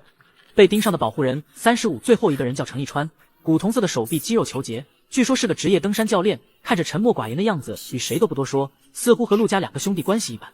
几人简单自我介绍一番后，就开始了这次各怀鬼胎的登山之旅。刚开始时还一切顺利，几人照常走着登山步道，能听到溪边的潺潺流水和忽远忽近的蝉鸣，偶尔还会遇到同样来登山的行人，笑着对彼此加油打气。期间陆迟一直在乌堂的耳边叽叽喳喳，笑着讲自己放假这几天在家里被父母的压榨，如果不是清楚他的真面目，看上去真的就和普通的大学生没什么区别。但当爬了2个多小时后，每个人稍显疲倦时，都走在最前面的程一川突然建议换一条路线。为什么？裴淑怀是除了身为专业人士的程一川外，唯一一个不显累的人。他自律性一向很好，虽然之前没怎么爬过山，但每天都会锻炼，体力甚至不输专业警察。因此他在听到程一川的提议后，也是第一个反应过来的人。脚步一顿，抬头眯着眼问，他们原本的路线已经给林德安报备，现在突然更换，显然要更加危险。要看野杜鹃的话，走左道会开得更好。程一川简而易赅，左边光照时间更长，一般来说花朵会更鲜艳，数量也会更多。陆昭然推了推眼镜，不动声色地支持着程一川的提议，望着乌堂说，我听陆迟说你们来这里就是为了看他吧，要是错过就太可惜了。程一川看了他一眼，然后说，左道也更平缓。听到这句话的陆迟瞬间来了精神，眼巴巴地看着乌堂，像只等待主人投喂的小狗。小唐啊，我实在是不行了，为了我明天还能活着下山，我们还是走左边吧。话都说到这个份上了，还能怎么拒绝？为了不引起这3人的怀疑，他们最终还是答应了下来。答应是答应了，但裴淑怀并不会在别的地方吃亏。他垂眸望着瘫坐在台阶上的陆迟，唇角勾起一抹似有若无的笑意，眼中尽是轻蔑。这点体力也能通过你们登山俱乐部的考核，看来你们的专业性也不怎么样。他声音慵懒，却字字如刀，我还以为你至少能坚持到观景台呢。陆迟涨红着脸，大口喘着粗气，想要反驳，却发不出完整的句子。裴淑怀见状，嗤笑一声，从登山包里拿出矿泉水递给乌堂。少年抿着轻轻喝了几口后，他接过来一口气喝完，将空瓶子扔进路边的垃圾桶，然后抓住乌堂的手，带着他继续往前走了。我们的审核标准并不是体力。一旁的陆昭然抿着唇，不紧不慢，意味深长地说，很多人想加入我们，可一般人甚至是连接触到俱乐部的途径都没有。此刻他嘴里的俱乐部到底是登山俱乐部还是其他的什么东西，只有他心里清楚了。是吗？听起来好像很见不得光的样子，更不专业了。裴淑怀斜倚在护栏上，骨节分明的手指拿着湿巾，慢条斯理地擦拭着乌堂额头上的汗珠，一副不以为然的样子。听到这句话，陆昭然攥着登山杖的指节瞬间发白，原本精致疏离的眉眼扭曲了一瞬，镜片后的眼睛充满恶意地盯着裴淑怀。是吗？专业不专业，等裴先生见识过就知道了。裴淑怀毫无惧意地回望他，眼底带着期待说，我拭目以待。登山的前半段，乌堂都在尽量地降低自己的存在感，暗中观察着他们和裴淑怀的摩擦，来判断这几人的性格。不是他谨慎，是因为前阵子刷反派值时，他的技能影响程度也跟着提升了不少。在主角面前时可以随便做自己，可这些人不同，他们可能会因为自己展现的一点善意就疯狂地想杀了他，所以要小心一点才行。到了后半段，乌堂差不多也摸清了这些人的性格和关系了。陆迟性格跳脱，最容易将情绪表现出来。程一川沉默寡言，几乎没什么判断力。陆昭然显然他们的主心骨，性格冷静，其余2人基本都在听他的安排。和裴淑怀明里暗里互相嘲讽最多的也是他，这个人或许可以利用一下。想到这，乌堂唇角勾起了一个危险的笑，在裴淑怀帮他去拍野杜鹃的间隙，走到了陆昭然旁边坐了下来。饶是后者性格冷静，在感受到独属于少年身上的清香时，还是僵在了原地。他在主动和我说话，怎么了？陆昭然竭力维持着自己冷静，不去拿贪婪的目光看乌堂，可一开口，还是都被自己沙哑的声音惊到了。然而少年像是没有意识到一般，将一瓶水递了过来。陆昭然接过水瓶，金丝眼镜下的眼里闪过了丝疑惑。乌堂轻轻笑了笑，膝盖屈起，白嫩的手臂随意地搭在腿上，歪头看着他说：“今天谢谢你的水。”陆昭然垂在身侧的手指紧了紧，然后说：“谢什么？你又没有喝。”“抱歉啊，哥哥不喜欢我喝别人的水。”少年对他眨了眨眼，耳尖泛着红，一副深陷热恋的羞涩模样。陆昭然没有回答，只是眼底的戾气和嫉妒几乎快要化作实质溢出来。不过我还是觉得应该和你说一声谢谢。少年扬起了个无害的笑，声音里裹着蜜糖般的甜蜜，只是细看能注意到他的眼神并不是那么清澈，黑色的眼睛里像是凝着一滩浓墨，这明显不是一只需要猎犬保护的羊羔会有的眼神。可惜眼前的人并未注意到，他的脑海里只是不停回荡着少年下面的这句话：“因为我觉得你是个好人呢。”陆昭然的呼吸一滞，连瞳孔都跟着放大了几分。他下意识地张口想给乌堂回应些什么，然而一句裹着冰茶的声音却打断了他们的谈话：“你在做什么呢，乌堂？”裴淑怀拿着相机站在不远处，琥珀色的眸子里酝酿着风暴。年糕捂住眼睛：“哎呀，小唐做坏事被老公抓了个正着，应该怎么罚他呢？被盯上的保护人36哥哥。”少年愣了一下，漆黑的眼底闪过一丝心虚，下意识地想出声解释：“我过来。”可裴淑怀明显不想多听，只是冷冷地吐出了这两个字。空气在这一刻仿佛凝滞住了。“那个，抱歉啊。”乌堂有些不好意思地朝陆昭然笑笑。没，后者的话还没有说完，少年就已经没有任何犹豫地起身，朝着裴淑怀那边小跑了过去，连带着刚才独属于乌堂的气息也都消失得无影无踪。“没事。”陆昭然将自己的话轻轻说完，与平静的声音不同的是他阴翳的眼神，狠狠地抠进土里的指甲，以及极度到几乎扭曲了的五官。他的心思被搅得混乱，因此并没有注意到在乌堂主动和他搭话后，另外两个同伴憎恨的目光。“凭什么？明明我们是一起执行这个计划的。”但他只主动和你说了话。“裴先生。”乌堂在裴淑怀身前还有2步的距离停了下来，抬起眸子怯怯地望着对方，然后被裴淑怀钳住手腕拽进了怀里。男人像耳鬓厮磨的情侣那样贴近了他的耳朵，刻意压低的嗓音听上去格外性感。然而他说的却是这么积极接近凶手，看来你很期待他们把你抓回去。乌堂拧着眉反驳：“我没有。看到陆昭然指腹和虎口的茧子了吗？明显他是个外科医生。”裴淑怀琥珀般的眸子轻轻扫过少年脖颈处的动脉，然后说：“对人体组织格外了解的人，分尸应该也会格外均匀。你猜他们都想要你身体的哪些地方？故意吓人？好话。”系统的声音传了过来。难得听系统说主角的不是，乌堂的眼底闪过了丝笑意，回答：“没关系，顺着他一下喽。”“别说了。”知道裴淑怀想看自己什么样子。说完这句话，少年就惨白着脸将裴淑怀的腰紧紧搂住，像是离了别人的养分就不能存活了的菟丝花似的，乖乖回答：“我知道错了，哥哥。”裴淑怀微微眯起眼睛，他发现乌堂只要处于劣势时就格外的会卖乖，明明前面还在称呼自己为裴先生，现在又是哥哥了，而自己偏偏非常吃这一套。他没有说话，只是抬手揉了揉少年的头发。至于乌堂，也从他软化的态度中敏锐地察觉到男人已经不生气了，然后松开了手，解释说：“我只是觉得如果那群人之间产生矛盾，应该会更有利我们才对。”裴淑怀的手一顿：“我说的不对吗？”乌堂抬起美帝惊心动魄的黑色眼睛，轻轻地问。裴淑怀没有回答，只是眼底闪过了一丝晦涩。少年说的一点也没问题。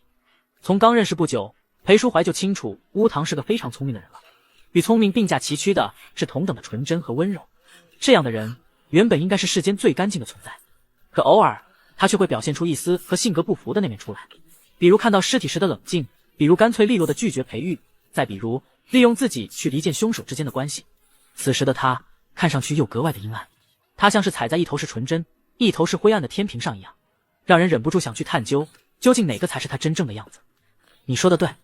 裴淑怀对自己的这个发现一点都不觉得惊讶，因为他清楚，如果乌堂不坏一点，可能早就被那群追求者吞之入腹了。甚至比起惊讶，他心中更多的是心疼，心疼自己想放在心间爱护的少年不得不为了生存而做出这些事。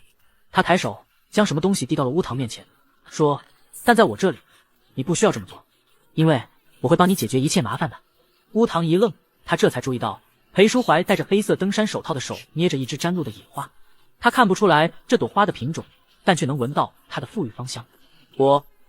一向气定神闲的大反派白皙的脸又红了起来，像是刚出笼的包子皮，看着又软又糯。突然这时候，一道凉飕飕的声音传了过来，打破了两人间暧昧的氛围。裴先生送的礼物还真是返璞归真啊！陆池手支着登山杖，笑得露出一颗虎牙。他一向这样，仿佛笑得好看就能遮盖住话里的恶意。问：你就是这么把小唐追到的吗？如果是一般人听到这句话，可能多少都会有些愤怒，但裴淑怀并不会被这种激将法刺激到。他嗤笑一声，瞥了陆池一眼，嘲讽的开口：你觉得我会把追人方法教给你吗？说完，抬手搂住了乌堂的腰。这个动作让先来挑衅的陆池反而破防了起来。他死死地盯着裴淑怀的手，面容扭曲了一瞬，眼见着要控制不住情绪说些什么难听的话时，陆昭然较为冷静的声音先传了过来：山里的野花茎叶上可能附着隐球菌孢子，如果传染了可能会致命，还是扔了比较好。陆池看了陆昭然一眼，冷哼一声，并没有附和他的话。看来乌堂刚才主动找陆昭然讲话的效果非常显著，至少此刻陆池并不打算和自己的哥哥统一战线了。陆昭然拧了拧眉，然后看向了程一川，后者抿唇沉默了几秒，最后还是慢吞吞的开口：他过一会也就蔫了，留着也没用。是这样吗？少年开口了，他只需要弯着眼角轻轻开口，就能牵动其余四人所有的情绪。裴淑怀是从来没有说不过别人的时候的，他聪明，涉及的领域非常之多，有些专业人士都说不过他。可偏偏今天他知道陆昭然说的是对的，哪怕他们都清楚乌堂被一朵花感染的可能性超不过1/100000，但牵扯到乌堂的健康，他还是罕见的沉默了下来。直到少年的声音再次传来：可我很喜欢啊。乌堂白皙的指尖轻轻拂过花瓣，一字一顿认真的说：所以我要把他留下。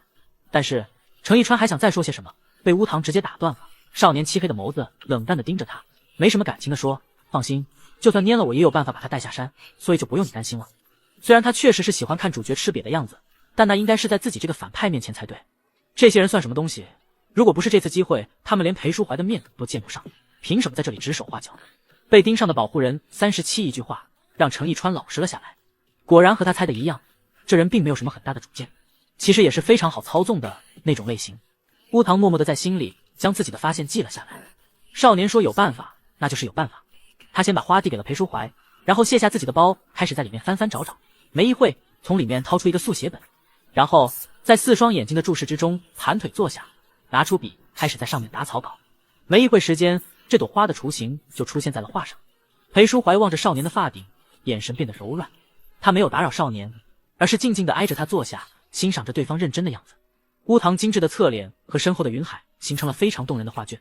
裴淑怀心头一动，拿出相机将此刻的场景记录了下来，然后顺势换成了自己手机屏保。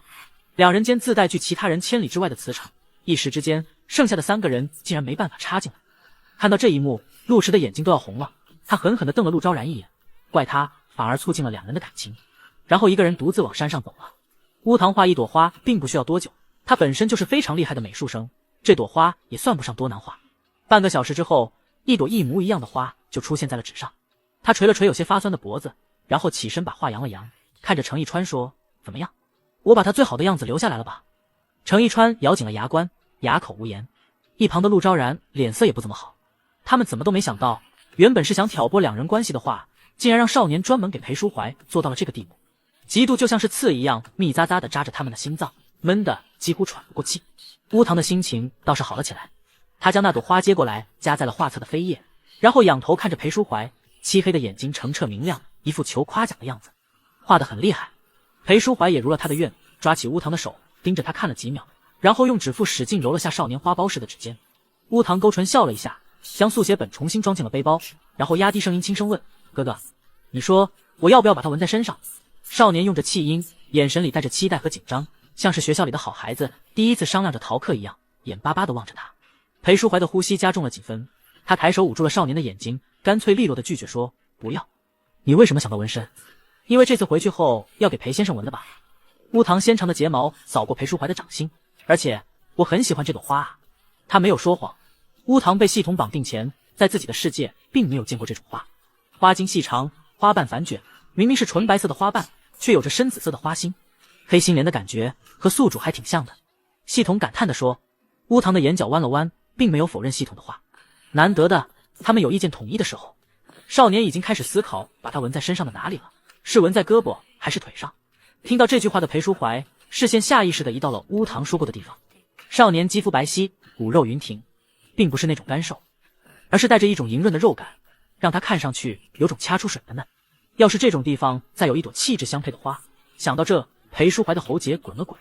纹在别的地方好像也可以，但这样就只能找纹身师，不行。裴淑怀脸色突然一变，二话不说拒绝了他。为什么？乌堂的声音里满是疑惑。纹身很疼的，而且还不能洗。你要是感兴趣，弄点纹身贴试试就可以了。裴淑怀严肃地说完这些话，没等少年再次反驳，将人从地上拉起，继续往山顶走了。按照计划，几人应在晚上7点前爬到山顶，然后扎营休息一晚看星星，到了第二天打道回府。现在距山顶还有一段距离，要加快脚步了才行。没想到这次才走了30分钟，就发生了意外。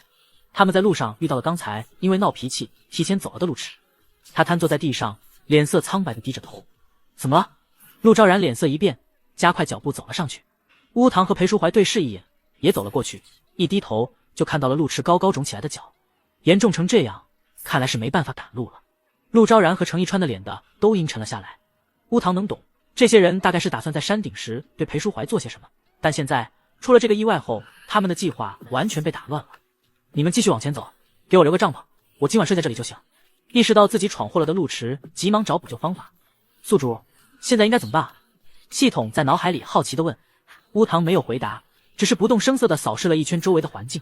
他们现在处在一个相对而言比较平缓的山坡上，再往左走是一个废弃的观景台，被植被和树遮挡着，看不清底下的深度。如果这群人是想制造一场意外身亡，最好的地方就是那里。虽然看着也很危险，但总比山顶的悬崖峭壁好，所以对他们而言，最好是留下比较好。但乌堂并没有抢着回答，反而是看向了裴淑怀。和他一样，对方刚才显然也在评估着这里的环境。乌堂有自信，裴淑怀和自己的想法应该没什么区别。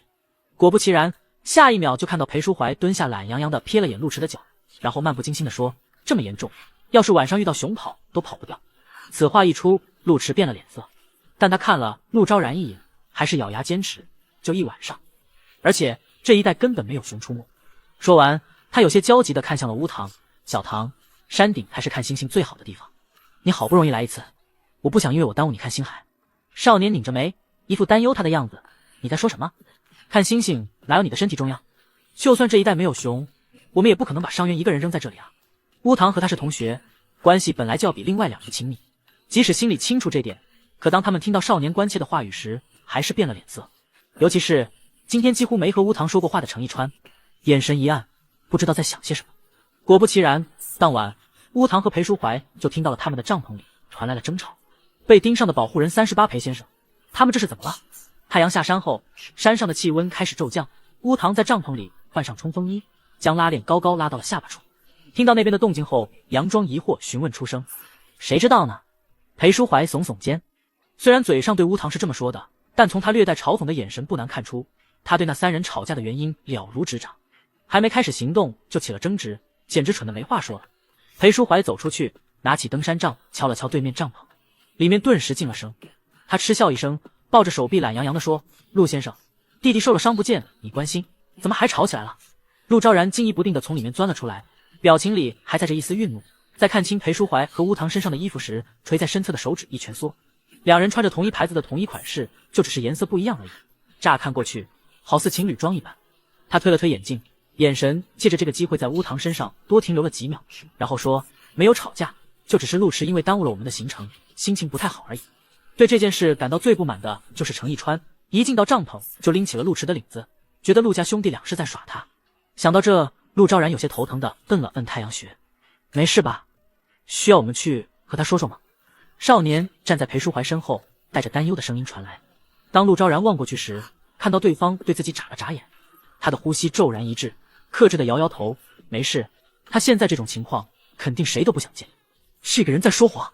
系统大声地说：“明明刚才进帐篷之前，陆迟的眼睛都恨不得粘在宿主身上，这不挺好的？”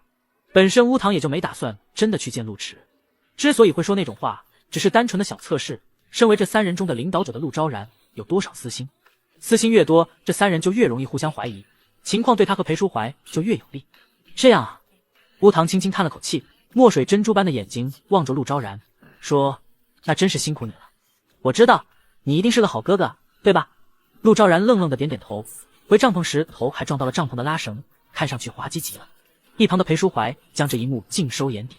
就在乌堂以为接下来要哄哄他时，没想到对方只是沉沉的看了他一眼，然后什么都没有说，给他递过来了一杯热水。乌堂一顿将杯子接过来，双手捧着坐在了裴淑怀旁边。怎么不喝？裴淑怀问。乌堂沉默几秒，少年乖乖抿了一口水。裴淑怀的心情似乎是好了起来，他抬手捏了捏乌堂腮边的软肉。那个哥哥，少年的话音还没完全落地，就被裴淑怀打断。小唐，你有没有看过一个日本歌？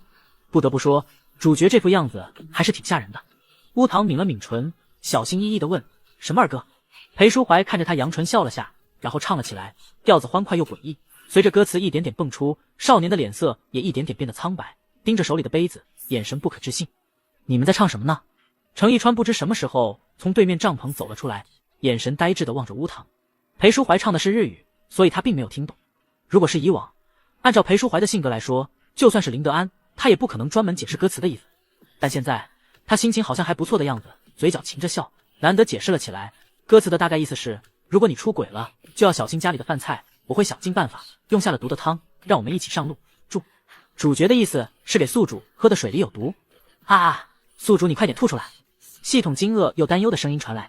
程一川拧眉看了少年一眼，说：你吓到他了。裴淑怀仿佛这才注意到脸色惨白的少年，挑眉：这是怎么了？说完，他将乌堂的杯子拿过来，自己也喝了一口，笑着说：怎么听个儿歌都被吓成这样？小唐又没有出轨，在担心什么？甚至两人都清楚，他们连情侣都算不上，现在所表现的亲密，从一开始就只是为了演戏给幕后凶手看而已。虽然心里清楚这点，可在看到少年下意识地向凶手表现出乖巧的样子时，他心里还是一阵烦躁。尤其是在前面他已经提醒过少年多次，并且明确地告诉他不用这么做时，明明乌堂一直非常听话，怎么偏偏这点怎么改都改不掉？裴淑怀厌恶事情失控的感觉，既然好言好语劝不动，那他只能试试其他的办法了。值得庆幸的是，乌堂非常聪明，一下就能听出自己话里的隐喻，比和那种蠢货沟通方便多了。裴淑怀低头看着乌堂颤抖的睫毛，轻笑了一声，说：放心，就算你真的出轨，我也不可能给你下毒的。可以惩罚的方法明明有那么多，他怎么可能舍得让少年死掉？主角好像有点可怕。系统恍惚的声音传了过来。是吧？乌堂轻轻笑了一声，气定神闲的声音里完全听不出刚才的恐惧。宿主都不害怕的吗？他刚才可是差点给你杯子里下药啊。系统心有余悸地说：这荒山野岭的，裴淑怀从哪里去弄毒药？乌堂挑眉，他一早就知道裴淑怀根本不可能给自己下药，只是难得对方还专门唱了首歌，所以陪他演绎而已。况且这才哪到哪，裴淑怀的接受能力哪有这么差？他要是这么轻易就要杀人，那当初根本就不可能成为侦探，肯定早就是令警方闻风丧胆的连环杀人魔了。想到这，乌堂不禁有些期待，当裴淑怀发现一切真相时，会是什么样的表现？他这么高傲的人，肯定怎么也接受不了自己被耍了是吧？到时候反派值会刷多少呢？希望对方不要让自己失望。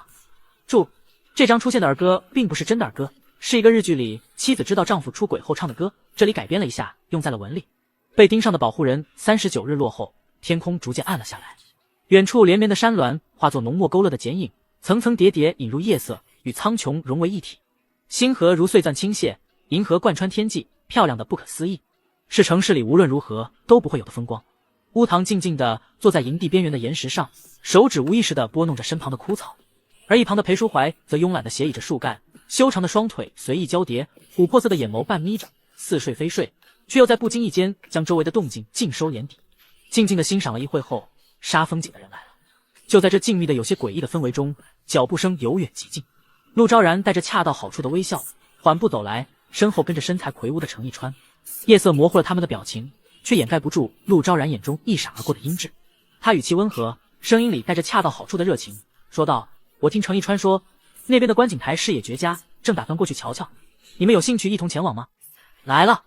乌堂不清楚他们今天都在帐篷里商量了些什么，但程一川是登山教练，对这座山的地形非常熟悉，几个小时时间应该也够他们重新制定一场谋杀了。乌堂抬头看了裴淑怀一眼，后者轻轻捏了捏他的手，掌心的温度顺着肌肤传来，带着一股熟悉的安全感。裴淑怀懒洋洋地伸了个懒腰，装作思索片刻，问道：小唐，想去吗？乌堂抿了下唇，说了句想，顿了顿，他补充：“去帐篷里拿上手电筒吧，这样还可以把他们装在包里的匕首带上。”不用了，陆昭然打断了他，扬了扬自己手里的手电筒，脸上的笑意不达眼底。程一川的给你们用，我和他合用一个就可以了。猜都不用猜，这个手电筒肯定有问题。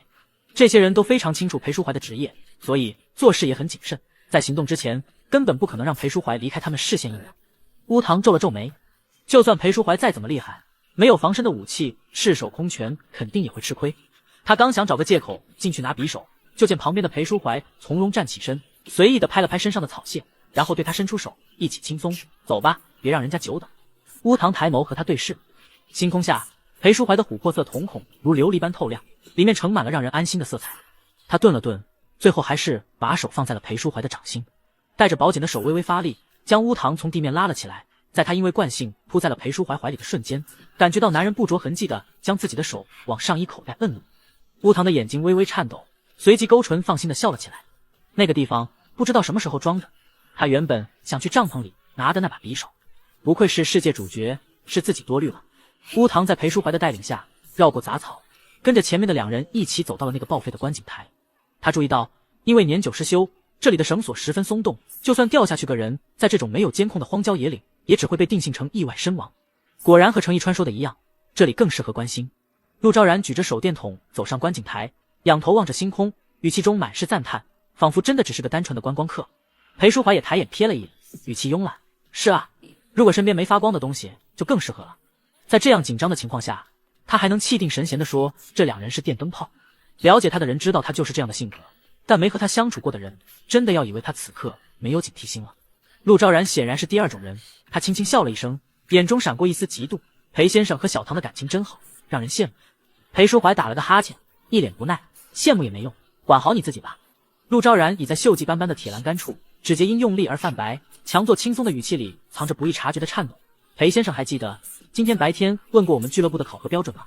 当然记得。裴淑怀什么脑子，就算是日常和别人随便聊几句都能记很久，更何况是专门刺陆昭然的话。可不妨碍他疑惑的扬眉，说：“不记得了。”陆昭然的表情扭曲了一瞬，然后深吸一口气，说：“不记得也没关系，我现在可以告诉你。”裴淑怀其实还想说不感兴趣，可是在即将脱口而出的时候，身旁的少年拽了拽他的袖口，他啧了一声，最后还是静静地听了起来。要进我们的俱乐部其实很简单，只要心中有信仰，某个人极致的痴迷就能加入。我们守护他，信仰他，只为让他远离尘世纷扰，永远纯净无瑕。说到这里，他眼中闪过狂热的光芒，仿佛被某种力量支配。突然表情变得狰狞起来，咬牙切齿地说：“可现在却冒出个不知死活的东西接近我们的信仰，妄图将他拖入泥潭。裴先生，换作是你会怎么做？”系统恶心死了，他到底是怎么说的这么冠冕堂皇的？裴淑怀上前一步，帮乌堂挡住了陆昭然恶心的表情，然后说：“我觉得应该直接去自首，信邪教是违法的，你们知道吗？”“你懂什么？”陆昭然情绪激动，双目赤红。“没有我们，他根本无法在这肮脏的世界立足。我们为他扫清一切障碍，可他却要和你这种人在一起。”他越说越激动，突然喊了一声，朝着裴淑怀扑了过来。这个时候，程一川递过来的那个手电筒啪一声熄灭。他们以为光源掌握在自己手上就稳操胜券了，可惜他们小看了裴淑怀，当年他可是被林德安推荐着考警校的人，除了脑子，他的格斗术也很强。即便在这种情况，还有个体格非常强壮的程一川，他也依旧没有落任何下风。就在那两个人逐渐体力不支，眼看着就要被制服时，突然一只冰冷的手突然从黑暗里伸出，死死地掐住乌堂的脖子，刀刃冰凉的金属触感贴在了动脉。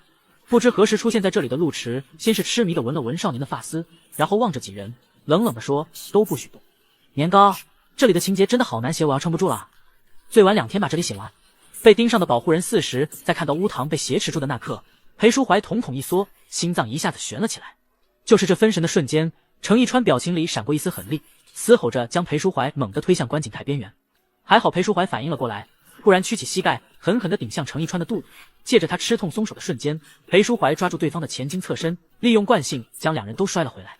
裴淑怀的后背重重撞在了岩石棱角上，喉间溢出闷哼，一看就知道摔得不轻。“哥哥！”乌堂的脸上闪过一丝担忧，拼命挣扎了起来。“别乱动！”抵着少年的匕首立刻往里推了推，刀刃很锋利，陆池只是微微用力，浓稠的鲜血就顺着白皙的脖颈流了下来。他的脸上带着妒忌，抓着少年的肩膀，恶狠狠地质问：“我们这么做明明都是为了你，你怎么能向着那个家伙？为了他，你可真好意思说出口？裴淑怀撑着岩石站了起来，冷笑一声，表情里满是轻蔑。你们问过他需要了吗？明明是为了满足自己丑陋的欲望，竟然还说得这么冠冕堂皇。一句话让剩下3人的表情都僵在了脸上，尤其是挟持住乌堂的陆池大喊出声：你懂什么？这是我们和小唐之间的事。说完，他低头看向面容旖旎的少年，像是急于求证什么似的喃喃：小唐每次遇到变态，你都哭得那么无助可怜，如果没人帮你，你肯定连生存都是个问题。所以小唐，你其实很需要我们的，对吧？他说话的姿态那么卑微，可动作却是不受控制般想去舔少年的心。乌堂侧头避开了他，声音一字一顿冷冷的传来：我不需要，这几个人不过是变态的另一种形式罢了，对他而言都一样的恶心，希望他们离自己越远越好。什么？陆池仿佛没有听清似的，又问了一句。如果不是他威胁意味十足的匕首越推越深，乌堂都要以为他是真的没听清了。少年歪头绽开了个笑，眼尾漫开2抹病态的嫣红，带着说不出的蛊惑。陆池一下子看入迷了，没听清是吗？那我就再说一遍，我根本就不需要你们这群傻。乌堂的话还没说完，就被死死的掐住了脖子。嗨，少年苍白的脸迅速涨红，看上去可怜极了。你疯了吗？陆昭然看到陆池动作，愤怒的大喊出声。来之前他们是有约定的，无论发生什么都不会对乌堂出手。说我疯了？你先看看自己狼狈的样子再说。陆池瞪了他一眼，声音嘲讽：如果今天不是我，你们2个都得交代在这。陆昭然自知理亏，脸色难看的沉默了下来。陆池深吸了一口气，眼神带着憎恨的瞪向了裴淑怀，说是不需要我们，是因为你有了新的靠山，对吧？等我们解决了他，你始终都是要回到我们这里的。顿了顿，他恶毒的笑出了声。你说我应该怎么玩死他呢？说完，他从怀里一把刀扔给了裴淑怀，说先自己捅自己一刀吧。裴淑怀担忧的望着乌堂，没有动作。快点，不然我就把这刀捅向小唐了。反正他也背叛了我们，总是要有点惩罚的是吧？听他这么说，裴淑怀弯腰将刀子捡了起来。喂，别忘了，我们是要让裴淑怀意外身亡的。他身上要是有刀伤，该怎么向警察解释？程一川沉沉的声音传了过来。有什么关系？从这里掉下去，警察能不能找到他的尸体还不一定呢。就算能找到，肯定也早就被野兽啃得面目全非了，怎么可能检查得出刀伤？陆池无所谓地说，他现在的状态明显是已经被仇恨迷了眼，什么都不打算考虑了。程一川不赞同地皱了皱眉，看了陆昭然一眼，见后者没有说话，他最后也沉默了下来。这群人俱分崩离析，就差最后一根稻草了。只要再拖延一会，扑哧，乌堂正思考时，一声刀子刺入皮肉的闷响传了过来。他一愣，就见裴淑怀面不改色的将匕首刺入了自己的腹部，因为疼痛，他的额头冒出了细密的冷汗，但眼神却没有丝毫改变。望着陆池冷冷地说：这样可以了吗？陆池也愣了一下，随即抖动着肩膀笑了出来，望着自己的同伙声音得意：哈哈，看到了吗？你们那么谨慎对待的侦探就是这么好对付。剩下的2人也没意料到他会这么干脆利落，一时之间怔愣在了原地。然而就是这个间隙，裴淑怀突然暴起，像头蓄势已久的黑豹，猛地冲向陆池，一拳狠狠地将他打倒，然后将少年抢过来挡在了身后。陆池的脚原本就有伤，这么摔倒后2次扭到了之前的地方，直接惨叫出声，对裴淑怀的恨意更明显了，赤红着眼睛瞪着他：你就算把人抢过去又有什么用？不过是强弩之末，不会还以为自己能打得过我们3个人吧？确实，现在的情况无论怎么看都好像是死路一条。然而裴淑怀并没有理他，用修长的手指帮乌堂擦了擦脖梗处的血，表情温柔：相信我吗？乌堂望着他玻璃珠似的眼睛，心里一动，隐约猜到了他要做什么，没有犹豫的点了点头。别怕，抓紧我。裴淑怀抱住眼前的少年，用身子护住他，然后从观景台的栏杆一翻，2个人都身影就这么消失在3人的眼中。下方的荆棘藤和草木吞没了他们的身影，只留下陆池的咒骂声在山间回荡。被盯上的保护人41疼，全身火辣辣的疼。乌堂蜷缩着剧烈喘息，身上错落着大大小小的血痕，伤口被泥土和草屑浸染，冷汗顺着下颚滴落，看上去狼狈极了。宿主，你没事吧？系统担忧的声音传了过来。没事，又没受什么致命伤。乌堂摇摇头，看向了旁边昏迷着的裴淑怀，轻叹了口气。那处的观景台看着深不可测，但其实更像是个陡坡，被植被遮盖着，所以并没有想象中那么危险。裴淑怀应该就是发现了这点，才有信心往下跳。何况滚下来的时候，裴淑怀一直在用身体护着他，所以他并没有受什么很严重的伤。倒是裴淑怀本来就有刀伤，又一路颠簸，支撑不住，彻底晕了过去。乌堂缓缓挪到了他身边，将冲锋衣里面的卫衣脱下来，撕成布条给他简单包扎了下伤口。山间的温度本来就低，少年又少了件衣服，很快就冷得脸色苍白。他犹豫了下，然后钻进了裴淑怀的怀里，终于勉强暖和了起来。还好，接下来只要等救援过来就好了。系统苦中作乐说，林德安他们要是在明天下午得不到乌堂他们的消息，一定会派人来搜山，到时候凶手自然会绳之以法。是吗？乌堂抬头望着天，脸色阴沉，希望先找过来的不是入池那几个人吧？只要天亮后稍微调查一下，他们就可以发现观景台的真相，到时候一定会找过来。什么？系统惊讶地喊了出来。可他们都不知道你们是死是活啊！乌堂嗤笑一声，嘲讽地开口：你觉得这个世界想保存我尸体的人还少吗？他本身就长得好看，又偏偏抽中了那样的初始技能，在执行任务时根本不可能好过。那怎么办？得赶快离开这里才行。可裴淑怀还昏迷着，以乌堂的力气根本不可能拖动他在夜晚的山间赶路。先好好休息，明天再看吧。乌堂疲惫极了，说完这句话就贴着裴淑怀闭上了眼睛。第二天天蒙蒙亮时，他就猛地睁开了眼，从一片清明的眼底不难看出，昨晚他根本没睡着。系统犹豫着，刚打算和他打招呼，就见少年的表情突然一变，将手贴到了裴淑怀的额头。系统紧张的屏息凝视，然后听到乌堂说：发烧了。这简直是最糟糕的消息。系统感到了一阵绝望，现在乌堂不但赶不了路，还要照顾裴淑怀了。还好他的宿主从来不是伤春悲秋的性格。乌堂很快站起来，活动了下四肢，从裴淑怀的兜里掏出刀子，割下树枝和藤条，简单做了担架面，然后把自己的外套脱下铺在了上面，费了九牛二虎的力气将裴淑怀挪了过去，然后拖着衣服和藤条带着他往下方走去。如果他没记错，水源应该是在这个方向。2个小时后，少年白嫩的手臂就因过度用力而变得肿胀，像是充了气的水萝卜，看着非常吓人。在听到水流声后，他将裴淑怀藏在了一处安全平缓的灌木丛，然后顶着烈日孤身一人继续往下走。终于走到了水边，系统感动的都快哭出来了。乌堂自己猛喝了几口，然后用叶子捧了水回到了裴淑怀那里，给他喂了点，之后又打湿衣服敷在了他的额头。系统看他忙忙碌碌，终于忍不住开口询问：宿主为什么要冒险跟着跳下来？那个时候留在上面就只有死路一条了吧？可他们要的只是裴淑怀的命，所以裴淑怀跳下来就行了。乌堂完全可以留在上面和他们周旋。以少年的脑子，将那几个人耍得团团转，绰绰有余，完全不用吃这么多的苦。除非他在担心裴淑怀，可反派是没有必要顾及主角的命的。乌堂伸了个懒腰，声音懒洋洋的，听不出里面的情绪，想做就做了。他做事一向随心，就算偶尔没有为自己的利益考虑，也是情理之中吧。没有表，不清楚时间，乌堂只能通过天色来判断林德安他们有没有开始行动。中途裴淑怀醒来了几次，他让乌堂先走，但少年并没有听，只是守着他，沿着溪流偶尔拖行赶一赶路。就这样，很快又过了一晚。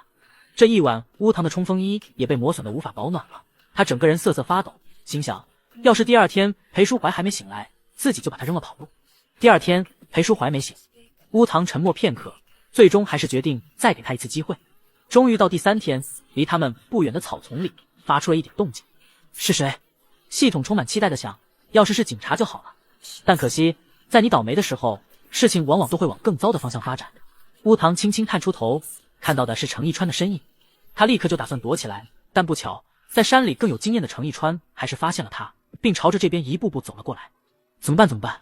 他手上拿着刀啊！系统焦急的声音在乌堂的脑海里回绕。乌堂却一下就想到了更好的办法，他直接从草丛站了起来，只需片刻就成了往日里单纯无辜的样子。你别过来！少年的声音发抖，似乎是害怕极了。程一川一愣，还真的停下了脚步。他不擅长说话，但还是尽量解释，不会伤害你。找裴淑怀，然后带你回去。真的吗？乌堂小心翼翼地望着他。逃亡了3天，少年此时虚弱的仿佛随时会倒下，但却更吸引人了。破碎与蛊惑交织的目光，像无形的藤蔓，轻而易举地缠住对方的心脏。程一川几乎一下就相信了少年的话。我也不知道裴淑怀在哪，掉下来的时候我们走散了。和我回去。程一川简言一该。听到这句话的少年颤抖着睫毛后退了一步，像是对人类不信任的猫。回去陆池和陆昭然会杀了我的。你也看到了他们之前样子。程一川没有说话，显然他也对那2人那晚的表现很不满。我只愿意相信你，我知道你和他们不一样，你是为了保护我才来参加这次爬山的吧？程一川抬头看了他一眼，坚定点了点头。那你应该知道接下来要怎么做吧？少年眨了眨眼，轻轻笑了一下。听我的，我会给你奖励的，奖励你到时候死得痛快点。程一川将自己身上的压缩饼干和水壶留在了原地。将他送走后，乌堂将东西去把东西捡了过来。再次回到原地时，一低头就对上了裴淑怀那双在阳光下显得格外透彻的眼眸。这人什么时候醒的？年糕，糖糖怎么每次做坏事时都能被老公抓到呢 ？P.S. 明天就结束这段剧情啊！血山里真的太累了。被盯上的保护人42盯，反派直加5爱玉直加5，好久没有响过的提示音在脑海里响起。乌堂明白，看到刚才那一幕的裴淑怀是不可能再自欺欺人，觉得自己是多善良无辜的人。少年停下手里的动作，垂眸静静地回望着裴淑怀，像是做了坏事观察人类反应的猫一般，有些好奇对方会是什么样的反应。然而裴淑怀只是撑着树干坐了起来，心疼地指起乌堂因为这几天拖拽他变得青紫肿胀的手，视线轻轻扫过掌心、虎口还有手背，自责地开口：“对不起，小唐，是我没有保护好你。”他并不介意乌堂的这种性格。裴淑怀破解过许多案件，早就见识惯了人性的丑陋。有些人为了自保，连杀人都可以做出来，而少年只是在被逼上绝境时，暗示了一下贪婪又自私的恶人。至于对方究竟会做什么，完全是个人的选择，所以这并没什么的，只要他不会这么对自己就行。裴淑怀的眼神闪过了一抹晦涩，在看到乌堂手上的磨出来的血痕后，最终将这个念头飞速压了下去。主角应该是猜到了些什么吧？系统担忧的声音从脑海里传来。猜到了又怎么样？当情感大于理智的时候，就算有发现真相的机会，对方也会将其抹杀。乌堂轻轻地说：“不过没关系，之后我会一点点把真相全部摆在他眼前的。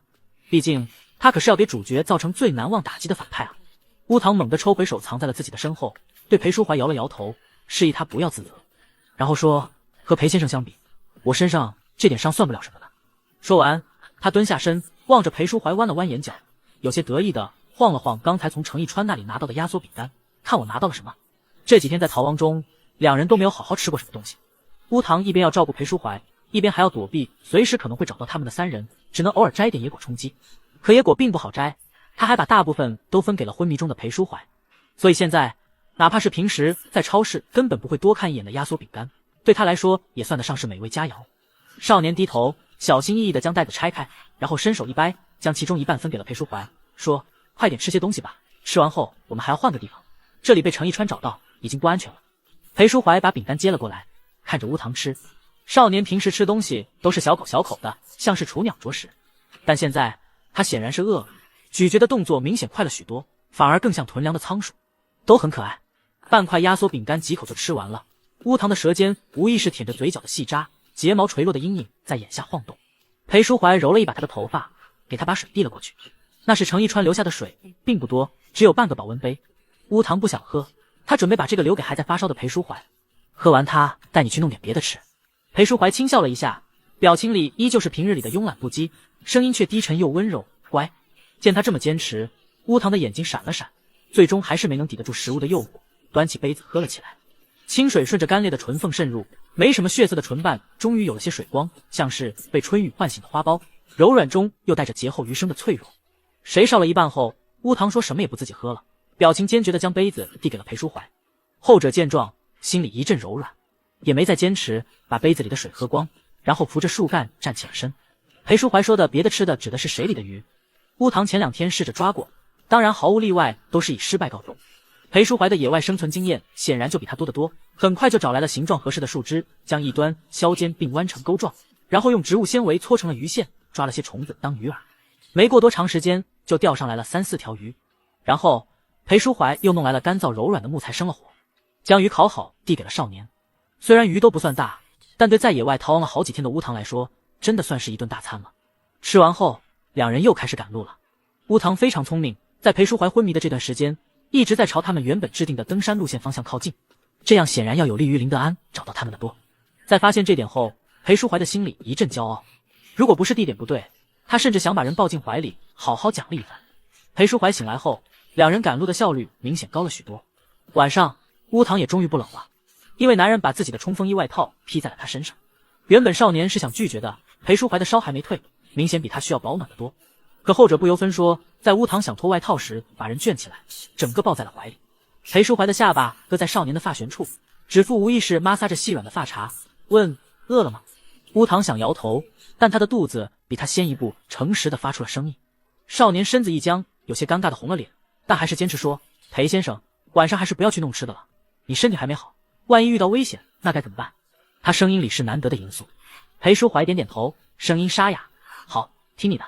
乌堂放下了心，刚打算在裴淑怀怀里找个舒服的位置睡一觉时，对方含着笑意的声音再次传了过来，摸摸你的兜。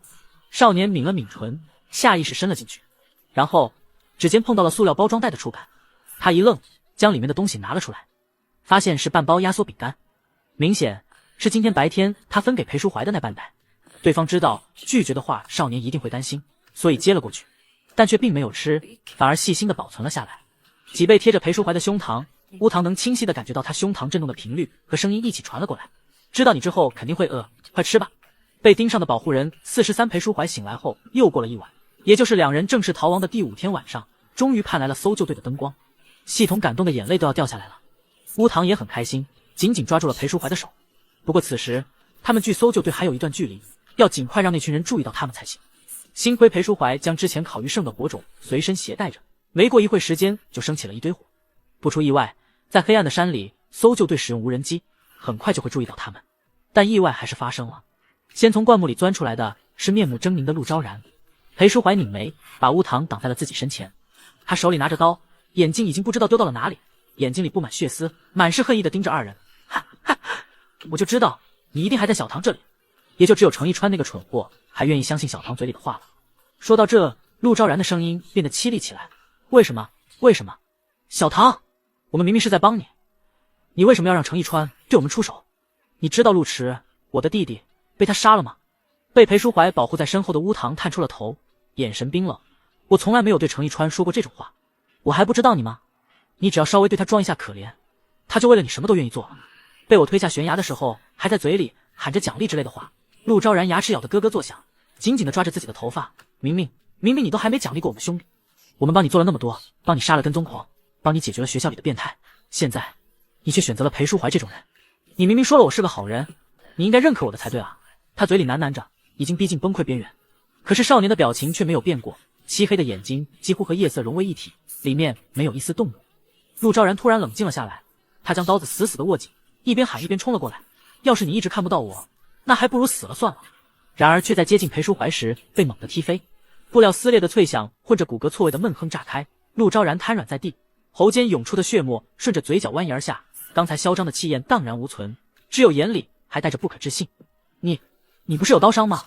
按照他做外科医生的经验，那么严重的伤口，裴淑怀现在怎么样也应该在发烧才对。裴淑怀眉头紧皱，眼里带着厌恶。你不会以为我发着烧就能任你拿捏了吧？之前吃瘪是因为乌堂在他们的手上，现在怎么可能还放任他在自己面前这么嚣张？原来是这样。陆昭然像是突然想通了什么一样，抖动着肩膀笑了出来。在这样寂静的夜晚，他的笑声显得愈发诡谲。小唐会选你，原来是因为这个，因为你比我们强，所以最擅长趋利避害的少年选了你，抛弃了我们。后面的话陆昭然并没有说出来，他只是用仇恨的目光盯着裴淑怀。你以为他是爱你才和你在一起的？哈哈，别做梦了。陆昭然癫狂的话语让裴淑怀皱紧了眉头。我们怎么样还轮不到你来评判。然而癫狂的陆昭然此刻却完全听不进去他的话。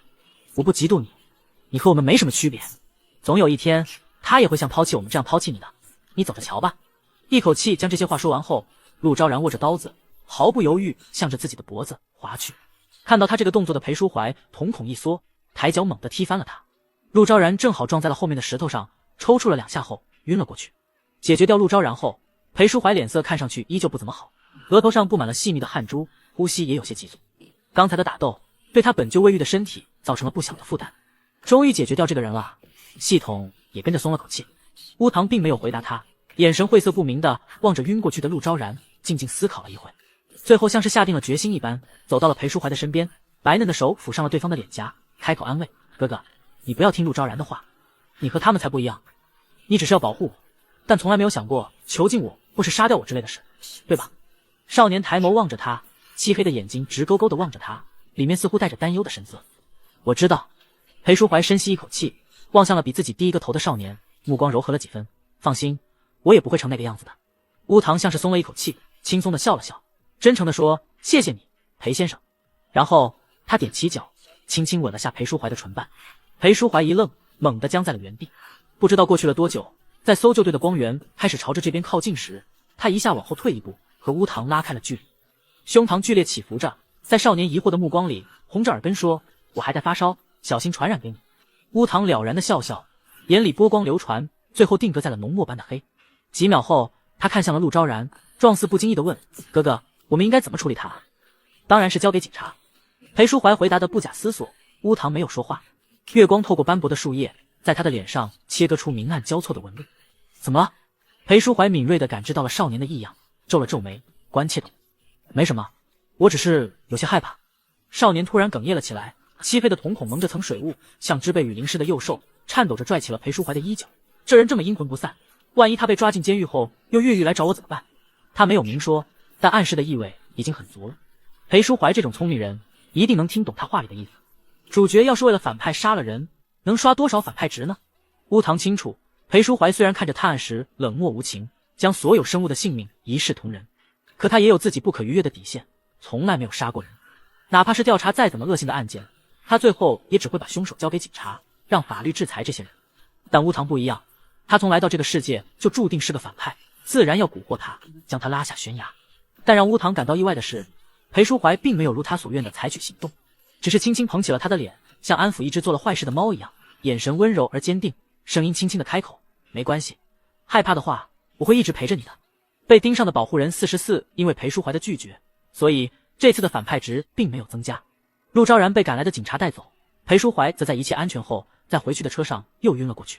他本来身上就有刀伤，在山里又因为条件不足，没有得到妥善处理，伤口感染，高热不退，能撑着和乌堂赶那么久的路，已经是意志力非常惊人的表现，所以后面晕过去也算是在乌堂的预料之内。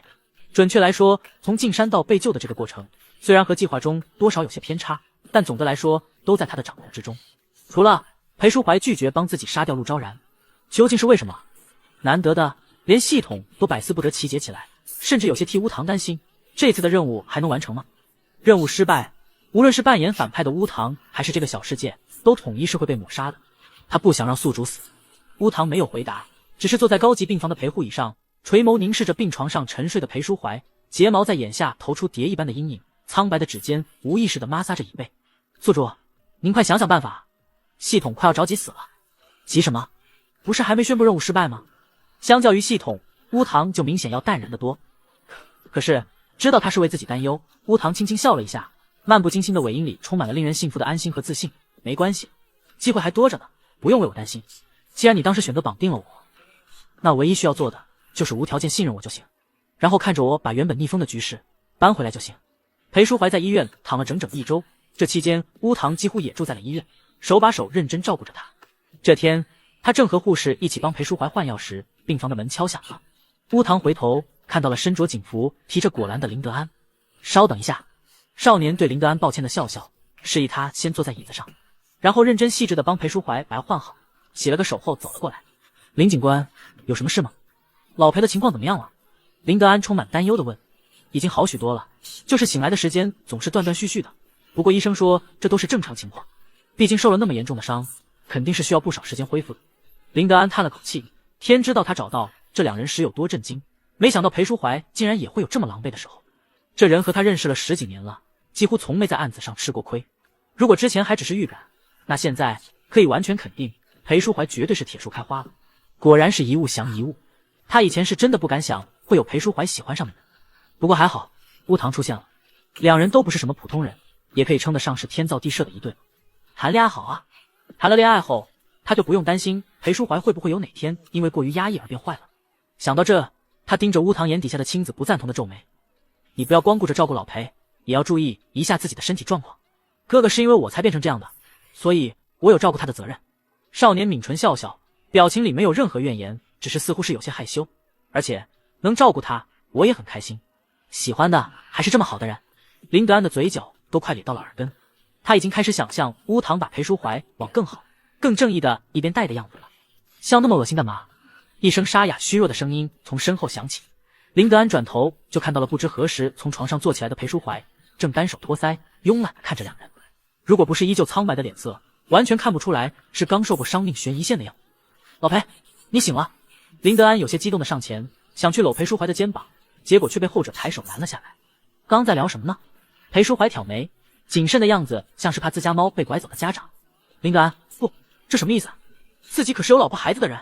刚才在和林警官聊裴先生的身体状况，乌堂走了过来，给裴淑怀倒了一杯温开水，满脸担忧的凑过来：“您现在感觉怎么样？有不舒服的地方吗？”“不，要去叫护士吗？”“不用。”裴淑怀拦住了他打算忙前忙后的动作，拧着眉：“不是让你回去休息吗？”少年低着头，似乎是有些心虚，声音低低的回答：“可是我觉得在医院能更安心一些。”裴淑怀眉头皱得更紧了：“你停下！”林德安扬起声音打断了两人的话，他做了噤声的手势，说：“能不能不要当我不存在啊？”裴淑怀动作一顿，打了个散漫的哈欠，把林德安果篮里的苹果塞了个给乌堂，让他先吃，然后才问：“所以你来有什么事？”他这副态度让林德安更咬牙切齿了，但却敢怒不敢言，只能深吸一口气让自己冷静，然后从公文包里拿出一份资料，将自己来的原因说了出来。陆池和程一川的尸体已经找到了，我们搜了他们几人的家，确定了他们就是杀害了那几个变态的凶手。这几天我们正在审问陆昭然，等他指认剩余团伙成员。他一开始还不愿意配合，但在看到自己弟弟尸体后就顺从了许多。虽然还有收尾工作没有完成，但还是想告诉小唐一声：“你自由了，以后再也不用这么心惊胆战，可以好好的享受生活了。”说完这些之后，一向很有眼力见的林德安就像是脚底抹油般迅速的溜了，把时间留给了乌堂和裴淑怀。一时之间，病房里的气氛变得凝重起来，静得落针可闻。他们彼此都清楚，案件结束也就代表着委托结束了。之前的同居、伪装情侣，在此刻都将作废。被盯上的保护人45裴淑怀没有说话，他在观察着少年的反应。他想知道乌堂此时的想法。林德安以为他会讨厌这样的消息，殊不知裴淑怀已经等这天很久了。委托与被委托的关系对他来说只是束缚，案子摆在那里，他和乌堂的关系始终就不能更进一步，而且他也不想和那群变态一样，打着保护乌堂的名义对他做些什么。所以在此之前，他就只能压抑着对少年的感情，即便他心里清楚乌堂和除自己以外的人多说一句话，他都极度的要命。他恨不得时刻和乌堂贴着，哪怕少年上学时都要阴暗的盯着追踪器，猜测少年此刻在干什么，但面上还是尽力保持着理性的样子。现在案子结束了，他不再是乌堂的保护人，那就可以按照心里想的那样接近他了吧。裴淑怀正在心里盘算应该用什么样的方法和乌堂更进一步时，少年开口了：“裴先生，我能在你这里再住一段时间吗？”乌堂垂着睫毛站在病床前，像是下定了什么决心一般，用漆黑的眼睛认真地望着他。等给您纹完身，我还有重要的事要说。这一刻，所有纷杂的声响都像是被抽离，窗外的鸟叫，走廊里护士推车的咕噜声，房内医学仪器电流的嗡鸣，全部沉入深不见底的寂静。只有少年的声音还在脑海里回响。裴淑怀何其聪明，很清楚地捕捉到了乌堂的情绪，霎时间就明白了对方的不舍。刚才纷扰的情绪瞬间就变得平静了下来。裴淑怀点点头，扬唇笑了出来：“好，我很期待你要说什么。”转眼3周过去了，终于到了裴淑怀出院的日子。理所当然的是乌堂来接的他。本来林德安也是想来的，但被裴淑怀无情拒绝了。他知道乌堂一定会做些什么庆祝自己出院。一路上，少年竭力的表现镇静，但偶尔就100的动作还是泄露了他的忐忑不安。看着乌堂这副样子，裴淑怀对接下来发生的事愈发期待起来。进屋之前，乌堂拽住了他的袖口：“怎么了？”裴淑怀问。“那个，家里被我稍微改造了一下，放了些别的东西在里面，您看到时不要生气。”乌堂小心翼翼地抬起头，望着他，充满紧张。这是少年第一次做这种事，生怕对方不喜欢。望着乌堂的脸，裴淑怀只觉得心像是被羽毛挠了一下，又痒又软。“不会的，家里被你改造，我只会更开心。”顿了顿，他又补充：“而且我永远不会对你生气的。”听到后面这句话，乌堂的眼神闪了闪。“可我来到这个世界的原因，就是让你生气的啊，裴先生，话还是不要说得太满。”心里这样想着，面上少年却是红着耳尖，让他打开了房门。门开的一瞬间，一股清幽甜美的花香扑鼻而来。裴淑怀一愣，看到大片大片的卡萨布兰卡沿着玄关一直通到了客厅。他其实不怎么会欣赏花，对裴淑怀来说，世间除了探案以外的事物都是非常无趣的。花的香气是吸引传粉者的化学物质，花的颜色也不过是自然选择下的色素作用。如果以前有人给他送花，他大概只会嗤笑一声，然后把东西丢进垃圾桶。可现在不一样了，他看着那一大片卡萨布兰卡，满脑子都是乌堂布置他们时候的场景，进而延伸出乌堂挑选他以及为什么挑选他的疑惑。咚咚，裴淑怀的脑子乱了起来，他的体温开始升高，甚至听到了自己心跳撞击肋骨的声音。“裴先生！”乌堂叫了一声，他才勉强回过神。然后被少年带到了客厅那面原本空白的墙前，现在那上面盖着一幅白布遮挡的画。少年有些紧张地抿了抿唇，然后抬手扯开了白布，映入眼帘的是一幅由无数花朵组成的画，画的是一个沐浴在花海和阳光下的男人，笑着抬手挡光，指缝间漏下的光斑在飞扬的衣角跳跃。这是一幅充满了自由、积极态度的画，和乌堂以前的风格可以说是天壤之别。裴淑怀认出了里面画的是他自己，他细细端详了一会，心跳声越来越快。裴淑怀甚至觉得身旁的少年都已经听到了。他喉结滚了滚，然后问小唐，为什么画我？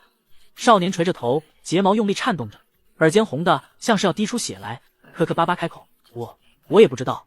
画他的时候，脑子里不受控制的全是裴先生的脸。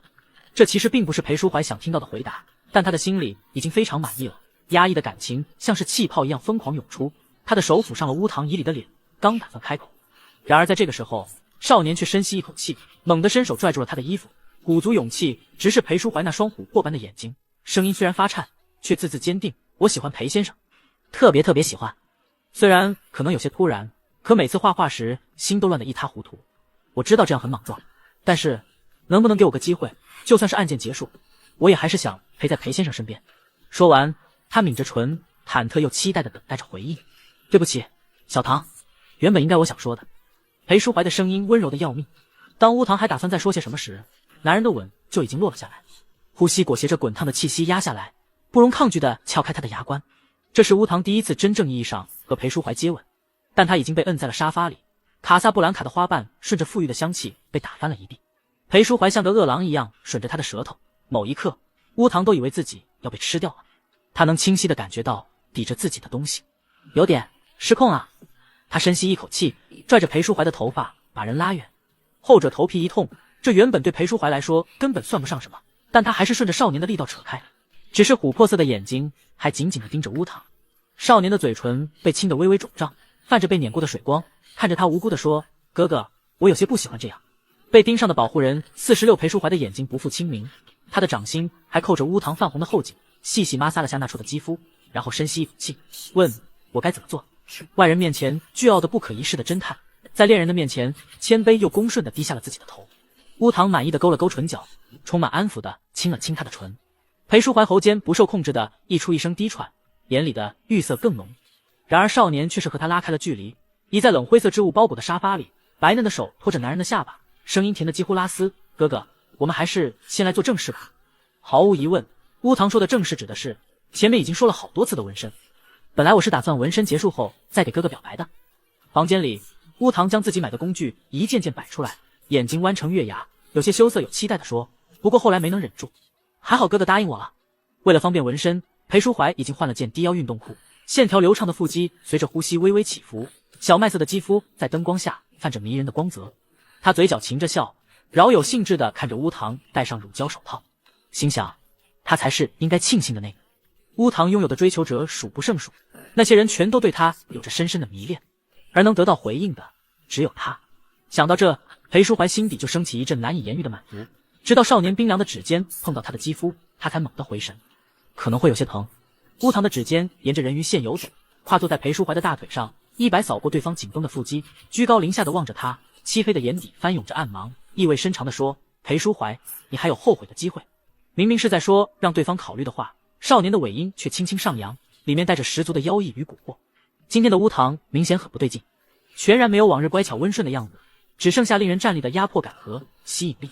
虽然心里早有猜测，可看到少年卸下伪装的样子，还是让裴淑怀心悸得几乎无法呼吸，心脏在胸腔里横冲直撞。他扬起了脸，几乎是虔诚地说，小唐，你觉得我是会临时反悔的那种人吗？我觉得不是。乌堂低低地笑了一声，低头将消毒棉球碾过裴淑怀的肌肤，然后说，那我就开始了。开始在主角的身上打上独属于反派的标记。随着纹身针扎破表皮，细密的血珠从紧绷的肌肤上渗了出来，充满少年特有风格的图案一点点出现在了裴淑怀的身上。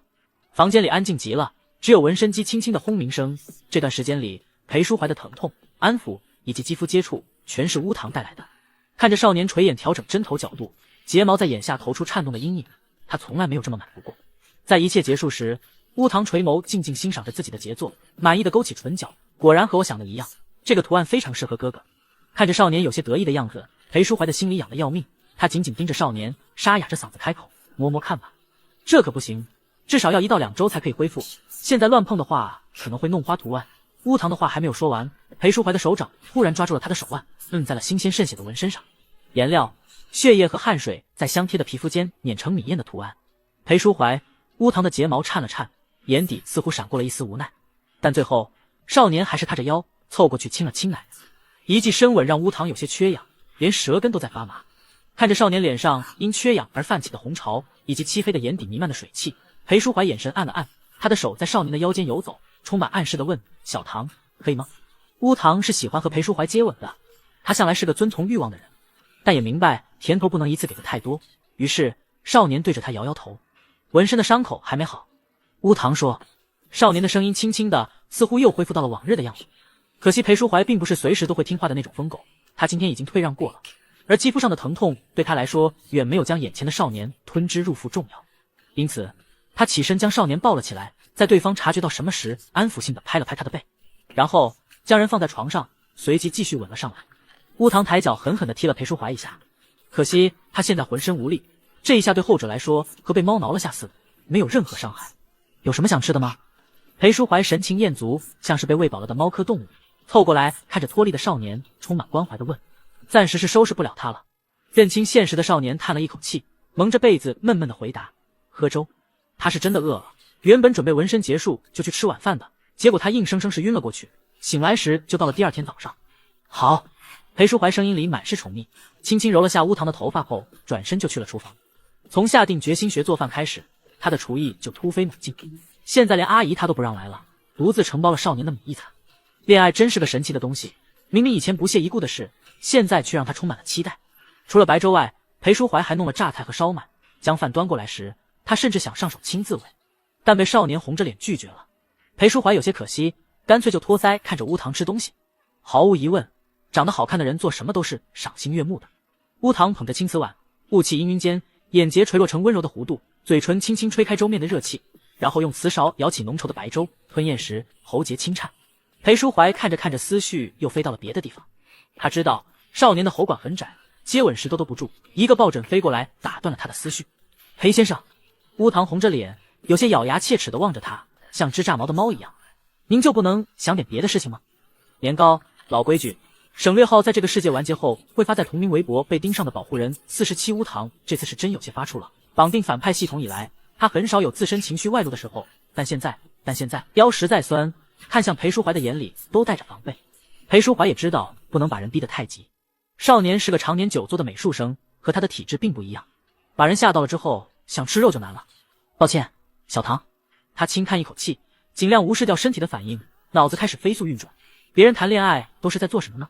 裴淑怀对这种事毫无经验，唯一能想到的就只有林德安大学时动不动傻笑的样子。然后托着腮对乌堂说：我们去约会吧。这应该是每对情侣确认关系后都会做的事，虽然他没有经验，但他愿意学。只要少年能因此多喜欢一点自己，裴淑怀做什么都是愿意的。乌堂想了想，觉得这总比在家里靠谱，最后还是笑着答应了下来。吃完饭，两人换好了衣服，刚准备出门时，裴淑怀的电话却响了。他皱了皱眉，拿起一看，来电显示是林德安的名字。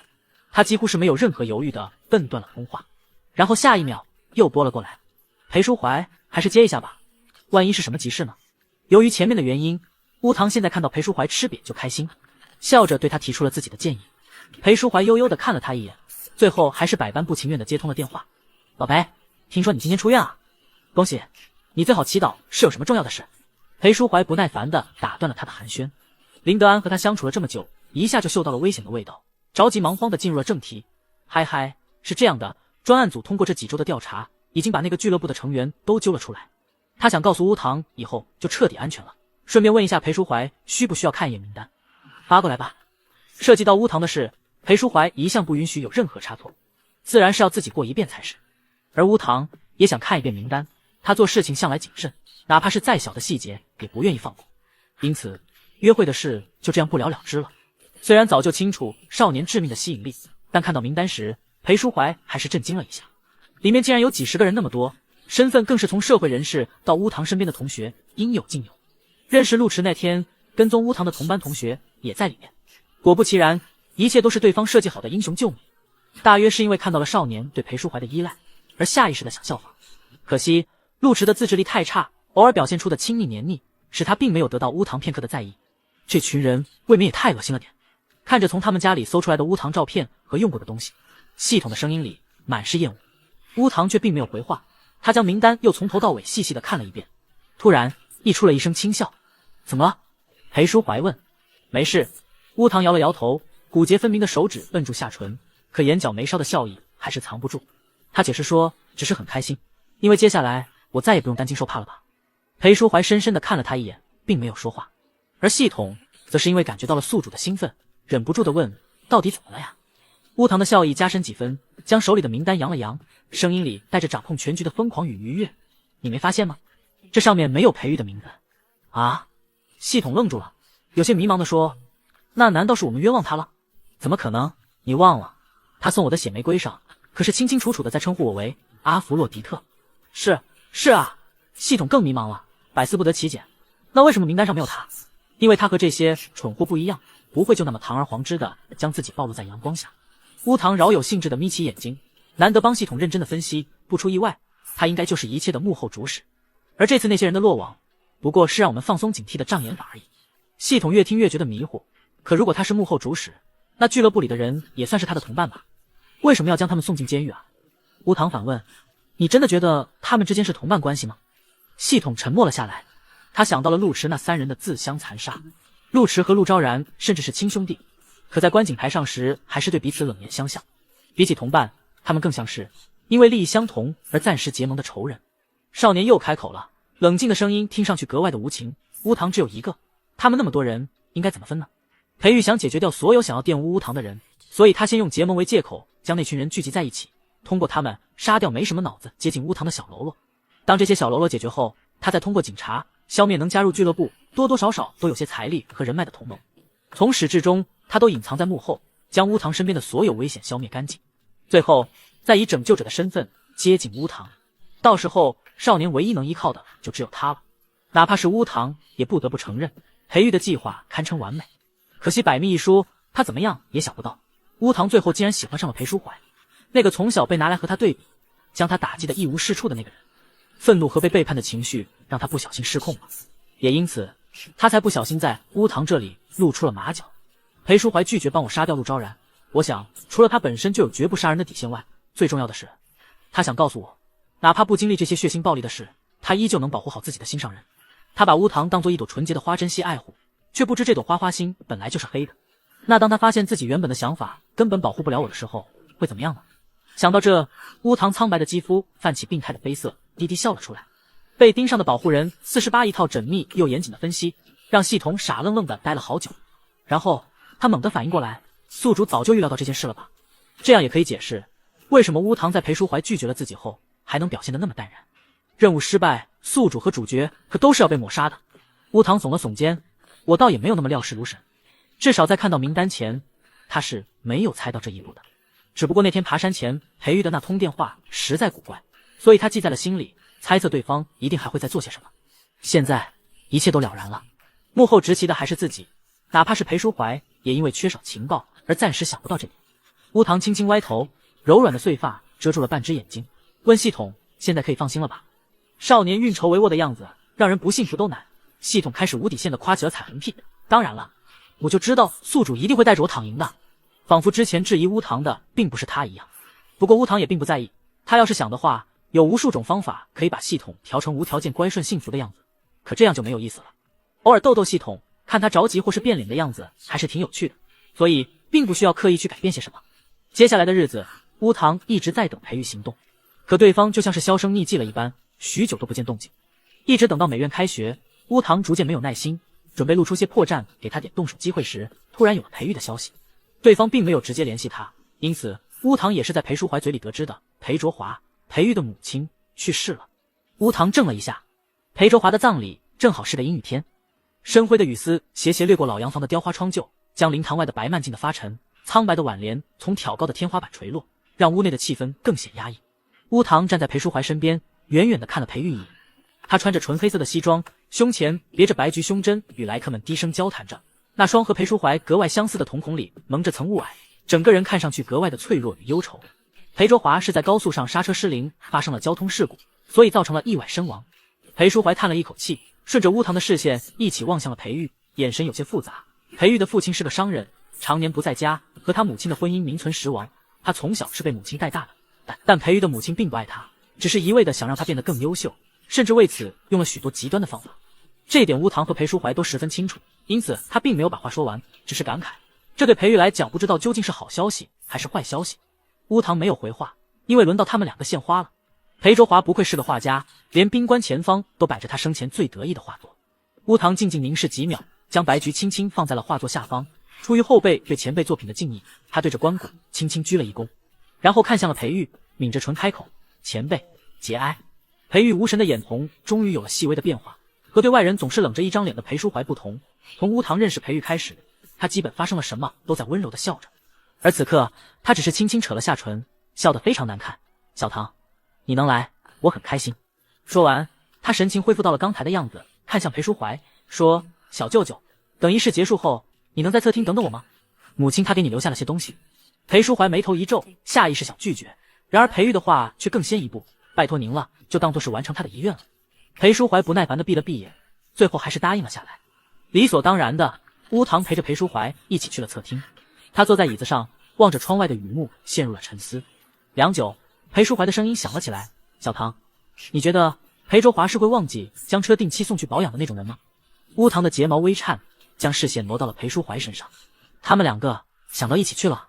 不愧是主角，常年在各个案子之间游走，对谋杀的直觉简直敏锐到有些可怕。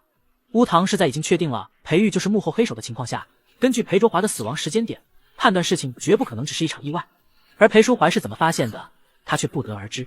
不过听对方的语气，他猜裴淑怀对裴玉可能谋杀了自己母亲的这件事，应该还是持怀疑态度的。毕竟现在并没有准确证据，而且裴玉的悲伤也不像是在作古。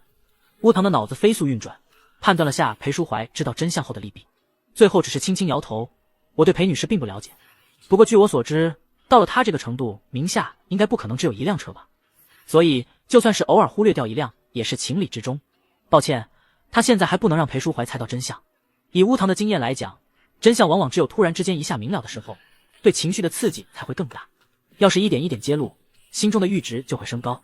如果现在裴淑怀发现裴玉杀了自己的母亲，那之后等他发现对方同样是连环杀人案的幕后黑手后，就不会有多愤怒了。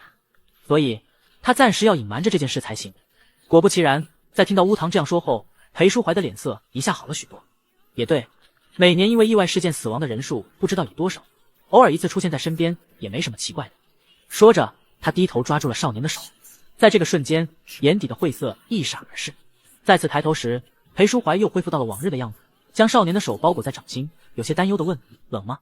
手怎么这么凉？”“不冷。”乌堂摇摇头，阻挡了裴淑怀即将把外套脱下来给自己的动作，解释说：“大概是体质原因，温度一低，我的指尖经常这样。现在还算好，等到了冬天，画画时手指都是僵的，非常麻烦。以后出门给你带个暖手宝。”说完，裴淑怀已经低头拿出了手机，准备开始挑选。然而在这时，裴玉推开了门走了进来，看着两人亲密的依偎在一起的样子，微微的愣了下，说：“我是不是打扰你们了？”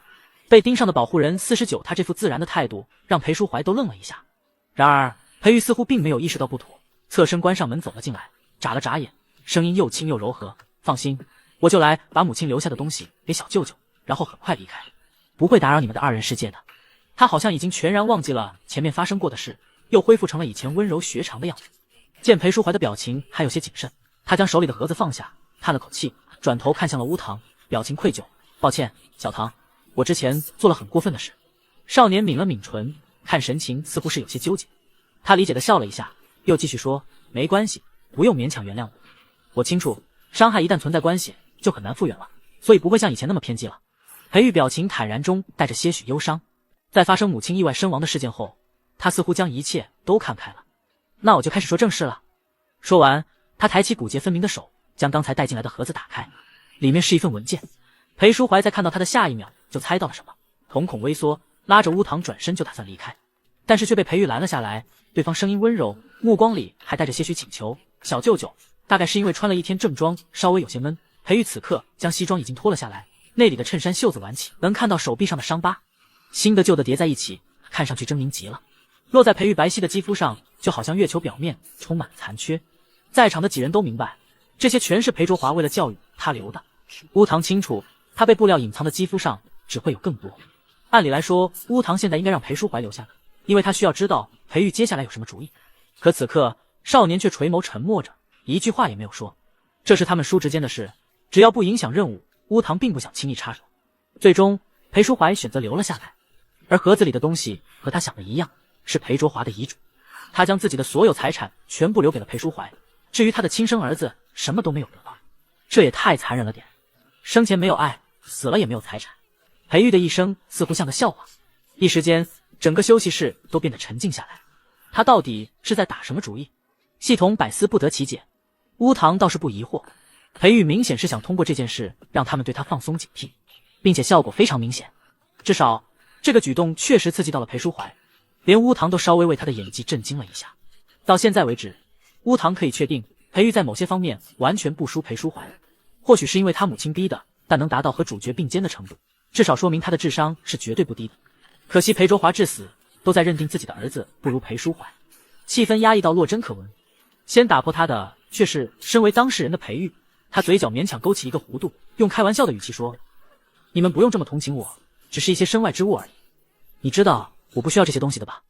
裴淑怀深吸一口气，下颚绷成锋利的直线，琥珀般的瞳孔里翻涌着冷冽的风暴。他本来就非常厌恶裴卓华总是将自己和裴玉比较这件事，现在裴卓华去世了，他前一秒还在想裴玉终于不用活得这么辛苦了，结果下一秒对方就掏出来这样的东西。他一点都不缺钱，看到这个东西只觉得恶心。裴玉低下了头，似乎有些无奈。母亲临走前嘱咐说，一定要把它给你，要是小舅舅不需要的话，可以把它们都捐了。裴淑怀拧紧了眉头，那你怎么办？裴玉学的艺术有大把需要花钱的地方，上大学后我就有陆续投资一些项目，所以手上也攒了点钱。至于学校，裴玉顿了顿，然后抬头看向了乌堂，说：“我不想再念了。”他本来就是被母亲逼着学画画的，现在裴卓华走了，自然也就不想再继续待在这个行业里。乌堂其实是非常认可他这个选择的，这个世界从来没有要求过艺术家的孩子必须也是艺术家，在他看来，做喜欢的事要比这个重要的多。可惜裴玉明显已经领悟得太晚了。那也不行，你在 A 市总是需要房产的吧？小舅舅，我不打算留在 A 市了。一句话让裴淑怀愣在了原地，暗处的乌堂也有些惊讶地挑了挑眉。啊，宿主，系统实在是不能理解了，只能向乌堂撒娇。不错，会撒娇了，有身为吉祥物的自觉了。乌堂大发慈悲地给他解释了起来，他以前能留在 A 市，是因为他确实没动手杀过人，可现在呢？负罪潜逃。乌堂也差不多吧，不过最重要的是，如果到了国外，裴淑怀也不容易找到他吧。裴玉这个人真是每一步都充满了算计啊，自己也一样，所以难得的乌堂对他升起了种同病相怜的惋惜感。事情的最后，裴淑怀和裴玉各退了一步，分别拿了裴卓华50%的遗产。裴淑怀在从律师那里转接到财产的下一秒，就像是手里有什么脏东西一样，迫不及待把他们全部捐了出去，然后准备带乌堂离开这里。今天在侧厅耽误的时间有些长，两人离开10天已经彻底黑了，夜色将整个灵堂笼罩了起来，看上去阴森无比。裴玉撑着一把黑伞将两人送上车，然后目送着他们离开了这里。通过后视镜，乌堂能看到对方一直站在雨幕里，黑色的伞在夜晚更是透不出一丝光，乌堂完全看不到他的表情，却能清楚地感觉到裴玉的目光一直紧紧地盯着他们。经过前面的事后，裴玉的心思明显变得更深沉了。乌堂收回视线望向了前方，心底隐隐有些期待，这人今天特意把他们邀请过去演了这样一场戏，究竟在计划什么事呢？年糕上推荐了，来了好多宝宝，欢迎你们。评论没精力全部回复了，但我统一都会看，谢谢宝宝们留评。 PS 能不能求一个5星好评？嘿嘿。被盯上的保护人武士乌堂的案子结束后很长一段时间，裴淑怀和他的相处模式还和以前一样，住在一起，一起吃饭，接人上下学，现在还多了个睡在一起。当然大部分情况都是单纯的睡觉。乌堂的身体素质在那里摆着，而裴淑怀又天赋异禀，前一晚做了的画之后的3天，乌堂的腰都是酸的，他还要长时间坐着画画，所以在上课期间有些事是禁止的。裴淑怀心疼少年，自然这些事都顺着他。可即便如此，乌堂还是能清楚地感觉到裴淑怀藏在顺从下被他尽量延时着的巨大占有欲。具体表现在晚上睡觉时，裴淑怀将他圈在怀里，手臂就像是焊死的铁环，连乌堂偶尔想翻身，他都会立刻收紧手臂，将少年重新拽进怀里，像是恨不得将彼此的骨骼融在一起似的。更别提每天下课回家后，例行汇报今天做了什么的环节了。看上去像是在查案期间养成了习惯，但乌堂清楚，里面更多的是裴淑怀自己的私心，这样可不太好。乌堂喜欢恋人满心满眼都是自己，可不代表他喜欢被掌控，就算是谈恋爱也得张弛有度才行。因此在今晚的汇报结束后，乌堂拖着腮反问：哥哥呢？今天在家里都做了什么？在听到少年话的瞬间，裴淑怀那双琥珀般的眼睛明显亮了一下，流光溢彩。乌堂忘了，对方大概是很喜欢自己问他都做了什么的那种人。和乌堂猜的一样，裴淑怀确实是非常喜欢，如果可以的话，他恨不得给自己也带个追踪器，让少年时时刻刻看着他，知道他在什么地方。可明显乌堂对这个不感兴趣，裴淑怀只能就不了了之。而现在少年询问他做了什么，何尝不算是一种进步呢？于是裴淑怀认认真真一丝不苟地将自己今天做了什么全告诉了乌堂。身为侦探，平日里习惯留意细节的脑子让他连一丝细节都没有放过。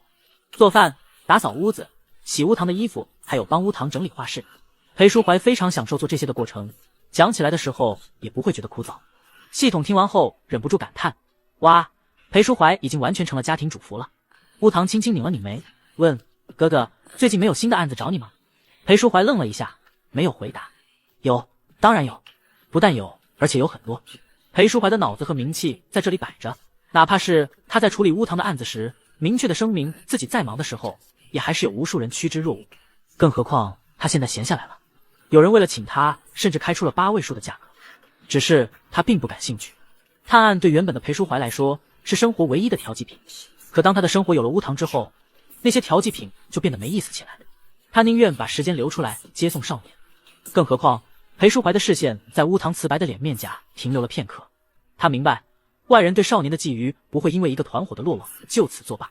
乌堂鬼魅般的长相和蛊惑人的气质摆在这里，只要他出门就会源源不断地吸引别人的视线。这段时间甚至隐隐变得更明显了。如果可以的话，裴淑怀恨不得将少年带到无人岛，隔绝一切和外人的接触。但是他清楚这是不可能的，因为乌堂一定会恨他。看到裴淑怀欲言又止的表情，乌堂一下就猜到了原因。宿主装乖尝到甜头后，系统对此愈发的手到擒来，叫了乌堂一声后，期待的等少年给他答疑解惑。乌堂挑了挑眉，没想到系统和自己朝夕相处那么久，还没摸清自己的性格。虽然不介意告诉他，可要是每次都省略他猜的那个步骤，就没意思了。是的，性格恶劣的反派就要看吉祥物猜错之后再告诉他正确的答案，每次都不自己思考，小心变得越来越笨。乌堂警告了一句，然后才将自己的猜测告诉了他。你忘了，随着反派值增长，爱欲值也会跟着一起涨的。如果我没记错话，从山里出来后，反派值已经到了50。系统查看了一下，然后回了个对。反派值升到50，那代表爱欲值已经到55了，满值100，已经过了一半。你觉得我还能过回之前的生活吗？答案是不会。乌堂初到这个世界时，在爱欲值是5的情况下，就经常遇到跟踪他、想囚禁他的人。现在到了55，这种人只会越来越多。裴淑怀这么聪明，多多少少应该已经意识到了不对。试想一下，你有一个爱不释手的珍宝，全天下的人都在盯着他，你肯定也会很没有安全感吧？可是这个珍宝从你认识的那天起，它就是珍宝了，所以裴淑怀不应该习惯了才对吗？是啊，可珍宝在你不知道的情况下，价值越来越高，原本可能只有零零散散的几个人来偷窃，现在只要珍宝出现的地方，就会引来虎视眈眈的目光，你会怎么办呢？系统沉默了下来，如果是他，绝对会变得患得患失。他大概能理解为什么裴淑怀这段时间这么粘人了。如果乌堂和裴淑怀真的只是一对普通的恋人，他当然很乐意包容裴淑怀的这些行为。可现在，在恋人之前，他还有一个反派的身份，要是任务做不好，无论是他还是裴淑怀所在的世界都会消亡，所以他得让对方别盯着自己这么紧才行。想到这，乌堂站起身，走到了裴淑怀的面前，漆黑透彻的眸子盯着对方，催促：哥哥，你还没有回答我的问题。裴淑怀早就知道了，他的小唐非常聪明，哪怕是自己也不可能轻易骗得过他。因此裴淑怀叹了口气，老实回答：有。少年似乎对他的诚实非常满意，凑过来亲了亲他的脸颊，柔软的唇瓣好似羽毛扫过，带来一股独属于乌堂身上的香气。然后乌堂退后，望着他满脸认真地说：哥哥，我不希望恋爱成了束缚你的东西。知道了。裴淑怀叹了口气，将少年拉进了自己的怀里，声音闷闷地说：再亲一口。年糕，这里说明一下，小唐是真的不想看到裴淑怀恋爱后就变得放弃爱好，但他比较傲娇，觉得自己是大反派，所以劝主角必须是为了做坏事。被盯上的保护人51难得裴淑怀撒娇，那天当然一次亲了个够，指尖、耳垂、脸颊、后颈，像是要把人从头到尾吃一遍才满足。也是从那天之后，裴淑怀又变得忙碌起来，两人不再时时刻刻黏在一起，相对的，裴淑怀的短信就变得多了许多，哪怕是在忙碌的探案中，也不忘抽空检查一下乌堂中午吃的什么。这样的日子又持续了一段时间，就在一切仿佛都归于平静时，乌堂在学校里偶遇了来办退学手续的裴玉。这天是中午刚上完课，已经到了深秋，冷风吹过，卷起树上的残叶，一片荒芜萧条的景象。乌堂收到裴淑怀的消息，对方告诉他刚接到一个案子，今晚可能会晚回去一些。乌堂给他回了个猫猫点头的表情包，然后一抬头就看到了不远处的裴玉，对方穿着一件灰色的卫衣开衫，站在银杏树下对他打着招呼，问小唐要一起去吃饭吗？少年皱着眉，有些想拒绝，我准备回去了。你今天下午还有课，怎么可能现在回家？裴玉微笑着拆穿了他拙劣的谎言。少年表情变得警惕，你怎么知道我是学生会会长？知道别的系的课表不奇怪吧？裴玉轻轻地打断了他，眼神里带上了哀伤。以前你话起话来经常忘记时间，我经常要提醒你别忘了上课，所以不自觉就养成了背你课表的习惯。所以哪怕今年少年已经不需要他了，他还是下意识地将上面的课程和时间记了下来。乌堂沉默了下来，想起以前的事，会遗憾的不只有裴玉。至少在知道对方是幕后黑手以前，乌堂也是真的在把他当朋友的。不过很快他就释怀了，自己本身就是个骗子，会遇到骗子也没什么奇怪的。心里这么自嘲的想，可面上少年还是没有说话。裴玉闭了闭眼，将手里的退学证明扬了扬，说明天我就要离开4国了，所以就当是最后一次，以后我再也不会来烦着你了，好吗？说完这句话后，他紧紧地盯着乌堂，生怕错过少年的一丝表情。裴玉明白小唐最容易心软了。果不其然，在又纠结了几分钟后，少年轻轻地对他点了点头，说我们去吃学校后面的那家米线吧，这个虽然很便宜，可他们以前经常一起吃，就当是最后向以前告别了。乌堂清楚裴玉一定会在今天动手，在他向自己动手之后，两人最后的一点情谊也将消失殆尽，到时候自己也将会不念及任何旧情。两人正在往校外走时，突然一个长相清秀的少年突然冲了出来，拦住了他们的去路。裴学长，听说你要退学了，我有话跟你说。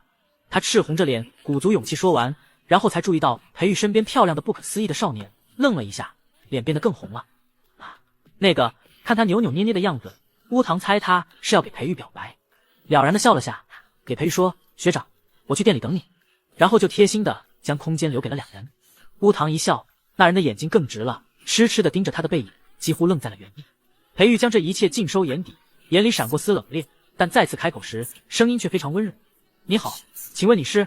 这句话拉回了那人的注意力，他表情闪过一丝窘迫，但随后还是说，裴学长，我是今年大一的新生，以前看过您的画展，是您的画让我有了入这行的动力，从那之后就一直默默地关注着您。说着说着，他逐渐变得羞涩，我也是为了您考入这个学校的，现在听说您要退学了，怕以后没有机会，所以想告诉您，我喜欢您。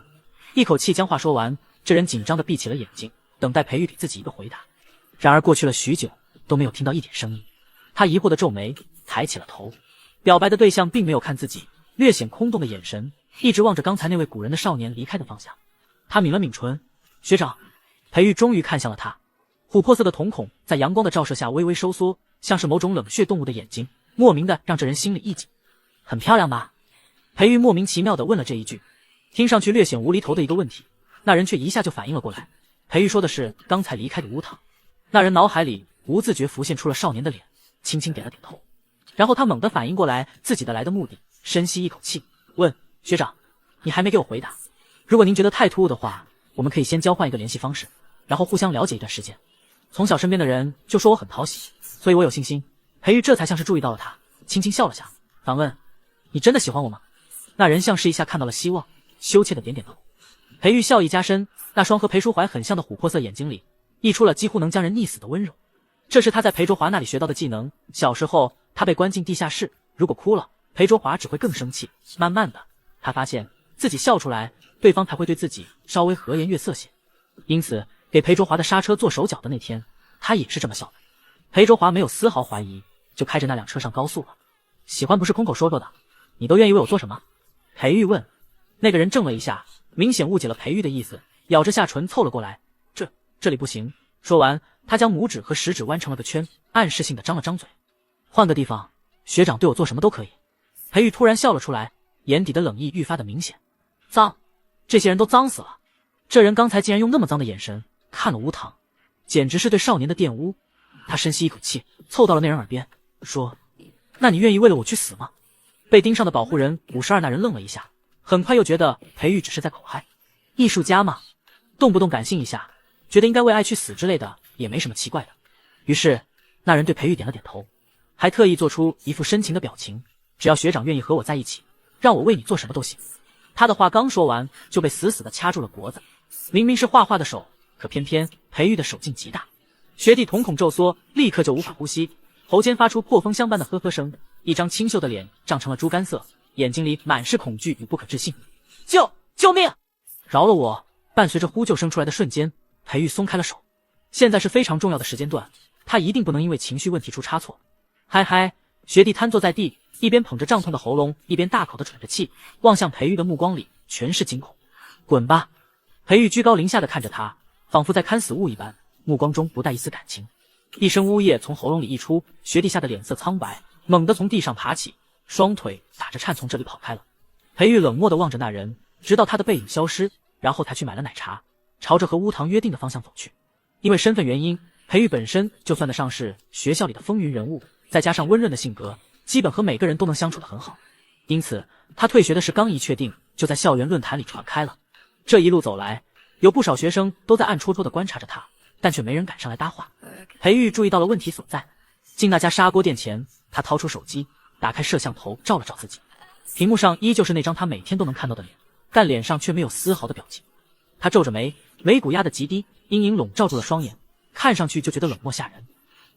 不能这样去见小唐。裴玉深吸了一口气，对着摄像头重新勾唇。他练习了好几次，直到笑意恢复成了往日温润和煦的样子，才推开门走了进去。乌堂此时正百无聊赖地坐在椅子上玩着手机，看到他后对着这边挥了挥手。学长，我还是点了和以前一样的。在看到裴玉坐过来时，乌堂对他笑了笑，问：你口味应该没变吧？裴玉摇头，声音温柔，没想到小唐还记得这些。他语气里充满了怀念，让乌堂有些不自在地移开了视线。好歹之前一起吃过那么多次，少年小声咕哝了一句，然后很快转移了话题。学长决定好之后要去哪里了吗？还没有想好在哪里定居，但明天是打算去荷兰。裴玉一边说着，一边将奶茶递了过来。乌堂垂眸，发现是他以前画画时经常喝的那家，看上去封口没有任何问题，但他却有种预感，里面一定有别的东西。要喝吗？系统的声音有些紧张。当然了。乌堂回答完，抬手将吸管戳了进去，然后张唇喝了好几口。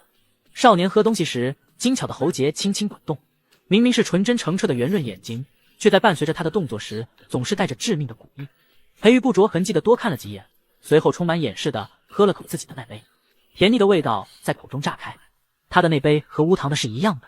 少年很长一段时间以为他们的口味相同，但其实裴玉并不喜欢喝甜的，对他来说，这种东西又甜又腻，喝完后很久口腔里都有一种黏腻感。可一旦想到自己嘴里的口味和乌堂相同，裴玉心里又升起一阵难以言喻的满足，令他对原本不喜欢的东西甘之如饴。这个季节的荷兰应该有很多花吧。解渴后，乌堂继续和他谈论起了刚才的话题。少年见他还愿意为未来着想，似乎是松了口气，连表情都变得放松下来。正好看看这些东西可以调整一下心情。裴玉轻轻颔首，继续讲起了下面的计划。等在荷兰待2个月，看完花后，我计划再去一趟冰岛，去看看极光。等做完这些后，再好好想想去哪里定居。那真是太棒了。乌堂眼睛弯成了一道月牙，漾起细碎的笑意。他是真的在为曾经的朋友感到开心。见少年这样，裴玉的唇角也不自觉扬起柔和的弧度，连带着眉梢都染上了笑意。他原本松弛的肩膀微微前倾，眼睛一眨不眨地盯着乌堂，意味深长地问：小唐，你也很喜欢这个计划吗？少年一愣，似乎没懂他是什么意思，但还是点点头。是啊，一直待在学校里是会5发霉的。那就好。裴玉满足地说。乌堂的眉头皱得更紧了，已经敏锐地察觉到了他此时的态度有些奇怪。可来不及多想，他攥着奶茶的手指突然打滑，思绪不受控制地开抽离，杯子哐当坠地的响声仿佛从很远的地方传来，眼皮变得仿佛有千斤重。学长，你……少年的声音里带着不可置信，一句话还没来得及说完，就往前一倾，倒在了桌子上。怎么在这里睡着喽？将砂锅端上来的阿姨看到这一幕，表情有些担忧。因为裴玉和乌堂以前经常来，所以他是认识他们两人的，因此他并没有多想。通宵做了2周的作业，带他出来吃个饭，就困成了这样。裴玉轻轻叹气，眼神里带着无奈和宠溺。那就快点吃完回去休息吧。阿姨把砂锅放在了他们的桌子上。裴玉摇头，小唐太累了。这个时候叫醒他是会发脾气的。他起身将少年抱起，然后看着阿姨说：“我就先带他回去了。”说完，他迈开长腿就往店门口走去。那我把钱退给你们。阿姨性格很好，生怕学生在自己这里吃亏。不用了。裴玉对他摇了摇头，轻轻笑了一下，心情很好的样子。您做生意也不容易。目送着少年的背影越来越远，阿姨忍不住感慨：哎呦，多好个娃子！他不知道的是，他嘴里的好娃子将漂亮的近乎鬼魅的少年抱到了没有人的地方后，近乎痴迷的将脸埋到了对方的脖颈，深吸了一口气，苍白的脸上蒙着一层诡异的绯红，嘴里近乎虔诚的喃喃：终于属于我了。被盯上的保护人53等乌堂再次醒来的时候，入目世间空荡荡的房子，纯白色的窗帘，纯白的墙壁以及纯白的床单和被套，让他有那么一瞬间以为自己回到了系统空间。不过显然在系统空间里是不会有东西锁着他的。他垂眸看着脚踝上的银色锁链在床单上蜿蜒盘旋，另一头紧紧地躲在雕花床栏上。啊，宿主被绑了！系统担忧的声音吵得他头疼。大概是药物效果还没过，乌堂现在浑身无力，想从床上下来观察一下四周，却在脚刚接触地面的那一刻软绵绵地摔在了地上。他本身肌肤就嫩，又因为绑定了系统技能的原因，这么轻轻一下就在膝盖蹭出了红痕。少年发出动静的下一秒，房间外的脚步声由远及近，随后门锁被拧动，裴玉推门而入。他拧着眉走过来，重新将少年抱回了床上，低头查看着他的膝盖，声音严肃里带着担忧：小唐怎么这么不小心？乌堂狠狠地瞪了他一眼：裴玉，我这是在哪？我是相信你才答应和你一起吃饭的，你都对我做了什么？可惜裴玉并没有将这句话听进去，只是用白皙冰凉的指尖轻轻划过少年膝盖处的肌肤，自顾自地说着：看来羊绒地毯还不够软，等下次我再帮你换个别的材质，好吗？见沟通无用，少年生气地撇过头，没有理他。他也不介意，俊秀的脸上露出浅浅的笑，低头对着红痕处就舔了过去。滚啊！感受到他舌尖湿软触感的瞬间，少年就开始剧烈挣扎起来，白嫩的脚踢过裴玉的脸，成功让对方停下了动作。裴淑怀可以，但我就不行。裴玉额前的刘海凌乱地垂了下来，眼底流露出暗芒，声音里带着滔天的恨意。你在说什么啊？少年的声音颤抖，眉头拧成了个死结。我和他是恋人关系啊。是，小唐和裴淑怀是恋人。裴玉垂着眼睑，睫毛在眼下投出浓重的阴影，嘴角紧绷，透着难以压抑的苦涩。但为什么？明明是我先认识你的，没有我的介绍的话，你们两个根本就不会认识。你知道我每天有多后悔吗？我亲眼看着你和他越走越近，越来越依赖他。裴玉轻轻嗤笑一声，唇角猛地扬起，扯出一个歪斜又尖锐的弧度，眼底依旧盛满化不开的哀伤。一开始最想保护你的人，明明是我。说完这句话，他鼻翼微微翕动，一滴冰凉的眼泪落在了乌堂白皙的脸颊。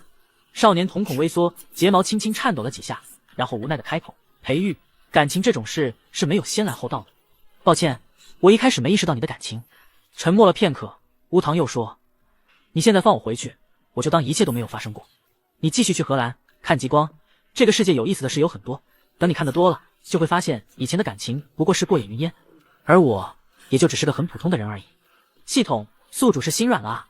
他完全没有必要给裴玉说这么多，因为从过任务的角度和原本的计划来说，裴玉越偏执对他们来说越方便。可念在以前的感情和这滴眼泪的份上，哪怕知道裴玉一开始接近他就目的不纯，可乌堂还是愿意给他一个机会。可惜偏执成习惯的人并不会因为这么几句话而发生改变。小唐，如果荷兰的花，冰岛的极光如果没有你，对我而言和漆黑的地下室没什么区别。裴玉冷冷地说完，从床头柜的抽屉里拿出了个盒子，打开，里面静静地躺着2只针管。他面无表情地拿出了一只，修长的手指抵着注射器轻轻上推，排出了里面的空气，然后伸手就要抓乌堂的胳膊。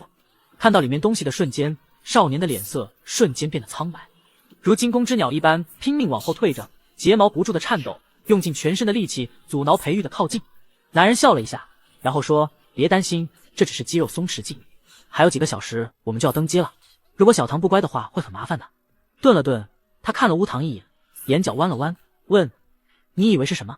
少年沉默着没有说话。裴玉的心情却莫名好了起来，他揉了揉少年柔软的发丝，然后低声说：放心，我不会给你用那种东西的。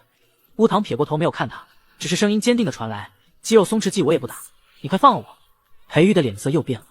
在这个时候，他也懒得装了，冷冷的开口：放了你，让你继续回到裴淑怀那里吗？他哪点好了？让你和裴卓华都念念不忘。小唐，你不是很聪明吗？为了制衡爱慕者，在幕后看着他们为你自相残杀，怎么到裴淑怀这里就不一样了？随着他的话一点点冒出，少年的脸色也随之越来越差，墨水珍珠般的眼睛里满是不可置信。裴玉满足的笑了出来，小唐是不是在奇怪我是怎么知道这些事的？他的手抚上了乌唐的脸颊，轻轻帮他理了理凌乱的发丝，指尖带着灼人的温度，琥珀色的瞳孔里晕染着偏执的光，温柔笑意与疯狂神色诡异交织，然后凑到了少年的耳畔，压低声音：我不是说过了，我是这个世界上最了解你的人，你的纯真善良，你的虚伪狡诈，我全都看在眼底，并且愿意照单全收。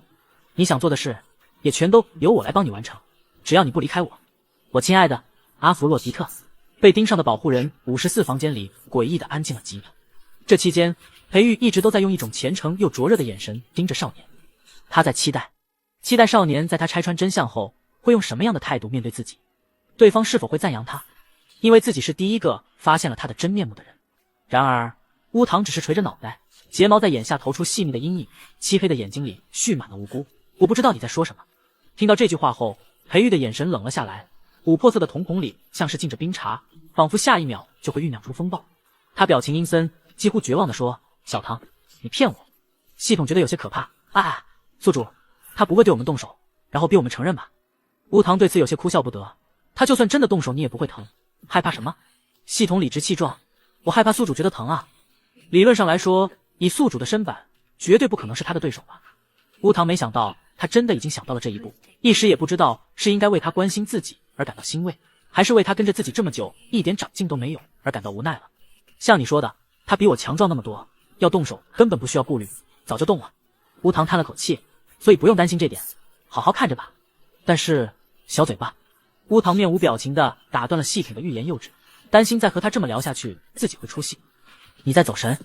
突然之间，一只骨节分明的手扣住了乌唐的下巴，裴玉俯身和他对望着，眼底翻涌的猩红几乎要漫出眼眶。都这个时候了，你还在想裴淑怀吗？乌唐一愣，有些惊讶裴玉竟然想歪到了这里，心里快速权衡了一下利弊，随即他承认了下来。少年倔强地仰起头和裴玉对视着，声音里满是坚定：裴玉，就算你把我绑过来也没用，等哥哥发现我不在后一定会来救我的。裴淑怀，又是裴淑怀。裴玉轻轻嗤笑一声，琥珀色的眼底凝着一层悲，愤怒地开口：无论是你还是裴卓华，都把他看得那么重，可他真的有你们想的那么好吗？裴卓华直到死都没有得到过他正眼相待，哪怕将自己的财产全部留给对方，在裴淑怀眼里也和垃圾没什么区别。你明明知道哥哥讨厌他是有原因的，这么说分明是在偷换概念。乌唐皱着眉反驳：好吧，如果小唐觉得这件事不足以说明裴淑怀的人品的话。裴玉轻轻一笑，慢条斯理地说：那我们换一件事，就用你和裴淑怀的事来举例。不知道处于什么心理，他突然执着的要让少年认可自己的观点，为此甚至先将手里的肌肉松弛剂放在了床头柜上，然后开口：其实他会爱上你，对我来说没什么奇怪的。当初我介绍小唐去给他认识时，就已经预料到了这个结果。乌唐眉头微皱，虽然在知道真相以后就猜到了裴玉愿意把裴淑怀介绍给自己这件事不简单，但主动听裴玉主动说起，确实是他意料之外了。小唐很受欢迎，无论是在学校还是在外面，你都能吸引到数不胜数的爱慕者，他们其中不乏有社会地位和样貌都很出众的，比如那个陆昭然，别看他那样，其实是个很厉害的外科医生。看着他们为小唐发疯的样子，我突然好奇，我的那位对人际关系、恋爱都毫不感兴趣的小舅舅见到你后会怎么样？所以他把乌唐介绍给了裴淑怀，想看看自己那位自视清高的小舅舅被拉下神坛为爱所困的样子。事情的发展也如他所料，那位向来对案件非常挑剔的侦探，在见到少年的第一天接下了他的委托，甚至同意了乌唐住进自己的家里。刚知道这个消息的裴玉开心极了，他想裴淑怀也不过是个普通人，而知晓一切真相的自己轻易就能将他玩弄于股掌之中。比如他以为破解了案件，却不知一切的幕后黑手还在逍遥法外。这是他和裴淑怀的对弈中的首次胜利，他可以向所有人证明自己没有不如他，一切都在按照裴玉的计划进行着。就在他以为自己稳操胜券时，却发生了唯一的失控，那就是乌唐竟然爱上了裴淑怀。为什么？他崩溃极了。他想问少年，以前不是从来不会爱上别人的吗？不是在利用裴淑怀帮自己牵制变态爱慕者的吗？为什么会动心？裴淑怀到底有什么好的？他甚至都不知道小唐的真面目。你说是不是只有他不在了，你们才会注意到我？裴玉喃喃，语气里带着森森蚀骨的恨意。你想做什么？听到这句话，少年眯起眼睛，声音突然就冷了下来。这是他平日里在人前根本不会表现出来的样子。那双总是蒙着层水光的眼睛泛起阴翳，瞳孔深处晕开诡谲的黑色漩涡，压低声音，充满危险地说：裴玉，别做让我讨厌你的事。裴玉一怔，然后突然仰头笑了出来。他声音缱绻温柔，裹挟着一丝疯狂与嘲讽。哈哈，提到关于裴淑怀的事，小唐终于不装了吗？你是在心疼他吗？关于继不继续伪装这件事，乌唐其实是纠结了一下，直到他注意到了正对着床的桌子上摆着的白色毛绒玩偶。虽然这只是个临时的住所，但根据刚才踩到的羊毛毯和脚上的锁链来说，他猜这个屋子应该是裴玉特意为自己准备的。那个玩偶就有些多余了，因为乌唐并不记得自己什么时候表现过喜欢那种东西。以裴玉的性格，自己不喜欢的话，他无论如何也不会摆出来的。所以乌唐在和裴玉对话的过程中多看了他几眼，就是这几眼让他成功发现了毛绒玩偶的眼睛一闪而过的红光，明显那里是藏着摄像头的。可摄像头是录给谁看的呢？乌唐稍微思考了一下，就轻松猜到了答案。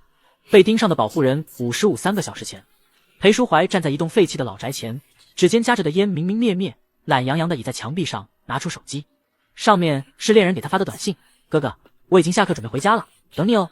后面跟着一张地铁站的照片。裴淑怀盯着那张照片看了一会，又吸了一口烟，然后回：好，回去给你做清蒸鱼吃。您是在给恋人发短信吗？委托人温柔的声音传了过来。她的名字叫叶婉棠，是 A 市很有名的一位女企业家。这次来找裴淑怀是为了让对方帮自己调查她小时候的纵火灭门案。那已经是10几年前的案子了，但性质极其恶劣，当时几乎轰动了全国。一家9口连带着保姆全都被烧死在了火中，只剩下叶婉棠一人。她长大后找上了裴淑怀，表示自己不在意价格，只要对方能帮自己抓出凶手就行。案子已经持续调查了好几天，但是由于时间跨度过大，到目前为止都还没什么进展。因此裴淑怀决定再回案发地看一看。裴淑怀在他靠近的那刻就将手机收了起来，敷衍的点了点头，将烟摁灭，然后走进了这个被当年的大火烧得面目全非的宅子里。倒不是他冷漠，只是性格使然，导致他在面对乌唐以外的人，大部分情况都是这样的态度。叶婉棠显然也已经习惯了，连表情都没有变一下，跟着走了进去。宅子很大，又已经废弃了许久，蔓草从焦黑的墙缝中钻出，房间的墙壁下方生出层层叠叠的菌菇，给这里的一切都蒙上了层诡谲的气息。裴淑怀早就习惯这样的场合了，表情淡然地搜过每一间屋子，在打开2楼走廊尽头的房间门时，表情却突然变了一下。蛛网垂落的房间里，被烧得焦黑的实木桌子上摆着一个泛着亮光的平板，远远的能看到上面正播放着什么内容。多年探案，在危险边缘游走的经验告诉他，在废弃的屋子里突然出现的现代化东西一定很危险。以他的性格来说，无论如何都不会靠近才对。可今天却不一样，因为他清楚地看到了屏幕上出现的乌唐的脸。艳丽蛊惑的少年从床上跌了下来，进到房间的男人弯腰将他抱起，细细查看少年受伤的地方，然后低下了头。裴淑怀看得目眦尽裂，脖梗青筋暴起，刚想走过去拿起那个平板时，突然头顶传来了一阵剧痛。他回头就看到了戴着白手套抓着花瓶的叶婉棠，对方表情里带着愧意，轻轻开口：对不起，裴先生。然后他被绑在了房间的椅子上，叶婉棠将视频放在了桌子上，说：裴玉先生说您必须要把它看完才行。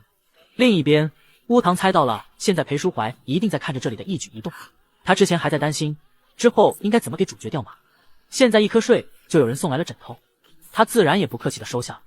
少年倚靠在床头，骨节分明的手卷着一缕黑发，垂落的刘海扮演住了漆黑的瞳孔，却遮不住妖异的神色。他唇角勾起似笑非笑的弧度，说什么心疼不心疼的。薄唇开合间吐出的字句像是裹着蜜饯的砒霜，只是因为我还没有玩够而已。连警察都惧怕的，几乎能看穿一切的侦探，到现在都还没有看清我的真面目，被我欺骗着，心甘情愿地放弃探案给我做饭，陪我上床，这不是一件很有意思的事吗？所以裴玉，我劝你最好别打扰我。少年吐出的冰冷话语让屏幕那头被捆住四肢的裴淑怀遍体生寒。叮！反派+5爱欲+5，乌唐有些惊讶的挑眉，他还以为会涨得更多呢，看来得再下一剂猛药才行。而裴玉则满足地笑了出来，像是得到了心心念念的糖果的孩子，开心极了。但他却没往继续问，可你给他设计了纹身，那是你以前从来不会做的事，明明别人要依附你的话都那么难。乌唐弯了弯眼角，心想这裴玉可真会问问题，全是他回答了后裴淑怀会难过的要死的问题。可是没办法，为了反派值，为了他们都能活着，乌堂必须这么回答。少年轻轻笑了一声，纤长的睫毛下流转的眸光忽明忽暗，声音听起来冷得像冰。他漫不经心地说：“当然是因为有趣啊。”他可是个侦探，结果身上却有个把他耍得团团转的人留下的印记，这份印记甚至没法除去，就算裴淑怀之后洗掉纹身，也会有疤痕留在那里。他只要一低头，就能想到这件事。乌堂歪着头，眼尾因为兴奋带上了丝漂亮的绯色，像是桃花拌进了蜜，眼睛快速地眨了眨，然后问：“你难道你觉得有趣吗？”老宅里，裴淑怀的喉结剧烈滚动，木椅在地上摩擦，发出刺耳的声响。麻绳因为挣扎，深深地勒进了肌肤里，血痕顺着绳子滴在脏兮兮的地面，他却浑然不觉，只是死死地盯着眼前的屏幕。裴玉此时已经信了有8分，一想到裴淑怀在看，他的心里就格外满足，连带着表情几乎扭曲成癫狂的弧度。他努力控制住要情绪，不在少年面前失态，最后执着地问：“那你喜欢他吗？”然而这次乌堂却没有回答了，他只是懒洋洋地倚靠在枕头上，唇角勾起的弧度慵懒又肆意，似笑非笑地看着裴玉：“快说啊，你到底喜欢他吗？”裴玉急了，踉跄地上前一步，琥珀色的眼睛里翻涌着近乎虔诚的偏执。“楠，这个对我真的很重要，想知道吗？”乌堂抬起了自己带着锁链的脚，银质链条随着他的动作轻晃，发出清脆的响声。少年白嫩圆润的脚趾恶劣地擦过裴玉滚烫的脸颊，声音像是裹了蜜的毒药。他哄小孩一般开口：“我不喜欢被绑着，你解开他，我再告诉你。乖一点。”被盯上的保护人56在少年的脚抵过来的瞬间，裴玉的呼吸就加重了些许。和那双充满古意的黑眸对视几秒，他抬手抓住了乌堂的脚踝，掌心的薄茧擦过细嫩的肌肤，白瓷似的颜色很快就掐出了个红印。“快点！”乌堂漫不经心的催促声传进了他的耳朵。裴玉的喉结滚了滚，另一只手托住了少年的脚底，然后低头，温软的唇瓣轻轻印在了乌堂的足弓。做完这些还犹嫌不够，伸出舌头想去舔乌堂脚踝处凸起的腕骨，但可惜还没有碰上，少年另一只脚就毫不留情地踢了过来。他的表情冷了下来：“够了吗？怎么能够？如果可以的话，裴玉恨不得将人吞之入腹。”少年自以为很凶的一脚，对他来说和被猫挠了下没什么区别。可他明白，再这么下去，乌堂就真的生气了，还想让少年回答自己刚才的问题，所以得见好就收才行。这么想着，他遗憾地松了手，从兜里拿出了把小小的钥匙，给乌堂解开了锁。随着咔嗒一声轻响，锁链顺着苍白的小腿滑落，乌堂满意的勾唇，稍微活动下脚踝。另一边，裴玉正眼巴巴地望着他。少年轻轻笑了一声，从床上站了起来。因为之前在学校里被下药的药效还没有过，所以他的腿还有点软，但却并不妨碍他姿势优雅地走到了裴玉身边。“你刚才问我什么来着？”声音裹挟着丝绸般的质感，尾音像是羽毛扫过耳畔，在唇齿间化作蜜糖淬毒般的呢喃。是不是真的喜欢裴淑怀？少年的食指点着下巴，声音拖长，像是认真地思考了几秒，然后开口：“喜欢啊，当然喜欢。”明明说着喜欢，语气却非常轻佻，唇角勾起的弧度恶意满满。他能帮我处理掉恶心的变态，又能帮我做饭，最后床上把我伺候的也很好，我当然喜欢了。不过明显，这样的喜欢和真正恋人间的喜欢完全不同。乌堂更像是喜欢一个稀奇的玩具那样喜欢着裴淑怀，等他哪天觉得无趣了，就会轻易放手。爹，反派值+5，爱欲值+5，这个回答你满意了吗？乌堂看着阴沉着脸的裴玉，漆黑的瞳孔里流转着狡黠的光。裴玉没有说话，但从表情来看，他并没有对这个回答感到满足。好啦，别不开心了。乌堂纤长的手指轻轻勾住裴玉的领带，将人猛地拽进，温热的呼吸扫过对方的耳畔。我也是很喜欢学长的，毕竟你也帮我过很多，不是吗？少年的眼睛里流淌着让人甘愿溺亡的蛊惑，指尖顺着裴玉紧绷的下颚线游走，指甲轻轻地刮擦肌肤。眼见对方表情越来越沉溺时，他猛地松开裴玉，动作迅速地朝着床头柜挪动，抓起放在上面的针管。在裴玉反应过来之前，猛地把它扎进了对方的脖子，将液体注射了进去。另一边，同样一直盯着平板画面的叶晚堂看到这一幕，表情闪过了丝慌张，也因为这一丝疏忽，让他忽略掉了旁边的裴淑怀。男人在这个瞬间就挣脱了绳子的束缚，在兜里抽出一把蝴蝶刀抵在了他的脖子。叶晚堂瞳孔骤缩，踉跄着后退一步，难以置信地喊：“不可能，这可是特种部队专用的锁结！”裴淑怀甩了甩发麻的手腕，血痕在月光下泛着妖异的光，他面无表情地说：“就这种幼儿园手工课水平的绑法。”叶晚堂反应了过来：“你一开始就没有被捆住？”裴淑怀没有回答，但从他的表情不难看出，事实确实如此。那为什么？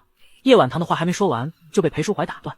如果不被你绑着，我怎么能知道他的真实想法？说着，他往环在播放着画面的平板处看了一眼，那双平日里剔透如琉璃的眼睛像是附上了一层冰，嘲讽地勾了勾唇角。我还要谢谢你，终于让我知道他的想法了。裴淑怀多聪明，他是那么多警察和犯人都畏惧的侦探，怎么可能一点都没有发现乌堂的真面目？但他总会安慰自己，少年坏是因为从小生长的环境和身边那些总是对他不怀好意的人的原因。为了自保，他不得不这样。他不会在意这些，只想好好爱他。告诉他，就算不用那些小心思，自己照样会保护好他。他依旧可以过普通人的生活，去画画，去追梦，去做任何他想做的事。可事实却在向裴淑怀证明，一朵从根茎就已经坏掉的花，他就算付出再多的努力，也是没用的。想到这，他眼里划过丝自嘲，转身就打算离开这个废弃的老宅，然而却被叶晚棠拦住了。女人抬头，眼神里闪过丝错愕。她看到了那个为了挣脱绳索，绳子深深地勒进皮肉里都面不改色的男人，眼角划过了一丝泪滴。还有什么事吗？裴淑怀望向他的眼神依旧冷硬。抱歉，在8点之前，我不能让你离开这里。叶晚棠咬着牙说。裴淑怀深吸一口气，转眼，刚才的那把刀又重新抵在了叶晚棠纤细的脖颈。裴淑怀握着匕首的指节抱起琴筋，我现在的心情很不好，劝你还是不要惹我。看着对方金黄的脸，裴淑怀眼底翻涌着能将人搅碎的杀意，他一字一顿地说，我知道，是裴玉帮你调查出了当年的凶手，所以你想报答他。叶晚棠没想到这个他都能猜出来，眼睛瞪得浑圆，嘴唇无意识的张合，却发不出一点声音。他现在是真的害怕了，哪怕常年在生意场上打拼，他也从来没有见过这样的场面。刀子已经在他的喉间压出了血痕。你应该庆幸自己是为了报恩来做这些。他欣赏叶晚棠的这份知恩图报，所以愿意放他一马。如果是换做别的，我早就让你见识见识真正的死亡结绳怎么用了。说完，他转身拿起放在桌子上的平板。此时乌堂已经用肌肉松弛剂将裴玉撂倒了，少年缓缓地扔掉手里的注射器，然后巡视着四周。然而接下来的画面却让裴淑怀微微愣了一下，他好像看到少年对着摄像头这边飞速地笑了起来，好像他一直都知道这里有摄像头似的。怎么可能？裴淑怀很快就打消了这个念头，没时间多想，然后头也不回地离开了这里。只剩吓到腿软的叶晚棠瘫软在地上，大口地喘息着。他脑子里浮现出刚才屏幕里那个柔弱漂亮如鬼魅般吸引人的少年，呆愣愣地想，他怎么有胆子招惹这两个疯子的？一定会被啃得渣都不剩。年糕，哈哈哈！大家猜到没有？老裴其实没那么容易被困住的，除非是他心甘情愿被盯上的保护人57。另一边，乌堂在裴玉倒在地上后，随意的将手里的注射器一扔，表情淡然，和平日里练习速写时几乎没什么区别。系统看着他的样子，忍不住说，要是宿主现在再点燃一根烟的话，看上去就和解决了所有人然后惬意的休息的大反派没什么区别。乌堂挑眉，我现在看上去不像是大反派吗？系统的求生欲极强，不，宿主是什么样子，大反派就是什么样子。我觉得现在的样子刚刚好。乌堂满意的点点头，他不喜欢吸烟，所以对这种逼格十足的场面并不感兴趣。不过趁着这个机会吓一下主角还是可以的。这么想着，他开始在这个房间里巡视了起来，然后掐准时机，猛地抬头望向了玩偶熊的眼睛，对其勾了勾唇。叮！反派值加3，爱欲值加3。不，听到这个提示音后，乌堂差点没忍住笑场。还好他憋住了，用最快的速度走到了监控照不到的角落，然后笑意才再也抑制不住的迸发而出。少年的胸膛剧烈震颤，发梢随着压抑的颤抖扫过苍白的耳垂，漂亮的不可思议。系统反应过来宿主干了什么，轻轻吐槽了一句，宿主好坏。乌堂对这个评价接受的非常坦然，他是做反派的，本来就是让主角不舒服的嘛。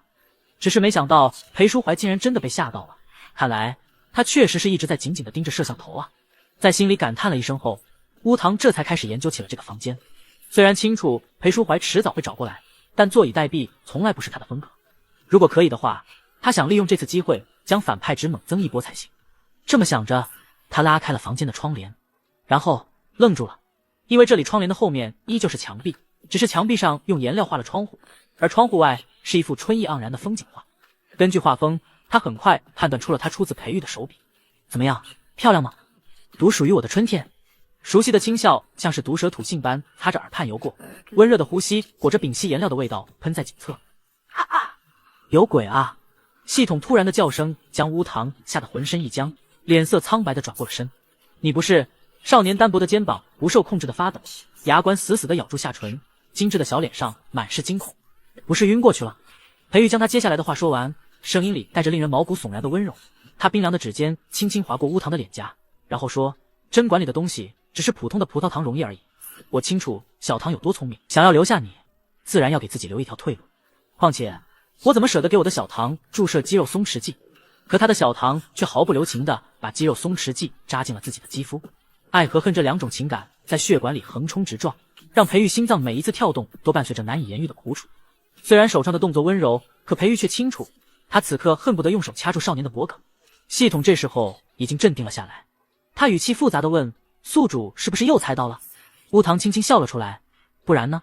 这次少年还难得夸奖了吉祥物一句，你这次倒是反应挺快的。”系统虽然被夸了，但并没有觉得多开心，是怎么回事？大概是真的太难跟上这群人的思维了吧？他刚才可是真的被裴玉吓到了，结果没想到宿主竟然是被自己吓到的。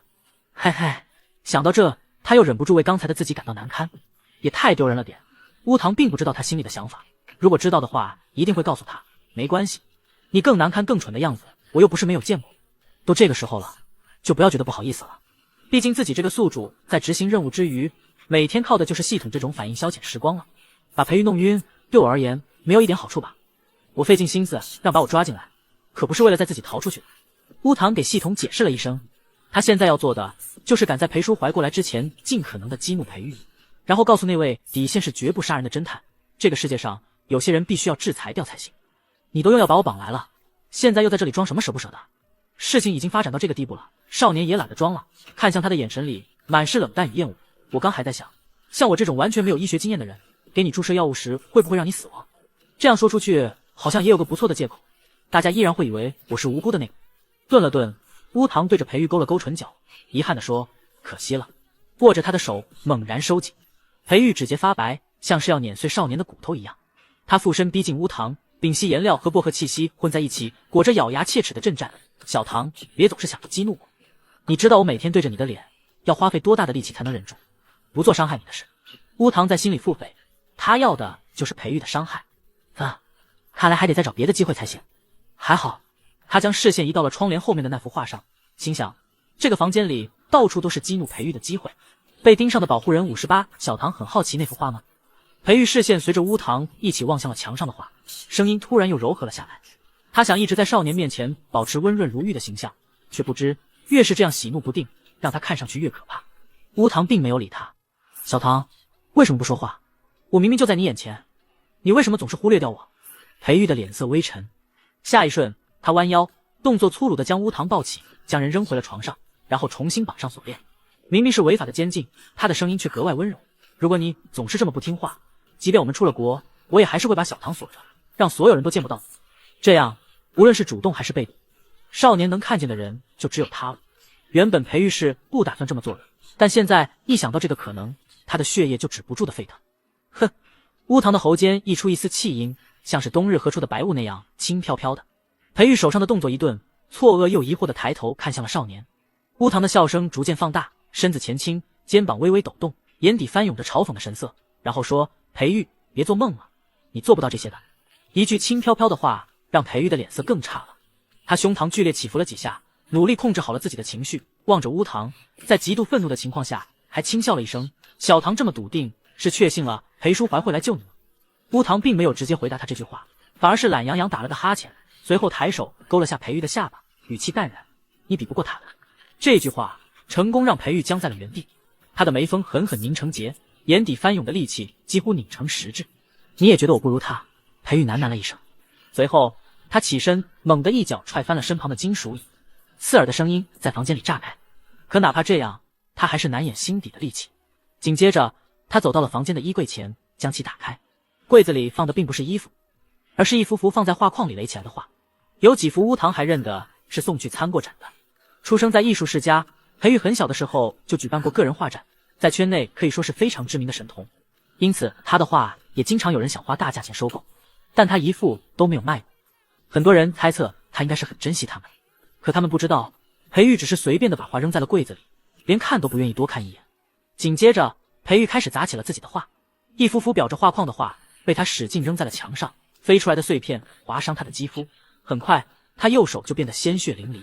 不知道砸坏了多少幅后，他终于冷静了下来，抬起受伤的手，随意拨弄了下凌乱的刘海，然后说：“我唯一发自内心画的东西，只有墙上的那幅。乌堂记得，他刚才称呼那幅画为自己的春天。在裴淑怀可以为兴趣爱好奔波的时候，我因为期末考试错了道题，被关在地下室整整1个寒假。因为被关得太久了，已经分不清时间，只能从外面的鸟叫声判断，现在应该到了春天。他太想出去看看太阳，或是吹吹风了，可这些只能是奢望。一旦他提出一点要求，裴卓华就会对他非打即骂。可能是我基因里真的遗传了母亲的绘画天赋，也可能是真的太想见外面了。总之，我用母亲放在地下室的颜料画出了这个东西。在一片阴暗里，小小的少年用画笔为自己开了一扇窗，然后画出了自己想象中的春景。裴卓华也是因此发现了他的绘画天赋，勉强将他从地下室放了出来。这也可以解释为什么画面那么积极向上了。往后的裴淑怀在母亲的督促下，无数次想画出和当年一样的画，但可惜他的心态早就在一次次被虐待对比中发生了改变。哪怕画技再怎么传神，表达的情感还是差了点。这也可以解释为什么裴卓华会在画展上说出那样的话，因为他是真正见识过培育天赋的人，可他却没有想到这份天赋因为时而磨灭。所以说，现在我们在的地方是培育被锁过的地下室。系统有些惊愕地说，乌堂倒表现得很淡然，这个地方对培育来说意义非凡，他会选这里也没什么奇怪的。被放出来后我才知道，原来外面根本还没到春天，所谓的鸟叫也只是别人送给我母亲的画眉鸟。说到这，他唇角勾了起来，像是想到了什么很满足的事一样。后来那只画眉鸟被我捏死了，然后开膛破肚扔在了我母亲的床上。那个女人因此难受了好几天，看到肉类都会忍不住呕吐，但我却很开心，那种因为一件小事就可以掌握别人情绪的感觉真的很舒服。他一口气将自己做过的第一件恶事全部说完，然后眼睛一眨不眨地看着心爱的少年，期待对方能给自己一个有趣的反应。无论是抓狂恐惧还是担忧惧怕，只要一想到这个情绪是因自己而起，裴玉就非常开心。然而他很快就意识到自己想错了，能把所有人玩得团团转的少年，怎么可能因为这件事感到害怕？乌堂只是收回了看着画的视线，眼神冷冷地在他手上扫过，然后淡然地说，哦，难怪你妈不喜欢你。这次裴玉彻底僵住了，面上彻底失去了血色，骨节泛白的手指死死抠住掌心，仿佛要将所有的情绪都掐进血肉。是啊，他不喜欢我。裴玉轻声呢喃，声音沙哑的近乎陌生。除了裴淑怀以外，他什么都放不进眼底。不过还好，我也已经不在意他了，不想让他再出现在我的世界。可偏偏我身上又有着和他一样的血，那该怎么样才能消除掉这个羁绊呢？我想了想，只要他死掉就可以了，死了后被烧成灰，身上没有一滴血了，那我和他就彻底没有关系了。被盯上的保护人59，他为什么突然和我们说这些？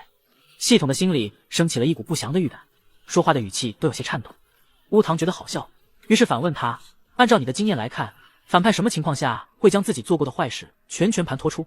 系统更害怕了，一般有3种情况，第一种是他稳操胜券了，和上个世界宿主自爆身份一样；第二种是他即将被打败死掉，人之将死，其言也善。不愧是反派系统，虽然业务能力不怎么样，但理论分析却说得头头是道。乌堂点点头，但明显前2种都不符合现在的情况。然后他问，那第3种呢？第3种一般是他打算灭口眼前的人了。系统这么说，随即紧张地问，我说的对吗？乌堂轻轻点头，随即又摇了摇头。系统刚想追问，下一秒裴玉就像是疯了一般，抓住乌堂的脚腕，将人拖到了面前。他的掌心烫得惊人，手掌温柔地抚上了乌堂的侧颈，好似无厘头地说了句，我是不是还没带小唐看过我的画室？说完，他将少年抱起，因为这个动作，床上的锁链跟着掉在了地上，发出了清脆的响声。他随意地看了一眼，这个长度应该是够的。然后他抱着乌堂出了地下室，进到了另一个房间。现在外面已经是凌晨了，没有灯的屋内非常黑。裴玉将少年放下，然后猛地打开了灯。因为光线的突然刺激，乌堂下意识地闭上了眼睛。裴玉也不着急，姿势优雅地靠在门上，静静地等他适应。在这个过程，乌堂顺便给系统解释说，裴玉确实是打算对我动手，不过少年纤长的睫毛微微颤抖，然后缓缓睁开了那双墨水珍珠般的眼睛。映入眼帘的是挂在墙上的很多幅油画，每一幅都在惨白的灯光下泛着诡异的光泽，而画中的人理所应当的全长着他的脸，和想象着他各种样子将他雕刻出来的百川不同。这里的画像每一幅都是他惨死的样子，被荆棘缠绕的，沉在湖底的，开膛破肚的。最新的那一幅连颜料都没有干，显然是裴玉将他绑进来之前，甚至可能是少年在地下室昏迷期间画的。着艳漂亮的少年被钉在十字架上，看上去圣洁又诡异。乌堂望着这些画，表情不变，在心里给系统说完了刚才的话。不过像裴玉这种人，他应该更希望我们两个一起殉情吧？小唐，你喜欢吗？裴玉温柔地抹撒着画上的人，也不顾衬衫上沾染上了颜料。他说：“这都是你给我的灵感。”他指的是乌堂在之前的展览上画了第一个跟踪狂惨死的样子的画。系统，难怪觉得画风有点眼熟，这不是他宿主的画风吗？发现尸体的时候你在笑对吧？裴玉突然将他摁在最近的那幅画上凸起的实木画框狠狠地隔在了后背。明明小唐比我还坏，为什么要对裴淑怀装纯良？乌堂闷哼一声，月光从窗子斜射进来，照得他面容愈发的柔和漂亮，衣服下的肌肤白腻如雪，几乎晃到了裴玉的眼睛。果不其然，后者的呼吸声骤然粗重。学长，你弄疼我了。他放软声线，被反绑在身后的手指悄然摸索画框后面，然后抓住油画刀，狠狠地插进了裴玉的肩膀。鲜血溅到了他白皙的脸上。少年缓缓抬手，修长的手指轻轻划过脸庞，白与红交织，让他本就精致的脸有了更强烈的视觉冲击。乌堂歪了歪头，说：“为什么要对裴淑怀装温良？大概是因为他更可爱吧。”明明受了伤，裴玉却像是感觉不到疼痛似的。当然，这和被裴卓华常年虐待，但为了母亲的面子，他还要在外人面前装作没事，应该也有关系。本来我是想带小唐离开这里的，原本我以为只要小唐待在我身边，总有一天会和我心意相同的。可现在看来是不可能了。裴玉喜欢少年身上沾着他的血，不然当初他也不会冒着那么大的风险去送血玫瑰了。说完这句话，他打开了画室里的抽屉，原本那应该是保存颜料的地方，但此刻里面却躺着2只注射器。和地下室的不同，这2只注射器里装的是一种冰冷的白色液体，没有一丝杂质，在光线的照射下微微泛起一种冷冽的光泽。裴玉声音温柔地说：“在弄那2只葡萄糖溶液时，我还准备了氰化物，注射进去很快就会死亡，小唐不会感到多痛苦的。”终于要动手了，要不是时机不对，乌堂都想撒花庆祝了。接下来只要等裴淑怀过来，亲眼看到这一幕就好了。他已经忍不住开始想，1天之内发现恋人对他利用和玩弄大于爱，又亲手杀了人的主角会给自己刷多少反派值了。不过期待归期待，该演的戏还是要继续的。听到裴玉的话，少年的脸上闪过了丝惊恐，悄悄后退一步，转身就打算从这里跑开。然而他刚迈出一步，就被人狠狠地扑倒在地。小唐总是学不乖，裴玉骑在他的腰腹间，扯开领带绑住他的手腕，在彻底束缚住少年后，突然放轻了声音，像是在求婚似的：“和我一起死吧。”冰凉的手指抚上了他的脖颈，等裴淑怀找到这里，只会看到我们相拥的骸骨。多浪漫，这是我想到的最好的方法。我拒绝。乌堂勾起唇角，嘲讽的开口：“因为学长根本就不够格和我一起死啊。”这个时候了，小唐还是不要嘴硬了。裴玉受了刺激，弯腰就打算咬上少年的锁骨，然而他的牙齿还没碰到心心念念的肌肤，突然楼下就传来了玻璃爆裂的声音。裴玉的脸色突然变得惨白，连身子都开始颤抖起来。乌堂越过了他颤抖的肩膀，看见了手握匕首、满脸严肃的裴淑怀。年糕，老裴终于来了，写得累死我了。QAQ， 争取2天内写完这个情节。被盯上的保护人60月光倾泻，勾勒出裴淑怀颀长挺拔的身姿，他眼神冰冷复杂，周身的压迫感几乎快化作实质，漫过整个画室。了解裴淑怀的都清楚，虽然他平日里都是一副高傲冷漠的样子，可实际上他一般是很少真的动怒的。天生聪明的脑子让他永远能一眼看透事情的本质，而淡漠的情感又能让他永远保持理性。这种人偶尔生气一次都能让身边的人心惊胆战。现在他明显正在爆发的边缘，如果换做别人肯定早就俯首请罪了，但显然亲手杀了自己母亲的裴玉并不是什么普通人。在最初的惊愕过后，他的情绪很快调整了下来，瞳孔里翻涌着暗潮，却又很快噙上了标志性的笑意。小舅舅来得真快，不过我记得私闯别人家应该是违法的。裴淑怀根本没心思和他寒暄，只是冷冷地吐出几个字，把他放开。不行。裴玉修长的手指缠住乌堂汗湿的黑发，另一只手控制着注射器的针尖，在少年精致的锁骨处游走，轻笑一声，然后说：“因为小唐马上就要永远和我在一起了。小舅舅，你来得正好，我可以不计较你私闯民宅的事。现在来见证一下我得到幸福的时刻吧。”说完这句话，他将耳朵贴到了乌堂心脏跳动的地方，咚咚，少年的心跳声很快，这是他生命鲜活的证明。裴玉贴到了乌堂的耳边，压低声音：“小骗子，你是在享受这种生死一线的快感，还是也在期待和我一起死？”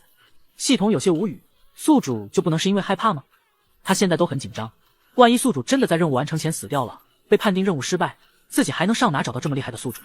然而乌堂依旧表现得气定神闲，他歪头轻笑了下，脖颈扬起的弧度像是振翅欲飞的蝶。喉间溢出的笑声带着破碎的甜腻，在裴淑怀看不到的这个角落，表情满是肆意张扬。他低声回答说：“你猜错了，两种都不是。”明明是受制于人的姿态，却在他乌黑的眼睛里看不到一丝惧意，轻轻开口说：“我只是觉得你们这副争夺物品的样子很可笑，但很可惜，我永远只属于我自己，就算杀了我也没用。你觉得以裴淑怀的性格，死后他会把我们合葬在一起吗？”这句话如同一把锋利的刀，精准地捅进了裴玉的心脏。他猛地攥进注射器，指节因过度用力而泛白，但嘴上却依旧在逞强。我不在意死后的事，只要和小唐一起停留在这瞬间就够了。他声音里带着病态的温柔，行动上却没有任何犹豫，将针头对准了少年苍白的脖颈。放开他！伴随着撕裂般的怒吼，裴淑怀随手抄起走廊上的花瓶，狠狠砸了过来。花瓶擦着裴玉的脸炸开，电光石火之间，乌堂抬起腰，狠狠地咬在了他攥着注射器的手腕。裴玉吃痛的闷哼一声，手里的注射器掉在了地上，沿着地毯滚了几圈后，消失在了画架下面。他的眼神里笼上了寒霜，眸光冷得像是淬了毒，仇恨与疯狂交织在一起。为什么要这么对我？我明明那么爱你。还有一只注射器放在多屉柜的上方。裴玉转身抬手，打算把它拿过来。哥哥！乌堂朝着裴淑怀喊了一声，后者很快就懂了他的意思，在裴玉的手指即将碰到注射器的前一刻，跑过去将其踢开。裴玉苍白的手指顿在了原地，眼睛里布满血丝，像困兽般死死地盯着满地狼藉，嘴里喃喃：“不可能，不可能。”裴淑怀嗤笑一声，抬脚踩碎了那只注射器，压低的声音裹着冰碴：“别妄想了，你凭什么觉得拿2支针管就能把它从我这里夺走？”叮！反派直加3爱玉直加3，一句话击碎了裴玉所有的妄想。他瘫坐在地上，突然开始神经质地笑了起来，白皙的侧脸还有刚才花瓶炸开留下的血痕，看上去疯狂又可怕。都怪你，裴淑怀，你凭什么总是在我无限接近幸福的时候来捣乱？喊出这句话后，裴玉暴怒地朝着裴淑怀扑了过去，两人扭打在了一起。乌堂缓缓从地上爬了起来，因为双手被束缚着，所以这个过程其实非常的吃力。等站起来后，他垂着眼皮，面无表情地看着两人。显然，无论是裴玉还是裴淑怀，两人都正处于气到失去理智的状态，像是最原始的动物那样打得难舍难分。乌堂对暴力场景并不感兴趣，今天的这场戏实在是太消耗他了，他现在只想喝杯水休息休息。他舔了舔干裂的嘴唇，问系统：“你说，我现在要是下楼给自己倒杯水喝完再回来，他们能发现吗？”系统受到了惊吓：“宿主，你冷静啊，眼看着胜利就在眼前，可不能太任性。”乌堂扑的笑出了声，靠在画架上懒洋洋地说：“我开玩笑的。”他又不傻，怎么可能做这种会让一切前功尽弃的事？虽然他明白，到了现在，这个屋子里的人都清楚他真正的面目是什么样，可在主观上，他并不知道地下室有连接着裴淑怀那边的摄像头，所以还是要继续演戏才行。也不知道主角什么时候会拆穿自己，到时候就完全不用伪装了。大反派在看主角打架时喝个水不奇怪吧？听了乌堂想法的系统，宿主，据我所知，反派在看主角打架时一般都是喝红酒或者威士忌的。乌堂面无表情，闭嘴。他不喜欢酒精，或者说他不喜欢任何摄入之后会影响到脑子思考的东西，所以哪怕知道这样会更符合反派的格调，他也坚决不会委屈自己去做。和系统开了几句玩笑后，乌堂的状态终于恢复了许多，他重新摆上了原本善良单纯的样子，漆黑的眼睛里蒙上了层潋滟水光，对着二人喊：“别打了，这样是打不死人的。”被盯上的保护人61这两人打架，几乎没有任何悬念的是裴淑怀占上风。虽然裴玉也很厉害，明明是个美术生，却从来不落下锻炼，身体素质几乎比普通人强好几倍。可裴淑怀却是专业的，为了调查案件，在之前的10几年里，他经常要有近距离和凶手接触的时候。为此，他特意学过柔道和泰拳，近战里连许多特警都不是他的对手。更何况裴玉在此之前还受了伤，因此几乎完全是被压制的状态。裴淑怀攥紧拳头，指节因为过度用力而泛白，对着裴玉的脸砸了一下又一下，直到乌堂的声音响起，他才停下了动作。少年望着他，眉头皱起，说：“哥哥，我们送裴玉去警局吧。”为什么？裴淑怀缓缓抬眼，沾血的睫毛下，琥珀色的瞳孔淬着暗火，像是一只蛰伏的黑豹，显示着厉兆。他抬起手，重重地擦过脸上的血，喉结滚动间溢出一声冷笑，问：“你不想让他死吗？”明明是在参考少年的意见，但他的眼神里却满是冷漠，更像是在问：“你不是想让他死吗？”哇！乌堂的眼里闪过一丝兴味，发现他真面目的主角态度一下变了，比他们刚认识时的样子还冷漠。系统担忧的出声：“完了，主角会不会开始讨厌宿主了啊？”想到这个，可能他就非常担心，毕竟反派值还没有刷满，忧虑地说：“要是我们能和攻略组一样，可以看到主角的好感条就可以了，这样他也可以放心了。”乌堂的表情却没有发生一丝改变，慢条斯理地对他说：“放心，你不需要这个，因为我随时可以向你播报主角的好感值。”少年只要一张口，就带着让人镇定下来的心安感。他弯了弯眼角，然后继续说：“比如现在，裴淑怀的好感值一定是100。”说完这句话，他迈开步子走过去，抱住了裴淑怀，后者一下僵在了原地，脊背绷得像是块冷硬的铁板，指尖无意识的蜷缩又松开。看到这一幕的裴玉目眦尽裂，但可惜他此刻已经没了什么力气，就算站起来，也只会被正在防备的裴淑怀打倒在地，只能面色灰败地看着这一幕，可怜的像是一只落水狗。可惜这里的人没一个在意他。裴淑怀能感觉到少年灼热的呼吸，像是被烫到斑片开头松开，他的声音冷极了，可手却始终没有推开对方。看吧，我怎么说？乌堂在心里给系统笑了下，然后闷闷地开口：“不要，哥哥，你是生我的气了吗？”一句话让裴淑怀的喉结剧烈滚动了下。对不起，我不该没有和哥哥报备就去和裴玉吃饭，我以为应该没事的。少年的声音澄澈又干净，如果不是亲眼目睹了摄像头里的一切，裴淑怀都要以为他真的这么天真纯良了。别生气了行不行？后颈突然被一阵潮湿的呼吸缠绕，带着哭腔的呜咽声像是蛛丝般缠绕上来。乌堂整个人发软地挂在他的背上，骨节纤细的手指死死揪住他衬衫下摆，发梢扫过他的耳垂。哥哥，你这样我好害怕。滚烫的泪顺着裴淑怀的脊椎蜿蜒而下，在布料上留下深色痕迹，如同藤蔓攀附宿主时留下的粘液。乌堂将脸埋在他肩胛骨凹陷处，整个人看上去脆弱又可怜。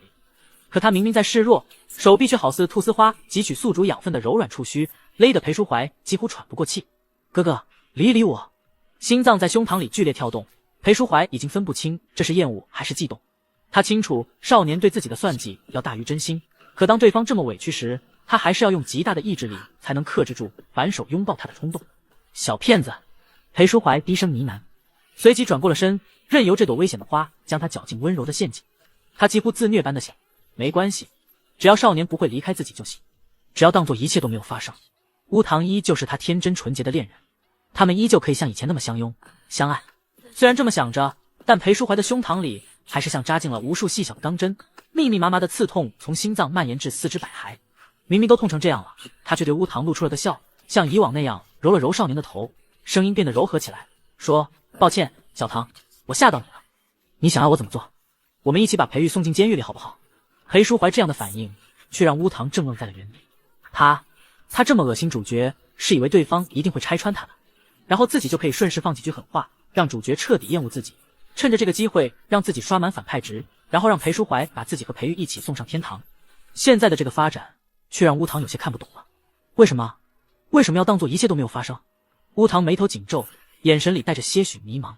这样的眼神系统见过，那些因为害怕对来投喂自己的人类哈气，结果对方给他口猫条时，那些猫就会露出这样的表情。这样可不好，因为紧接着野猫就会被爱驯服。可他们是有任务在身的，无论是为了宿主还是为了主角，都绝对不能心软。系统犹豫着开口提醒：“宿主，我没事。”乌堂很聪明，很理智，永远能为自己做出最优的选择。哪怕在情感的作祟下有那么一瞬间的迷茫，也很快恢复了过来。他闭了闭眼，再次睁开眼睛时，又是刚才的那副样子了，嘴角噙着恰到好处的无辜笑意，冷漠无情的执起者，享受着将一切玩弄于股掌之中的感觉。他垂眸看了躺在地上的裴玉一眼，睫毛在眼下投出细密的阴影，在和对方对视时，眼底划过了一丝嘲弄，然后对裴淑怀说：“是的，哥哥，我们一起把他送去监狱，让他承受该有的处罚吧。”年糕忍不住剧透版，小唐不是这样想的哈，他是想让裴淑怀杀了裴玉，这么说是有原因的。PS 在这里放一只黑毛小坏猫，5星好评后可 RUA 一次。被盯上的保护人62，如你所愿。裴淑怀轻轻地笑了一声，抬手随意摩挲了下乌堂的耳垂，然后朝着裴玉的方向走了过去，动作金贵又优雅。后者的瞳孔里满是血丝，明明狼狈成这样了，望向裴淑怀的目光里依旧满是仇恨。裴淑怀冷嗤一声，蹲下身和他平视开口：“绑架、预谋杀人，这些罪名加在一起，够你被判无期了。当然，你还杀了裴卓华吧？”听到这些的裴玉表情不变，甚至还扯了个笑，冰冷阴森，在惨白的灯光下，原本他的脸上就有血，显得更为可怕。他说：“你也觉得他应该死吧，小舅舅？没谁比裴淑怀更清楚裴玉和裴卓华的关系如何了。但他并没有做评判，只是冷冷地说了句：“等到了监狱，你去和警察说吧。”说完，他就打算从兜里掏出手铐。然而这时候，裴玉却突然爆发，不知道已经是强弩之末的他哪来的力气，推倒了裴淑怀，捡起了刚才掉到画架下面的注射器，踉跄着扑向乌堂。注射器的针头在灯光下折射出冷光，裴淑怀瞳孔猛地收缩，在同一刻也朝着乌堂的那边跑去，想阻拦裴玉，可终归是慢了几秒。裴玉已经跑到了乌堂的面前，脸上漫出了眷恋到癫狂的笑意。就在所有人都以为他要把针管扎进少年的肌肤时，裴玉却扣住了乌堂苍白的手腕，将注射器塞到了他的手里。别怕，裴玉声音又轻又温柔，手上的动作却坚定又决绝。他攥着乌堂的手，控制着对方将冰凉的注射器抵在了自己的脖颈动脉，然后在少年迷茫又紧张的目光中狠狠地刺了进去。氰化物刺破肌肤的瞬间，他将乌堂整个人揉进了怀里，任由嘴角的血滴落在了对方的肩头。有你亲手了结我，这样小唐就永远不会忘记我了。卓艳貌美的少年瞳孔一缩，愣在了原地。而此时裴玉已经因为中毒失去了所有的力气，身体顺着乌堂的肩膀缓缓滑落，原本明清亮的瞳孔蒙上痛苦的水雾，苍白的脸因疼痛扭曲。可即便到了这个程度，裴玉还在笑着，眼睛里透着病态的亢奋。他对裴淑怀说：“嗨嗨，看到了吗？是小唐亲手送我下地狱的。不管这个小骗子再怎么会玩弄他人，自己也是他杀掉的第一个，或者说唯一一个人。”裴玉已经虚弱到气若游丝，喉间涌出的鲜血呛得他剧烈咳嗽，说出的话却句句带刺。从今天起，我会成为小唐午夜梦回时永远挥之不去的梦魇。而你，裴淑怀，你永远也比不上我在他心中的分量，他这辈子都忘不掉。话音戛然而止，裴淑怀腕间青筋暴起，匕首已经精准地刺进了他的心脏。废话太多，染血的匕首在对方衣襟上随意擦拭。裴淑怀垂眸注视着裴玉的躯体，琥珀色的瞳孔里映不出半分怜悯。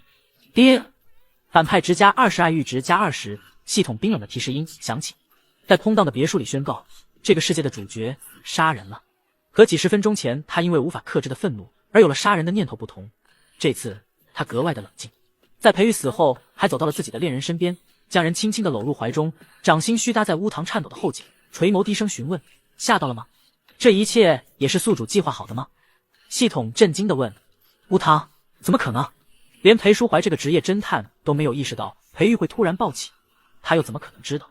不过前面建议裴淑怀把裴玉送到监狱，确实是他有意为之。虽然那个时候裴淑怀已经对裴玉有了杀意，可情绪上头冲动之下的杀人，甚至可以说是知道恋人的真面目后的泄愤，和平静深思熟虑后的杀人是不一样的。从后者刷出的反派值就不难看出，只有冷静思考后做出违背底线的事，裴淑怀才算得上是真正堕入黑暗。现在总反派值是多少？乌堂问。让我看看哦，反派值是86，爱玉值是91。系统有些兴奋地回答：“加油，宿主，离任务完成指日可待。”乌堂勾了勾唇，不过不管怎么说，事情终归还是朝着自己的计划发展了。虽然还是出现了偏差，比如最后那14点反派值，在他原本的计划中应该也是今天刷满的。主角发现了自己是反派，然后杀掉反派，这个世界的任务就彻底完成了。不过问题也不大，只要自己还和主角生活在一起，刷满最后14点也只是时间问题。现在唯一让他不解的只有，乌堂抬眸看了裴淑怀一眼，摇摇头表示自己并没有被吓到，后退一步走出了对方的怀抱。在裴淑怀眼底浮出不满的戾气时，十分擅长察言观色的少年又抬手揪住了他的衣服，问：“哥哥，为什么刚才要给裴玉那一刀？就算没有这刀，氰化物中毒的裴玉也迟早会死，唯一的区别就是乌堂刷不了反派值了。为什么？”裴淑怀慢条斯理地把玩着手里的匕首，眼皮半合，垂落的睫毛在眼下投出冷淡的影，声音淡漠却占有欲十足。因为小唐心里只要有我一个人就够了，哪怕是有个被亲手杀死的人，裴淑怀也不允许。而且裴玉的话给了他一个启发，显然对乌堂这种骗子来说，仅仅依靠恋人关系并不能将其真的绑在自己的身边，所以裴淑怀在那一刻想到了个更亲密更隐秘的关系。不用担心，不是你杀了裴玉。他抬手捏住了少年的下颚，指腹擦过对方颤抖的眼角，语气凉薄中又带着一丝满足。你只是给他注射了足以致命的氰化物，导致他呼吸急促，瞳孔散大而已，真正杀掉他的是我，而我们是所谓的共犯关系。年糕，这个老裴离裴话越来越近了。标出句子非作者原创，应该是来源于网络。被盯上的保护人63眼皮被带着薄茧的指腹擦过的地方有些疼，这是以前从来不会有的情况。在两人确定恋爱关系后，裴淑怀对乌堂一直都很温柔，像是在对待捧在手心里的蝴蝶那样，连稍微收紧手指都怕伤到他。可现在不一样了。虽然裴淑怀在竭力忽视在摄像头里看到的东西，可他再怎么会控制情绪，到底也只是个有血有肉的人类。已经发生过的事，还是在两人之间造成了隔阂，何必呢？乌堂在心里叹了口气，生气的话直接杀了自己不就行了？这么好的机会，完全可以告诉警察是裴玉杀了自己。反正以裴淑怀的探案经验，做到这一点简直轻而易举。不过也因为这点，乌堂很快就想到了接下来应该怎么刷那14点反派值。但这些都是后话了，首先他们要做的是应对警察的盘问，并使裴玉绑架乌堂并打算杀害对方在先。经过一系列取证后，这件事最终被定为了合法防卫。再加上乌堂那张极具欺骗性的脸和性格，在警局收获了一大波同情。最后离开的时候，甚至还提了2大塑料袋的零食。林德安看着他的袋子直叹气，哎，我和他们同事相处了那么久，一个个最宝贵自己的零食了，平时都锁在柜子里了，要块面包都抠抠搜搜，没想到竟然特意为你搜刮出了这么多东西。少年眨了眨眼，白瓷般的脸上还带着刚才被包围时未退的果粉，对他笑了一下，然后把袋子打开递了过来，大方地说，林警官要是感兴趣的话，可以在里面拿些自己喜欢的。那怎么好意思？林德安的眼睛亮了一下，一边抓着头发，一边把身子往前探，眼神如射线似的在袋子里扫来扫去，终于盯准了一袋面包，准备伸手时，整个袋子被另一只修长的手拿走了。需要我给你写一份乞讨声明吗？能不买体面点？连小孩的吃的都惦记。裴淑怀嘴角勾着一抹凉薄的笑，语调漫不经心。如果是以往，林德安肯定要和他掰扯几句，可今天对方却诡异的安分了起来，收回自己的手，对乌堂说，没事，不用的，我和你开玩笑而已。他的态度转变有些生硬，连单纯的少年都意识到了不对，有些担忧的皱眉问，林警官，你怎么了？林德安抬眸看了眼站在乌堂身后的裴淑怀，对方依旧是平日里没精打采的懒散样子，可不知道是不是他的心理作用，在和乌堂说话时，总是能感受到一股顺着脊椎往上爬的寒意。这种感觉让林德安非常不舒服，连原本轻松的话题都变得艰涩起来。没事，只是这2天调查案件有些没休息好而已。林德安勉强撑起了个笑，然后匆匆和乌堂道别，以后少和他来往。回去的路上，裴淑怀一边开车一边淡淡的说，他的态度十分自然，仿佛是在聊今天晚上吃什么似的。坐在他旁边的少年一愣，无辜又疑惑的问，为什么？他不是哥哥的朋友吗？之后不会是了。裴淑怀说着对乌堂伸出了手，示意少年把手机给自己。哥哥。乌堂漂亮的眉头皱起，没有动作。也是，哪怕是之前他被保护时，裴淑怀也从来没有查过他的手机。不愿意吗？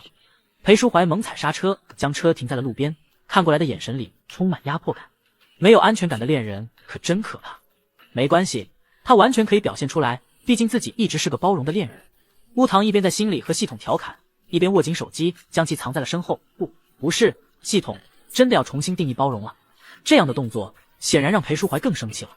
剔透的琥珀色瞳孔彻底暗了下来，修长的手指在方向盘上敲了敲，说，小唐，乖一点，不要惹我生气。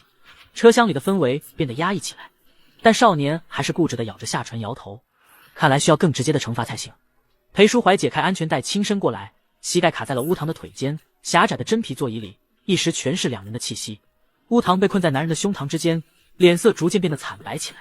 说起来我还没有罚过小唐吧，所以你现在才这么不乖。裴淑怀忽然将座椅放倒，咬了咬是少年泛红的耳垂，然后冰凉的指尖探进了乌堂的衣服下摆。少年终于忍不住呜咽了一声，白嫩的手指抽搐了一下，破碎的求饶声传了过来，不要，会有人发现的。最终他眼含雾气的交出了手机。裴淑怀熟练的输入密码，一解锁上面就是林德安发给乌堂的短信，那个小唐啊，你最近小心一点老裴。不知道是不是我的心理作用，总觉得他从培育的事过后就变得怪瘆人的。看着上面的字，裴淑怀眼底翻涌着即将溢出的嘲讽。林德安自以为聪明的提醒少年，殊不知对方正是一切的主导者，将自己变成这样的罪魁祸首。他看了眼脸色潮红的少年，随意的将手机丢在了后座，然后说，小唐刚不是说林德安是我的朋友吗？有朋友会对朋友的恋人说这种话吗？少年颤抖着身子发不出声音，只是一个劲的摇头，以后他不会再是我的朋友了。说完这句话，裴淑怀俯身继续起了刚才的事。知名美术家的天才儿子弑母绑架，很快就冲上了热搜词条。现在的人最爱做的就是看热闹，尤其是家庭伦理、爱恨情仇的这种，没过几天网上就传出了多个版本的说法。有说这一切都是裴淑怀为了得到策划的，有心疼裴玉遭遇的，还有趁机打广告教怎么教育孩子的。而乌堂这个明明最吸引人的存在，在这次事件中网上的讨论声却少之又少，偶尔提起大家也只是惊叹和夸奖他和裴淑怀的爱情。在学校里被教授笑着祝福了之后，乌堂终于忍不住问：“哥哥，网上的事都是你做的吧？”裴淑怀并没有否认，反而笑了出来，反问：“这样不好吗？让所有人都知道小唐是属于我的。”被盯上的保护人64得到他肯定的答复后，少年沉默了下来。他抿着唇，垂落的发丝遮住了眼睛，却能看到疯狂颤抖的睫毛，像振翅欲飞的蝶，一副拧巴又欲言又止的样子。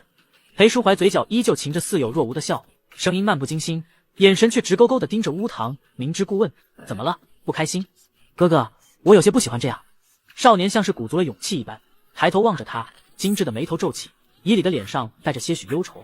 把自己的事情公开后，总有人来打听，这让我觉得很苦恼。苦恼？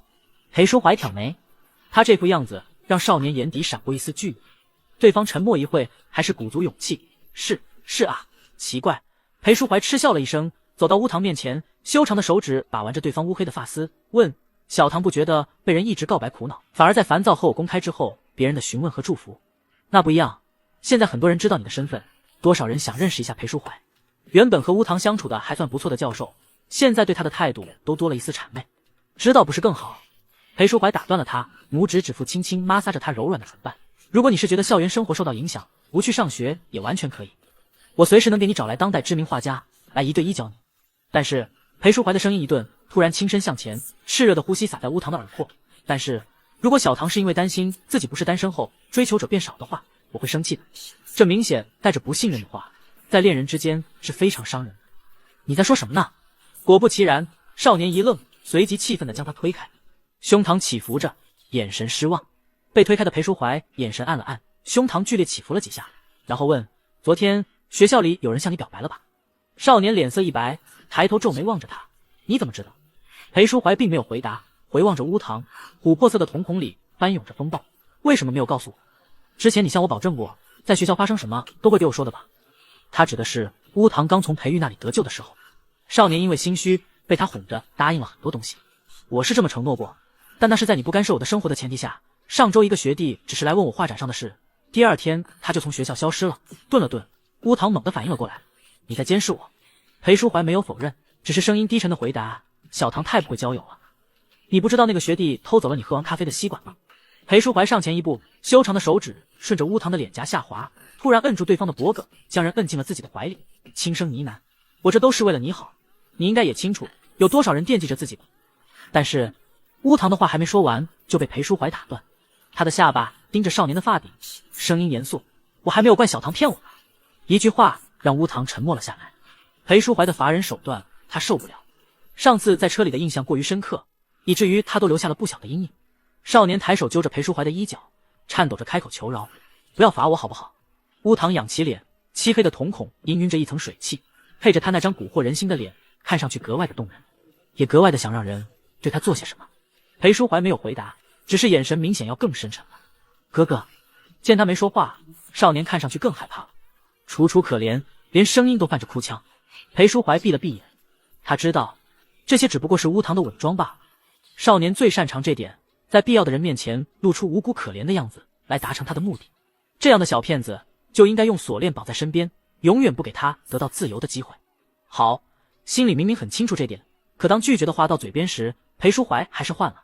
他俯身把乌堂抱起，在对方发出一声惊呼打算挣扎时，沉声说：“乖一点，不然我们今晚有的是时间慢慢算账。”少年很聪明，听到这句话后立刻就明白了他的意思，乖巧的停止了挣扎，甚至还卖乖的用双手抱住了他的脖颈。嫣红的舌头舔过裴淑怀的耳廓，像一只在讨好主人的猫一样，小心翼翼地说：“哥哥，不要对我说谎啊。”这样亲昵的撒娇动作让裴淑怀呼吸加重了几分，但最终他还是什么都没有做，只是把人抱进怀里，好好的睡了一晚。第二天，乌堂醒来后，裴淑怀已经不在房间了。他从被窝坐起，慵懒地伸了个懒腰，漆黑的眼睛里渗出一丝生理泪水，将纤长的睫毛打湿凝在了一起，看上去无辜又可怜。只有系统知道，这朵无辜可怜的黑心莲正在心里给他吐槽：裴淑怀昨晚真的没上。系统，他就知道宿主其实很乐在其中吧。虽然他没有把自己的想法说出来，但好歹相处了2个世界了，他不说话，乌堂也能猜出他在想什么。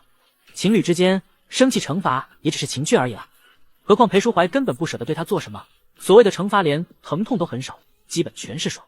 真可爱。少年弯着眼角，简单的做了总结。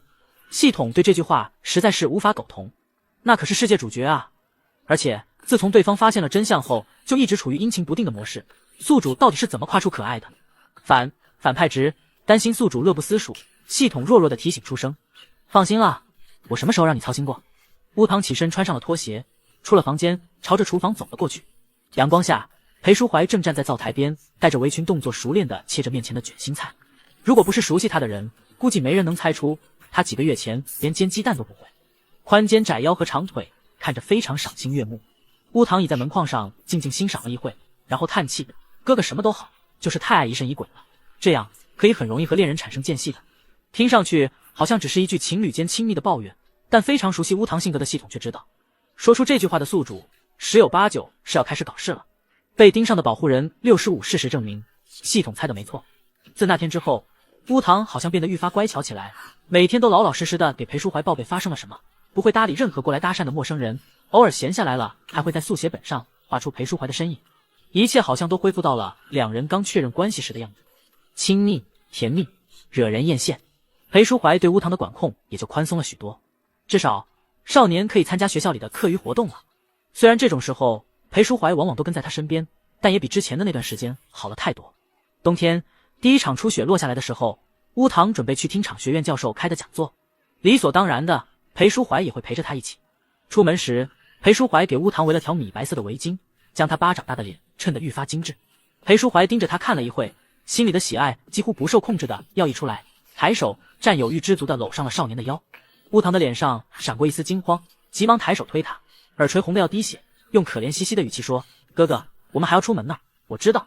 裴淑怀淡淡的回答，还是把人搂过来，撩起他柔软的头发，轻轻亲了亲他的额头，然后说：走了。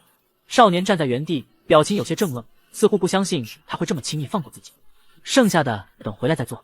裴淑怀的唇角弯了弯，然后挑眉，故意问：还是说你想一次做完？不是的。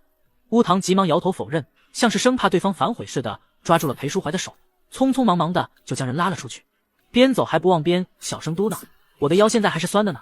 听到这句话的裴淑怀动作一顿，侦探特有的灵活脑子让他不自觉就联想到了昨晚少年的样子。他闭了闭眼，手放在了乌堂脖梗处捏了捏，然后低声说：你要是真的想去的话，现在最好就别说话了。少年一下就明白了他话里的意思，脸一红，彻底噤声了。外面的雪不小，雪粒子簌簌落在乌堂乌黑的发丝，将他精致的鼻尖冻得泛红。明明应该是有些狼狈的样子，可偏偏在少年身上就愈发看上去屹立夺目了。从停车场走到讲堂的这个距离，有不少视线都落在乌堂的身上，让原本心情还算不错的裴淑怀脸色黑了下来。而乌堂，他早就习惯这样的注视，从头到尾表情都没有变过。只有裴淑怀占有欲十足，不着痕迹地挡着那些看过来的视线。很快，他们就到了目的地。美院的百年礼堂被灯光照得明亮，学生们整整齐齐地坐在一起，低声交谈着。这样的谈话声在讲台上的人出来时戛然而止。原本应该出现在这里的学院教授被一个陌生的年轻男人替代。对方穿着黑色西装，面容英俊，笑着看着台下，说：抱歉，原定的主讲人临时有事，所以这一场讲座由我来代替。不过我想你们比起理论，应该也更想看看资本艺术是如何运作的吧。此话一出，礼堂里立刻炸开了锅。原因无他，在场很多人都认出了男人。传闻中掌握着顶尖艺术基金，年仅30岁就在拍卖会拍出天价作品的神秘艺术家。裴淑怀的眉头一皱，转头看向了身边的少年。乌堂望着他摇头，表情也是一脸懵。他这副表情不像是作伪，因此裴淑怀抑制住了想把人拉走的冲动，心烦意乱，靠着座椅闭目养神起来。宿主认识那个人吗？系统也满是疑惑的发问。当然不认识啊。乌堂有些哭笑不得。你觉得在裴淑怀这么夸张的监视下，我能有机会越过他认识别人吗？对方可是连他的手机每天都会查的人。不过为了不影响感情，都是在自己睡着以后就是了。哎，没安全感的男人啊。那宿主为什么要来这个讲座？为此还特意关了那么久。乌堂眼底闪过一丝狡黠，因为我之前在送作业时有听到教授说自己没时间，请了别人来帮自己做这次讲座，然后稍微套一下话，就知道要来的是谁了。在得知对方身份不凡后，他觉得可以利用一下。听到这，系统更疑惑了。可是宿主刚不是说不认识他吗？除了这次讲座之外，你们也不可能再有交集的机会了吧？不一定哦。乌堂拖长声音戏谑地说，然后问：现在爱欲值多少了？从那次裴淑怀杀了裴玉后，就一直是91，没有变过。虽然乌堂只问了一句，但贴心的系统不忘补充，顺带一提，反派值是86哦。乌堂，谢谢。91的爱欲值已经很可怕了。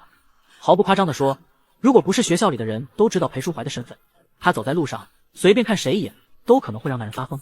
一般来看，到这个时候任务已经很难继续做下去了。毕竟这种情况下，绑定技能的宿主连和普通人交流都很难。基本上任务者只有一个结局，那就是被疯狂的爱慕者杀掉，然后任务失败，魂飞魄散。可乌堂不同，他喜欢挑战，也善于利用身边的一切资源，哪怕是原本阻拦他的东西，他也会想尽办法将其变成自己完成任务的垫脚石。想到这，他轻吸一口气，在台上男人目光扫过来的瞬间，露出了个甜腻的笑。这个笑容是对着裴淑怀的，可另一个看到他的人会怎么想，就不清楚了。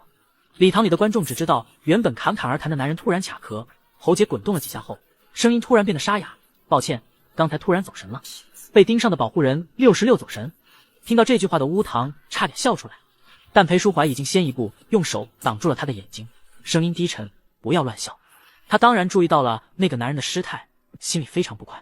如果不是现在离开更引人注目，裴淑怀肯定已经拉着乌堂走了。又没有对别人笑，占有欲怎么这么强啊？乌堂在心里这么想着，然后乖巧的在裴淑怀的手心蹭了蹭。在一切来临之前，最后再给他留一些好的回忆吧。原定2个小时的讲座，那个男人硬生生讲了3个多小时。裴淑怀敢肯定，如果不是场下已经有人表现得不耐烦了，这人肯定会讲更久，然后趁着这个机会多看乌堂几眼。裴淑怀烦躁地啧了一声，目光变得越来越冷。那人这才不舍得收回视线。果然，还是不应该带乌堂出来吗？裴淑怀有些烦躁地想，无意识扣着椅子扶手的指节越来越急促，像只守着猎物不被猎狗夺走的飞豹似的。终于，讲座结束，裴淑怀起身拉着少年的手腕就往校门外走，期间冷冷地拒绝了好几个没有自知之明的惦记乌堂的人。直到上了车，他才注意到了什么，问：“你的围巾呢？”乌堂勾了勾唇，他刚才还在心里想，裴淑怀什么时候能想起这件事。少年一路被他拽过来，现在呼吸都还有些急促。闻言，下意识地往脖子摸了摸，然后皱眉说：“刚才在礼堂里暖气太足，就把围巾摘下来了。”他垂眸思考了片刻，小心翼翼地说：“不出意外，应该还挂在椅子上。平日里他并不是丢三落四的人，今天纯粹是因为裴淑怀太着急，所以忘记了。”裴淑怀心里一沉，拉开车门就往下走。“哥哥，等等我！”少年眨了眨眼，偷偷笑了一下后也跟了上去。裴淑怀的个子本身就比乌堂高很多，腿也很长，快速走起来的时候，少年必须要跑着才能跟上他。但是这样，乌堂又吸了好几口凉气，然后没忍住咳嗽了起来。听到声音的裴淑怀步伐顿了一下，然后转身回到了乌堂身边，将自己的外套脱下来披在了少年身上，然后不容置喙地下了命令，去车上等着。可是我想和哥哥一起。少年抬头望着他，说话间喝出白色的雾气，整个人像是一只浸在晨雾中的铃兰，带着不谙世事的脆弱与纯净。即使知道他的内里和表现出来的完全相反，裴淑怀还是忍不住一次次对他心软。比如现在，男人还是放慢了步调，和乌堂一起在雪中前行着。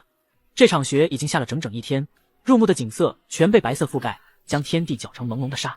而乌堂一直在裴淑怀的身后乖乖地跟着他。此情此景，让人的心情都不自觉跟着平静下来。直到他们走进了礼堂，一个从校门口往返的时间，里面的人已经散干净了，而本该挂在椅背上少年的围巾已经不知所踪。今天里面的人又多又杂，根本不可能调查得出是谁拿走了乌堂的围巾。裴淑怀垂在身侧的手骨节泛着冷白，向来懒散的眼睛此刻蒙上了一层晨雾，睫毛在眼下投出小片阴影，遮掩着他很少会出现的懊恼之情。一个鬼才侦探，什么时候出现过这样的失误？乌堂盯着他看了几秒，在心里轻轻叹了口气，然后伸手抓住了裴淑怀冰凉的指尖，说：“没关系的哥哥，一条围巾而已，等下次出门再买一条吧。”裴淑怀在意的哪里是一条围巾，他只是不想让乌堂的任何东西被别人拿到。谁知道那些变态会用它做什么？而且从围巾丢了后，他总有一种强烈的事情脱离掌控的预感。想到这，裴淑怀的脸色更阴沉了。“哥哥，回去吧，我有些冷。”乌堂见状又说了一声，像是怕男人不相信，他还把裴淑怀的手捧起，贴了贴自己被冻得通红的脸。这样的动作和撒娇无异。裴淑怀垂眸，他的掌心能感觉到少年细微的肌肤肌理，像是一团刚落下还未被踩实的雪，松软光滑，还带着些许冰凉。少年似乎感觉到他心情好了点，勾唇笑了笑，然后拉起他的手就往外走，一边走还一边和裴淑怀讨论着：“今天我们回去趟火锅吃吧，下雪天最适合吃这个了。”裴淑怀沉默片刻，琥珀色的瞳孔忽明忽暗，但最后还是说了句好。看着乌堂轻松的样子，他最终还是将心里刚才怪异的感觉全部压了下去。这段时间他一直在让人监视着少年，清楚对方最近一直很乖，因此他也不想扫了乌堂的心。如果可以在对方不离开自己的情况下，他当然什么都愿意满足对方，更别说只是日常吃饭这种小事了。在得到肯定的答复后，少年抿唇思考几秒，然后又小心翼翼用商量的口吻说：那个哥哥，今天能不能让我再喝一杯冰可乐？吃火锅配可乐才是最好的搭配。不行。这次裴淑怀二话不说拒绝了乌堂。在少年用可怜兮兮的目光看过来时，抬手帮他整了整衣领。你刚才咳嗽了，忘记了？就一杯。乌堂还想和他讨价还价，却被拒绝了个彻底。一杯也不行，要是实在馋的话，回去给你煮姜汁可乐。啊！乌堂眉头紧皱，像是听到了什么很可怕的事一样。没有气的可乐是没有灵魂的，那姜汁可乐也别想了。不容拒绝的说完这句话，裴淑怀就带着他加快了脚步。乌堂沉默，自己好歹是个大反派，现在怎么沦落到连喝个冰可乐的自由都没有了？系统有些幸灾乐祸的想，宿主这是不是应该算服管严？不过他没敢说出来就对了。当然，幸亏他没说，因为乌堂最后还是喝到了冰可乐。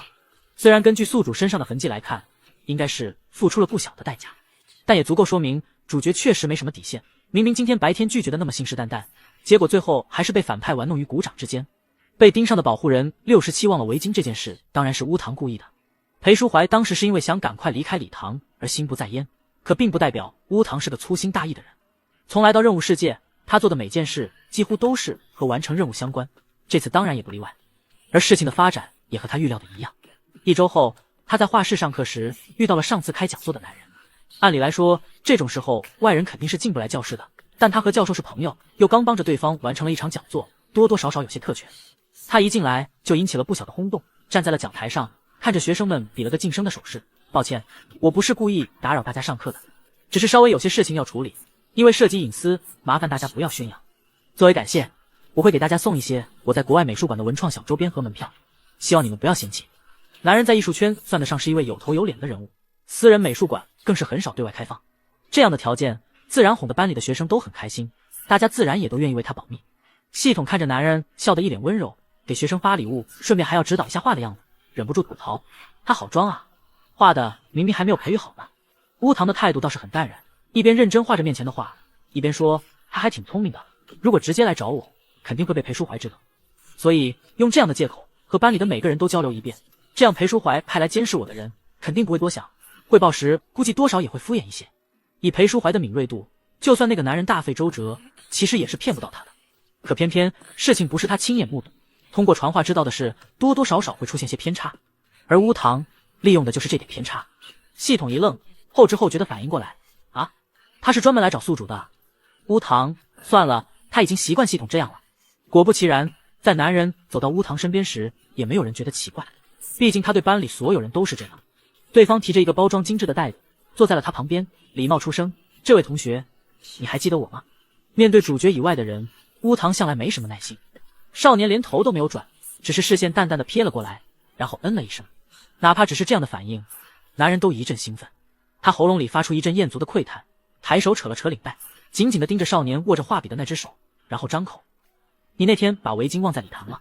说完，他抬手将装着围巾的袋子递了过来，正好我今天没事，来还给你。终于，乌堂给了他一个正眼。抬起眼的刹那，漆黑的瞳孔里漫开细碎的光晕，漂亮诱惑人。就在男人几乎看呆了时，他忽然冷漠地开口：看够了吗？男人微微一愣，看够了就把东西放在椅子旁边吧，慢走不送。说完这句话，乌堂立刻就收回了视线，继续画着刚才未完成的画，好像对他来说，站在身边的男人和空气没什么区别。男人的脸色变了变，他明明记得乌堂是会给他身边的人笑的，笑得那么好看，为什么对自己却是这副态度？他不甘心。这么多年在国外参加画展，几乎每个人都是把他捧起来的，还是第一次在别人面前吃瘪。可即使吃瘪，他痴痴地望着少年的侧脸，心想自己也甘之如饴。听李教授说，你叫乌堂是吧？调整好情绪后，男人重新露出了个笑，继续和少年搭话。然而这次，认真画画的少年更是理都没有理他。男人的面容扭曲了一下，心里升起一股难以抑制的怨气。等拿下他后，一定要把人绑在床上，四肢全部束缚住，那样玩，看他到时还怎么维持这副冷淡的样子。自我宽慰了一番后，男人耐着性子继续说：“我这次来是来帮你的。这1周的时间，他调查了乌堂的事，清楚对方是怎么和那个侦探在一起的。在他看来，那只不过是因为少年和对方经历过被变态谋杀后产生的吊桥效应而已。而且他知道裴淑怀管乌堂管得很严，少年在学校甚至连交友的权利也没有。虽然同为男人，他不是不能理解裴淑怀的做法，可这就代表着自己有机会趁虚而入。帮我什么？”果不其然，乌堂眼尾微挑，轻飘飘地看了过来。在这样的眼神下，男人不自觉紧张了起来，他的手心里全部都是汗，但还是装作气定神闲的样子说：“我可以帮你摆脱裴淑怀的控制。”怎么可能？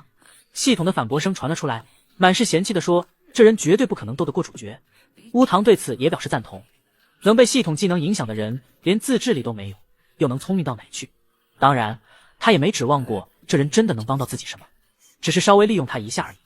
不然乌堂也不会专门把围巾落在礼堂里。说完这句话后，男人就一直紧张的屏息凝视，直到少年的手一顿，薄唇微张时，他激动的甚至都能听到自己心跳的声音。乌堂轻轻嗤笑一声，然后俯身凑了过来，声音的尾调带着漫不经心的慵懒。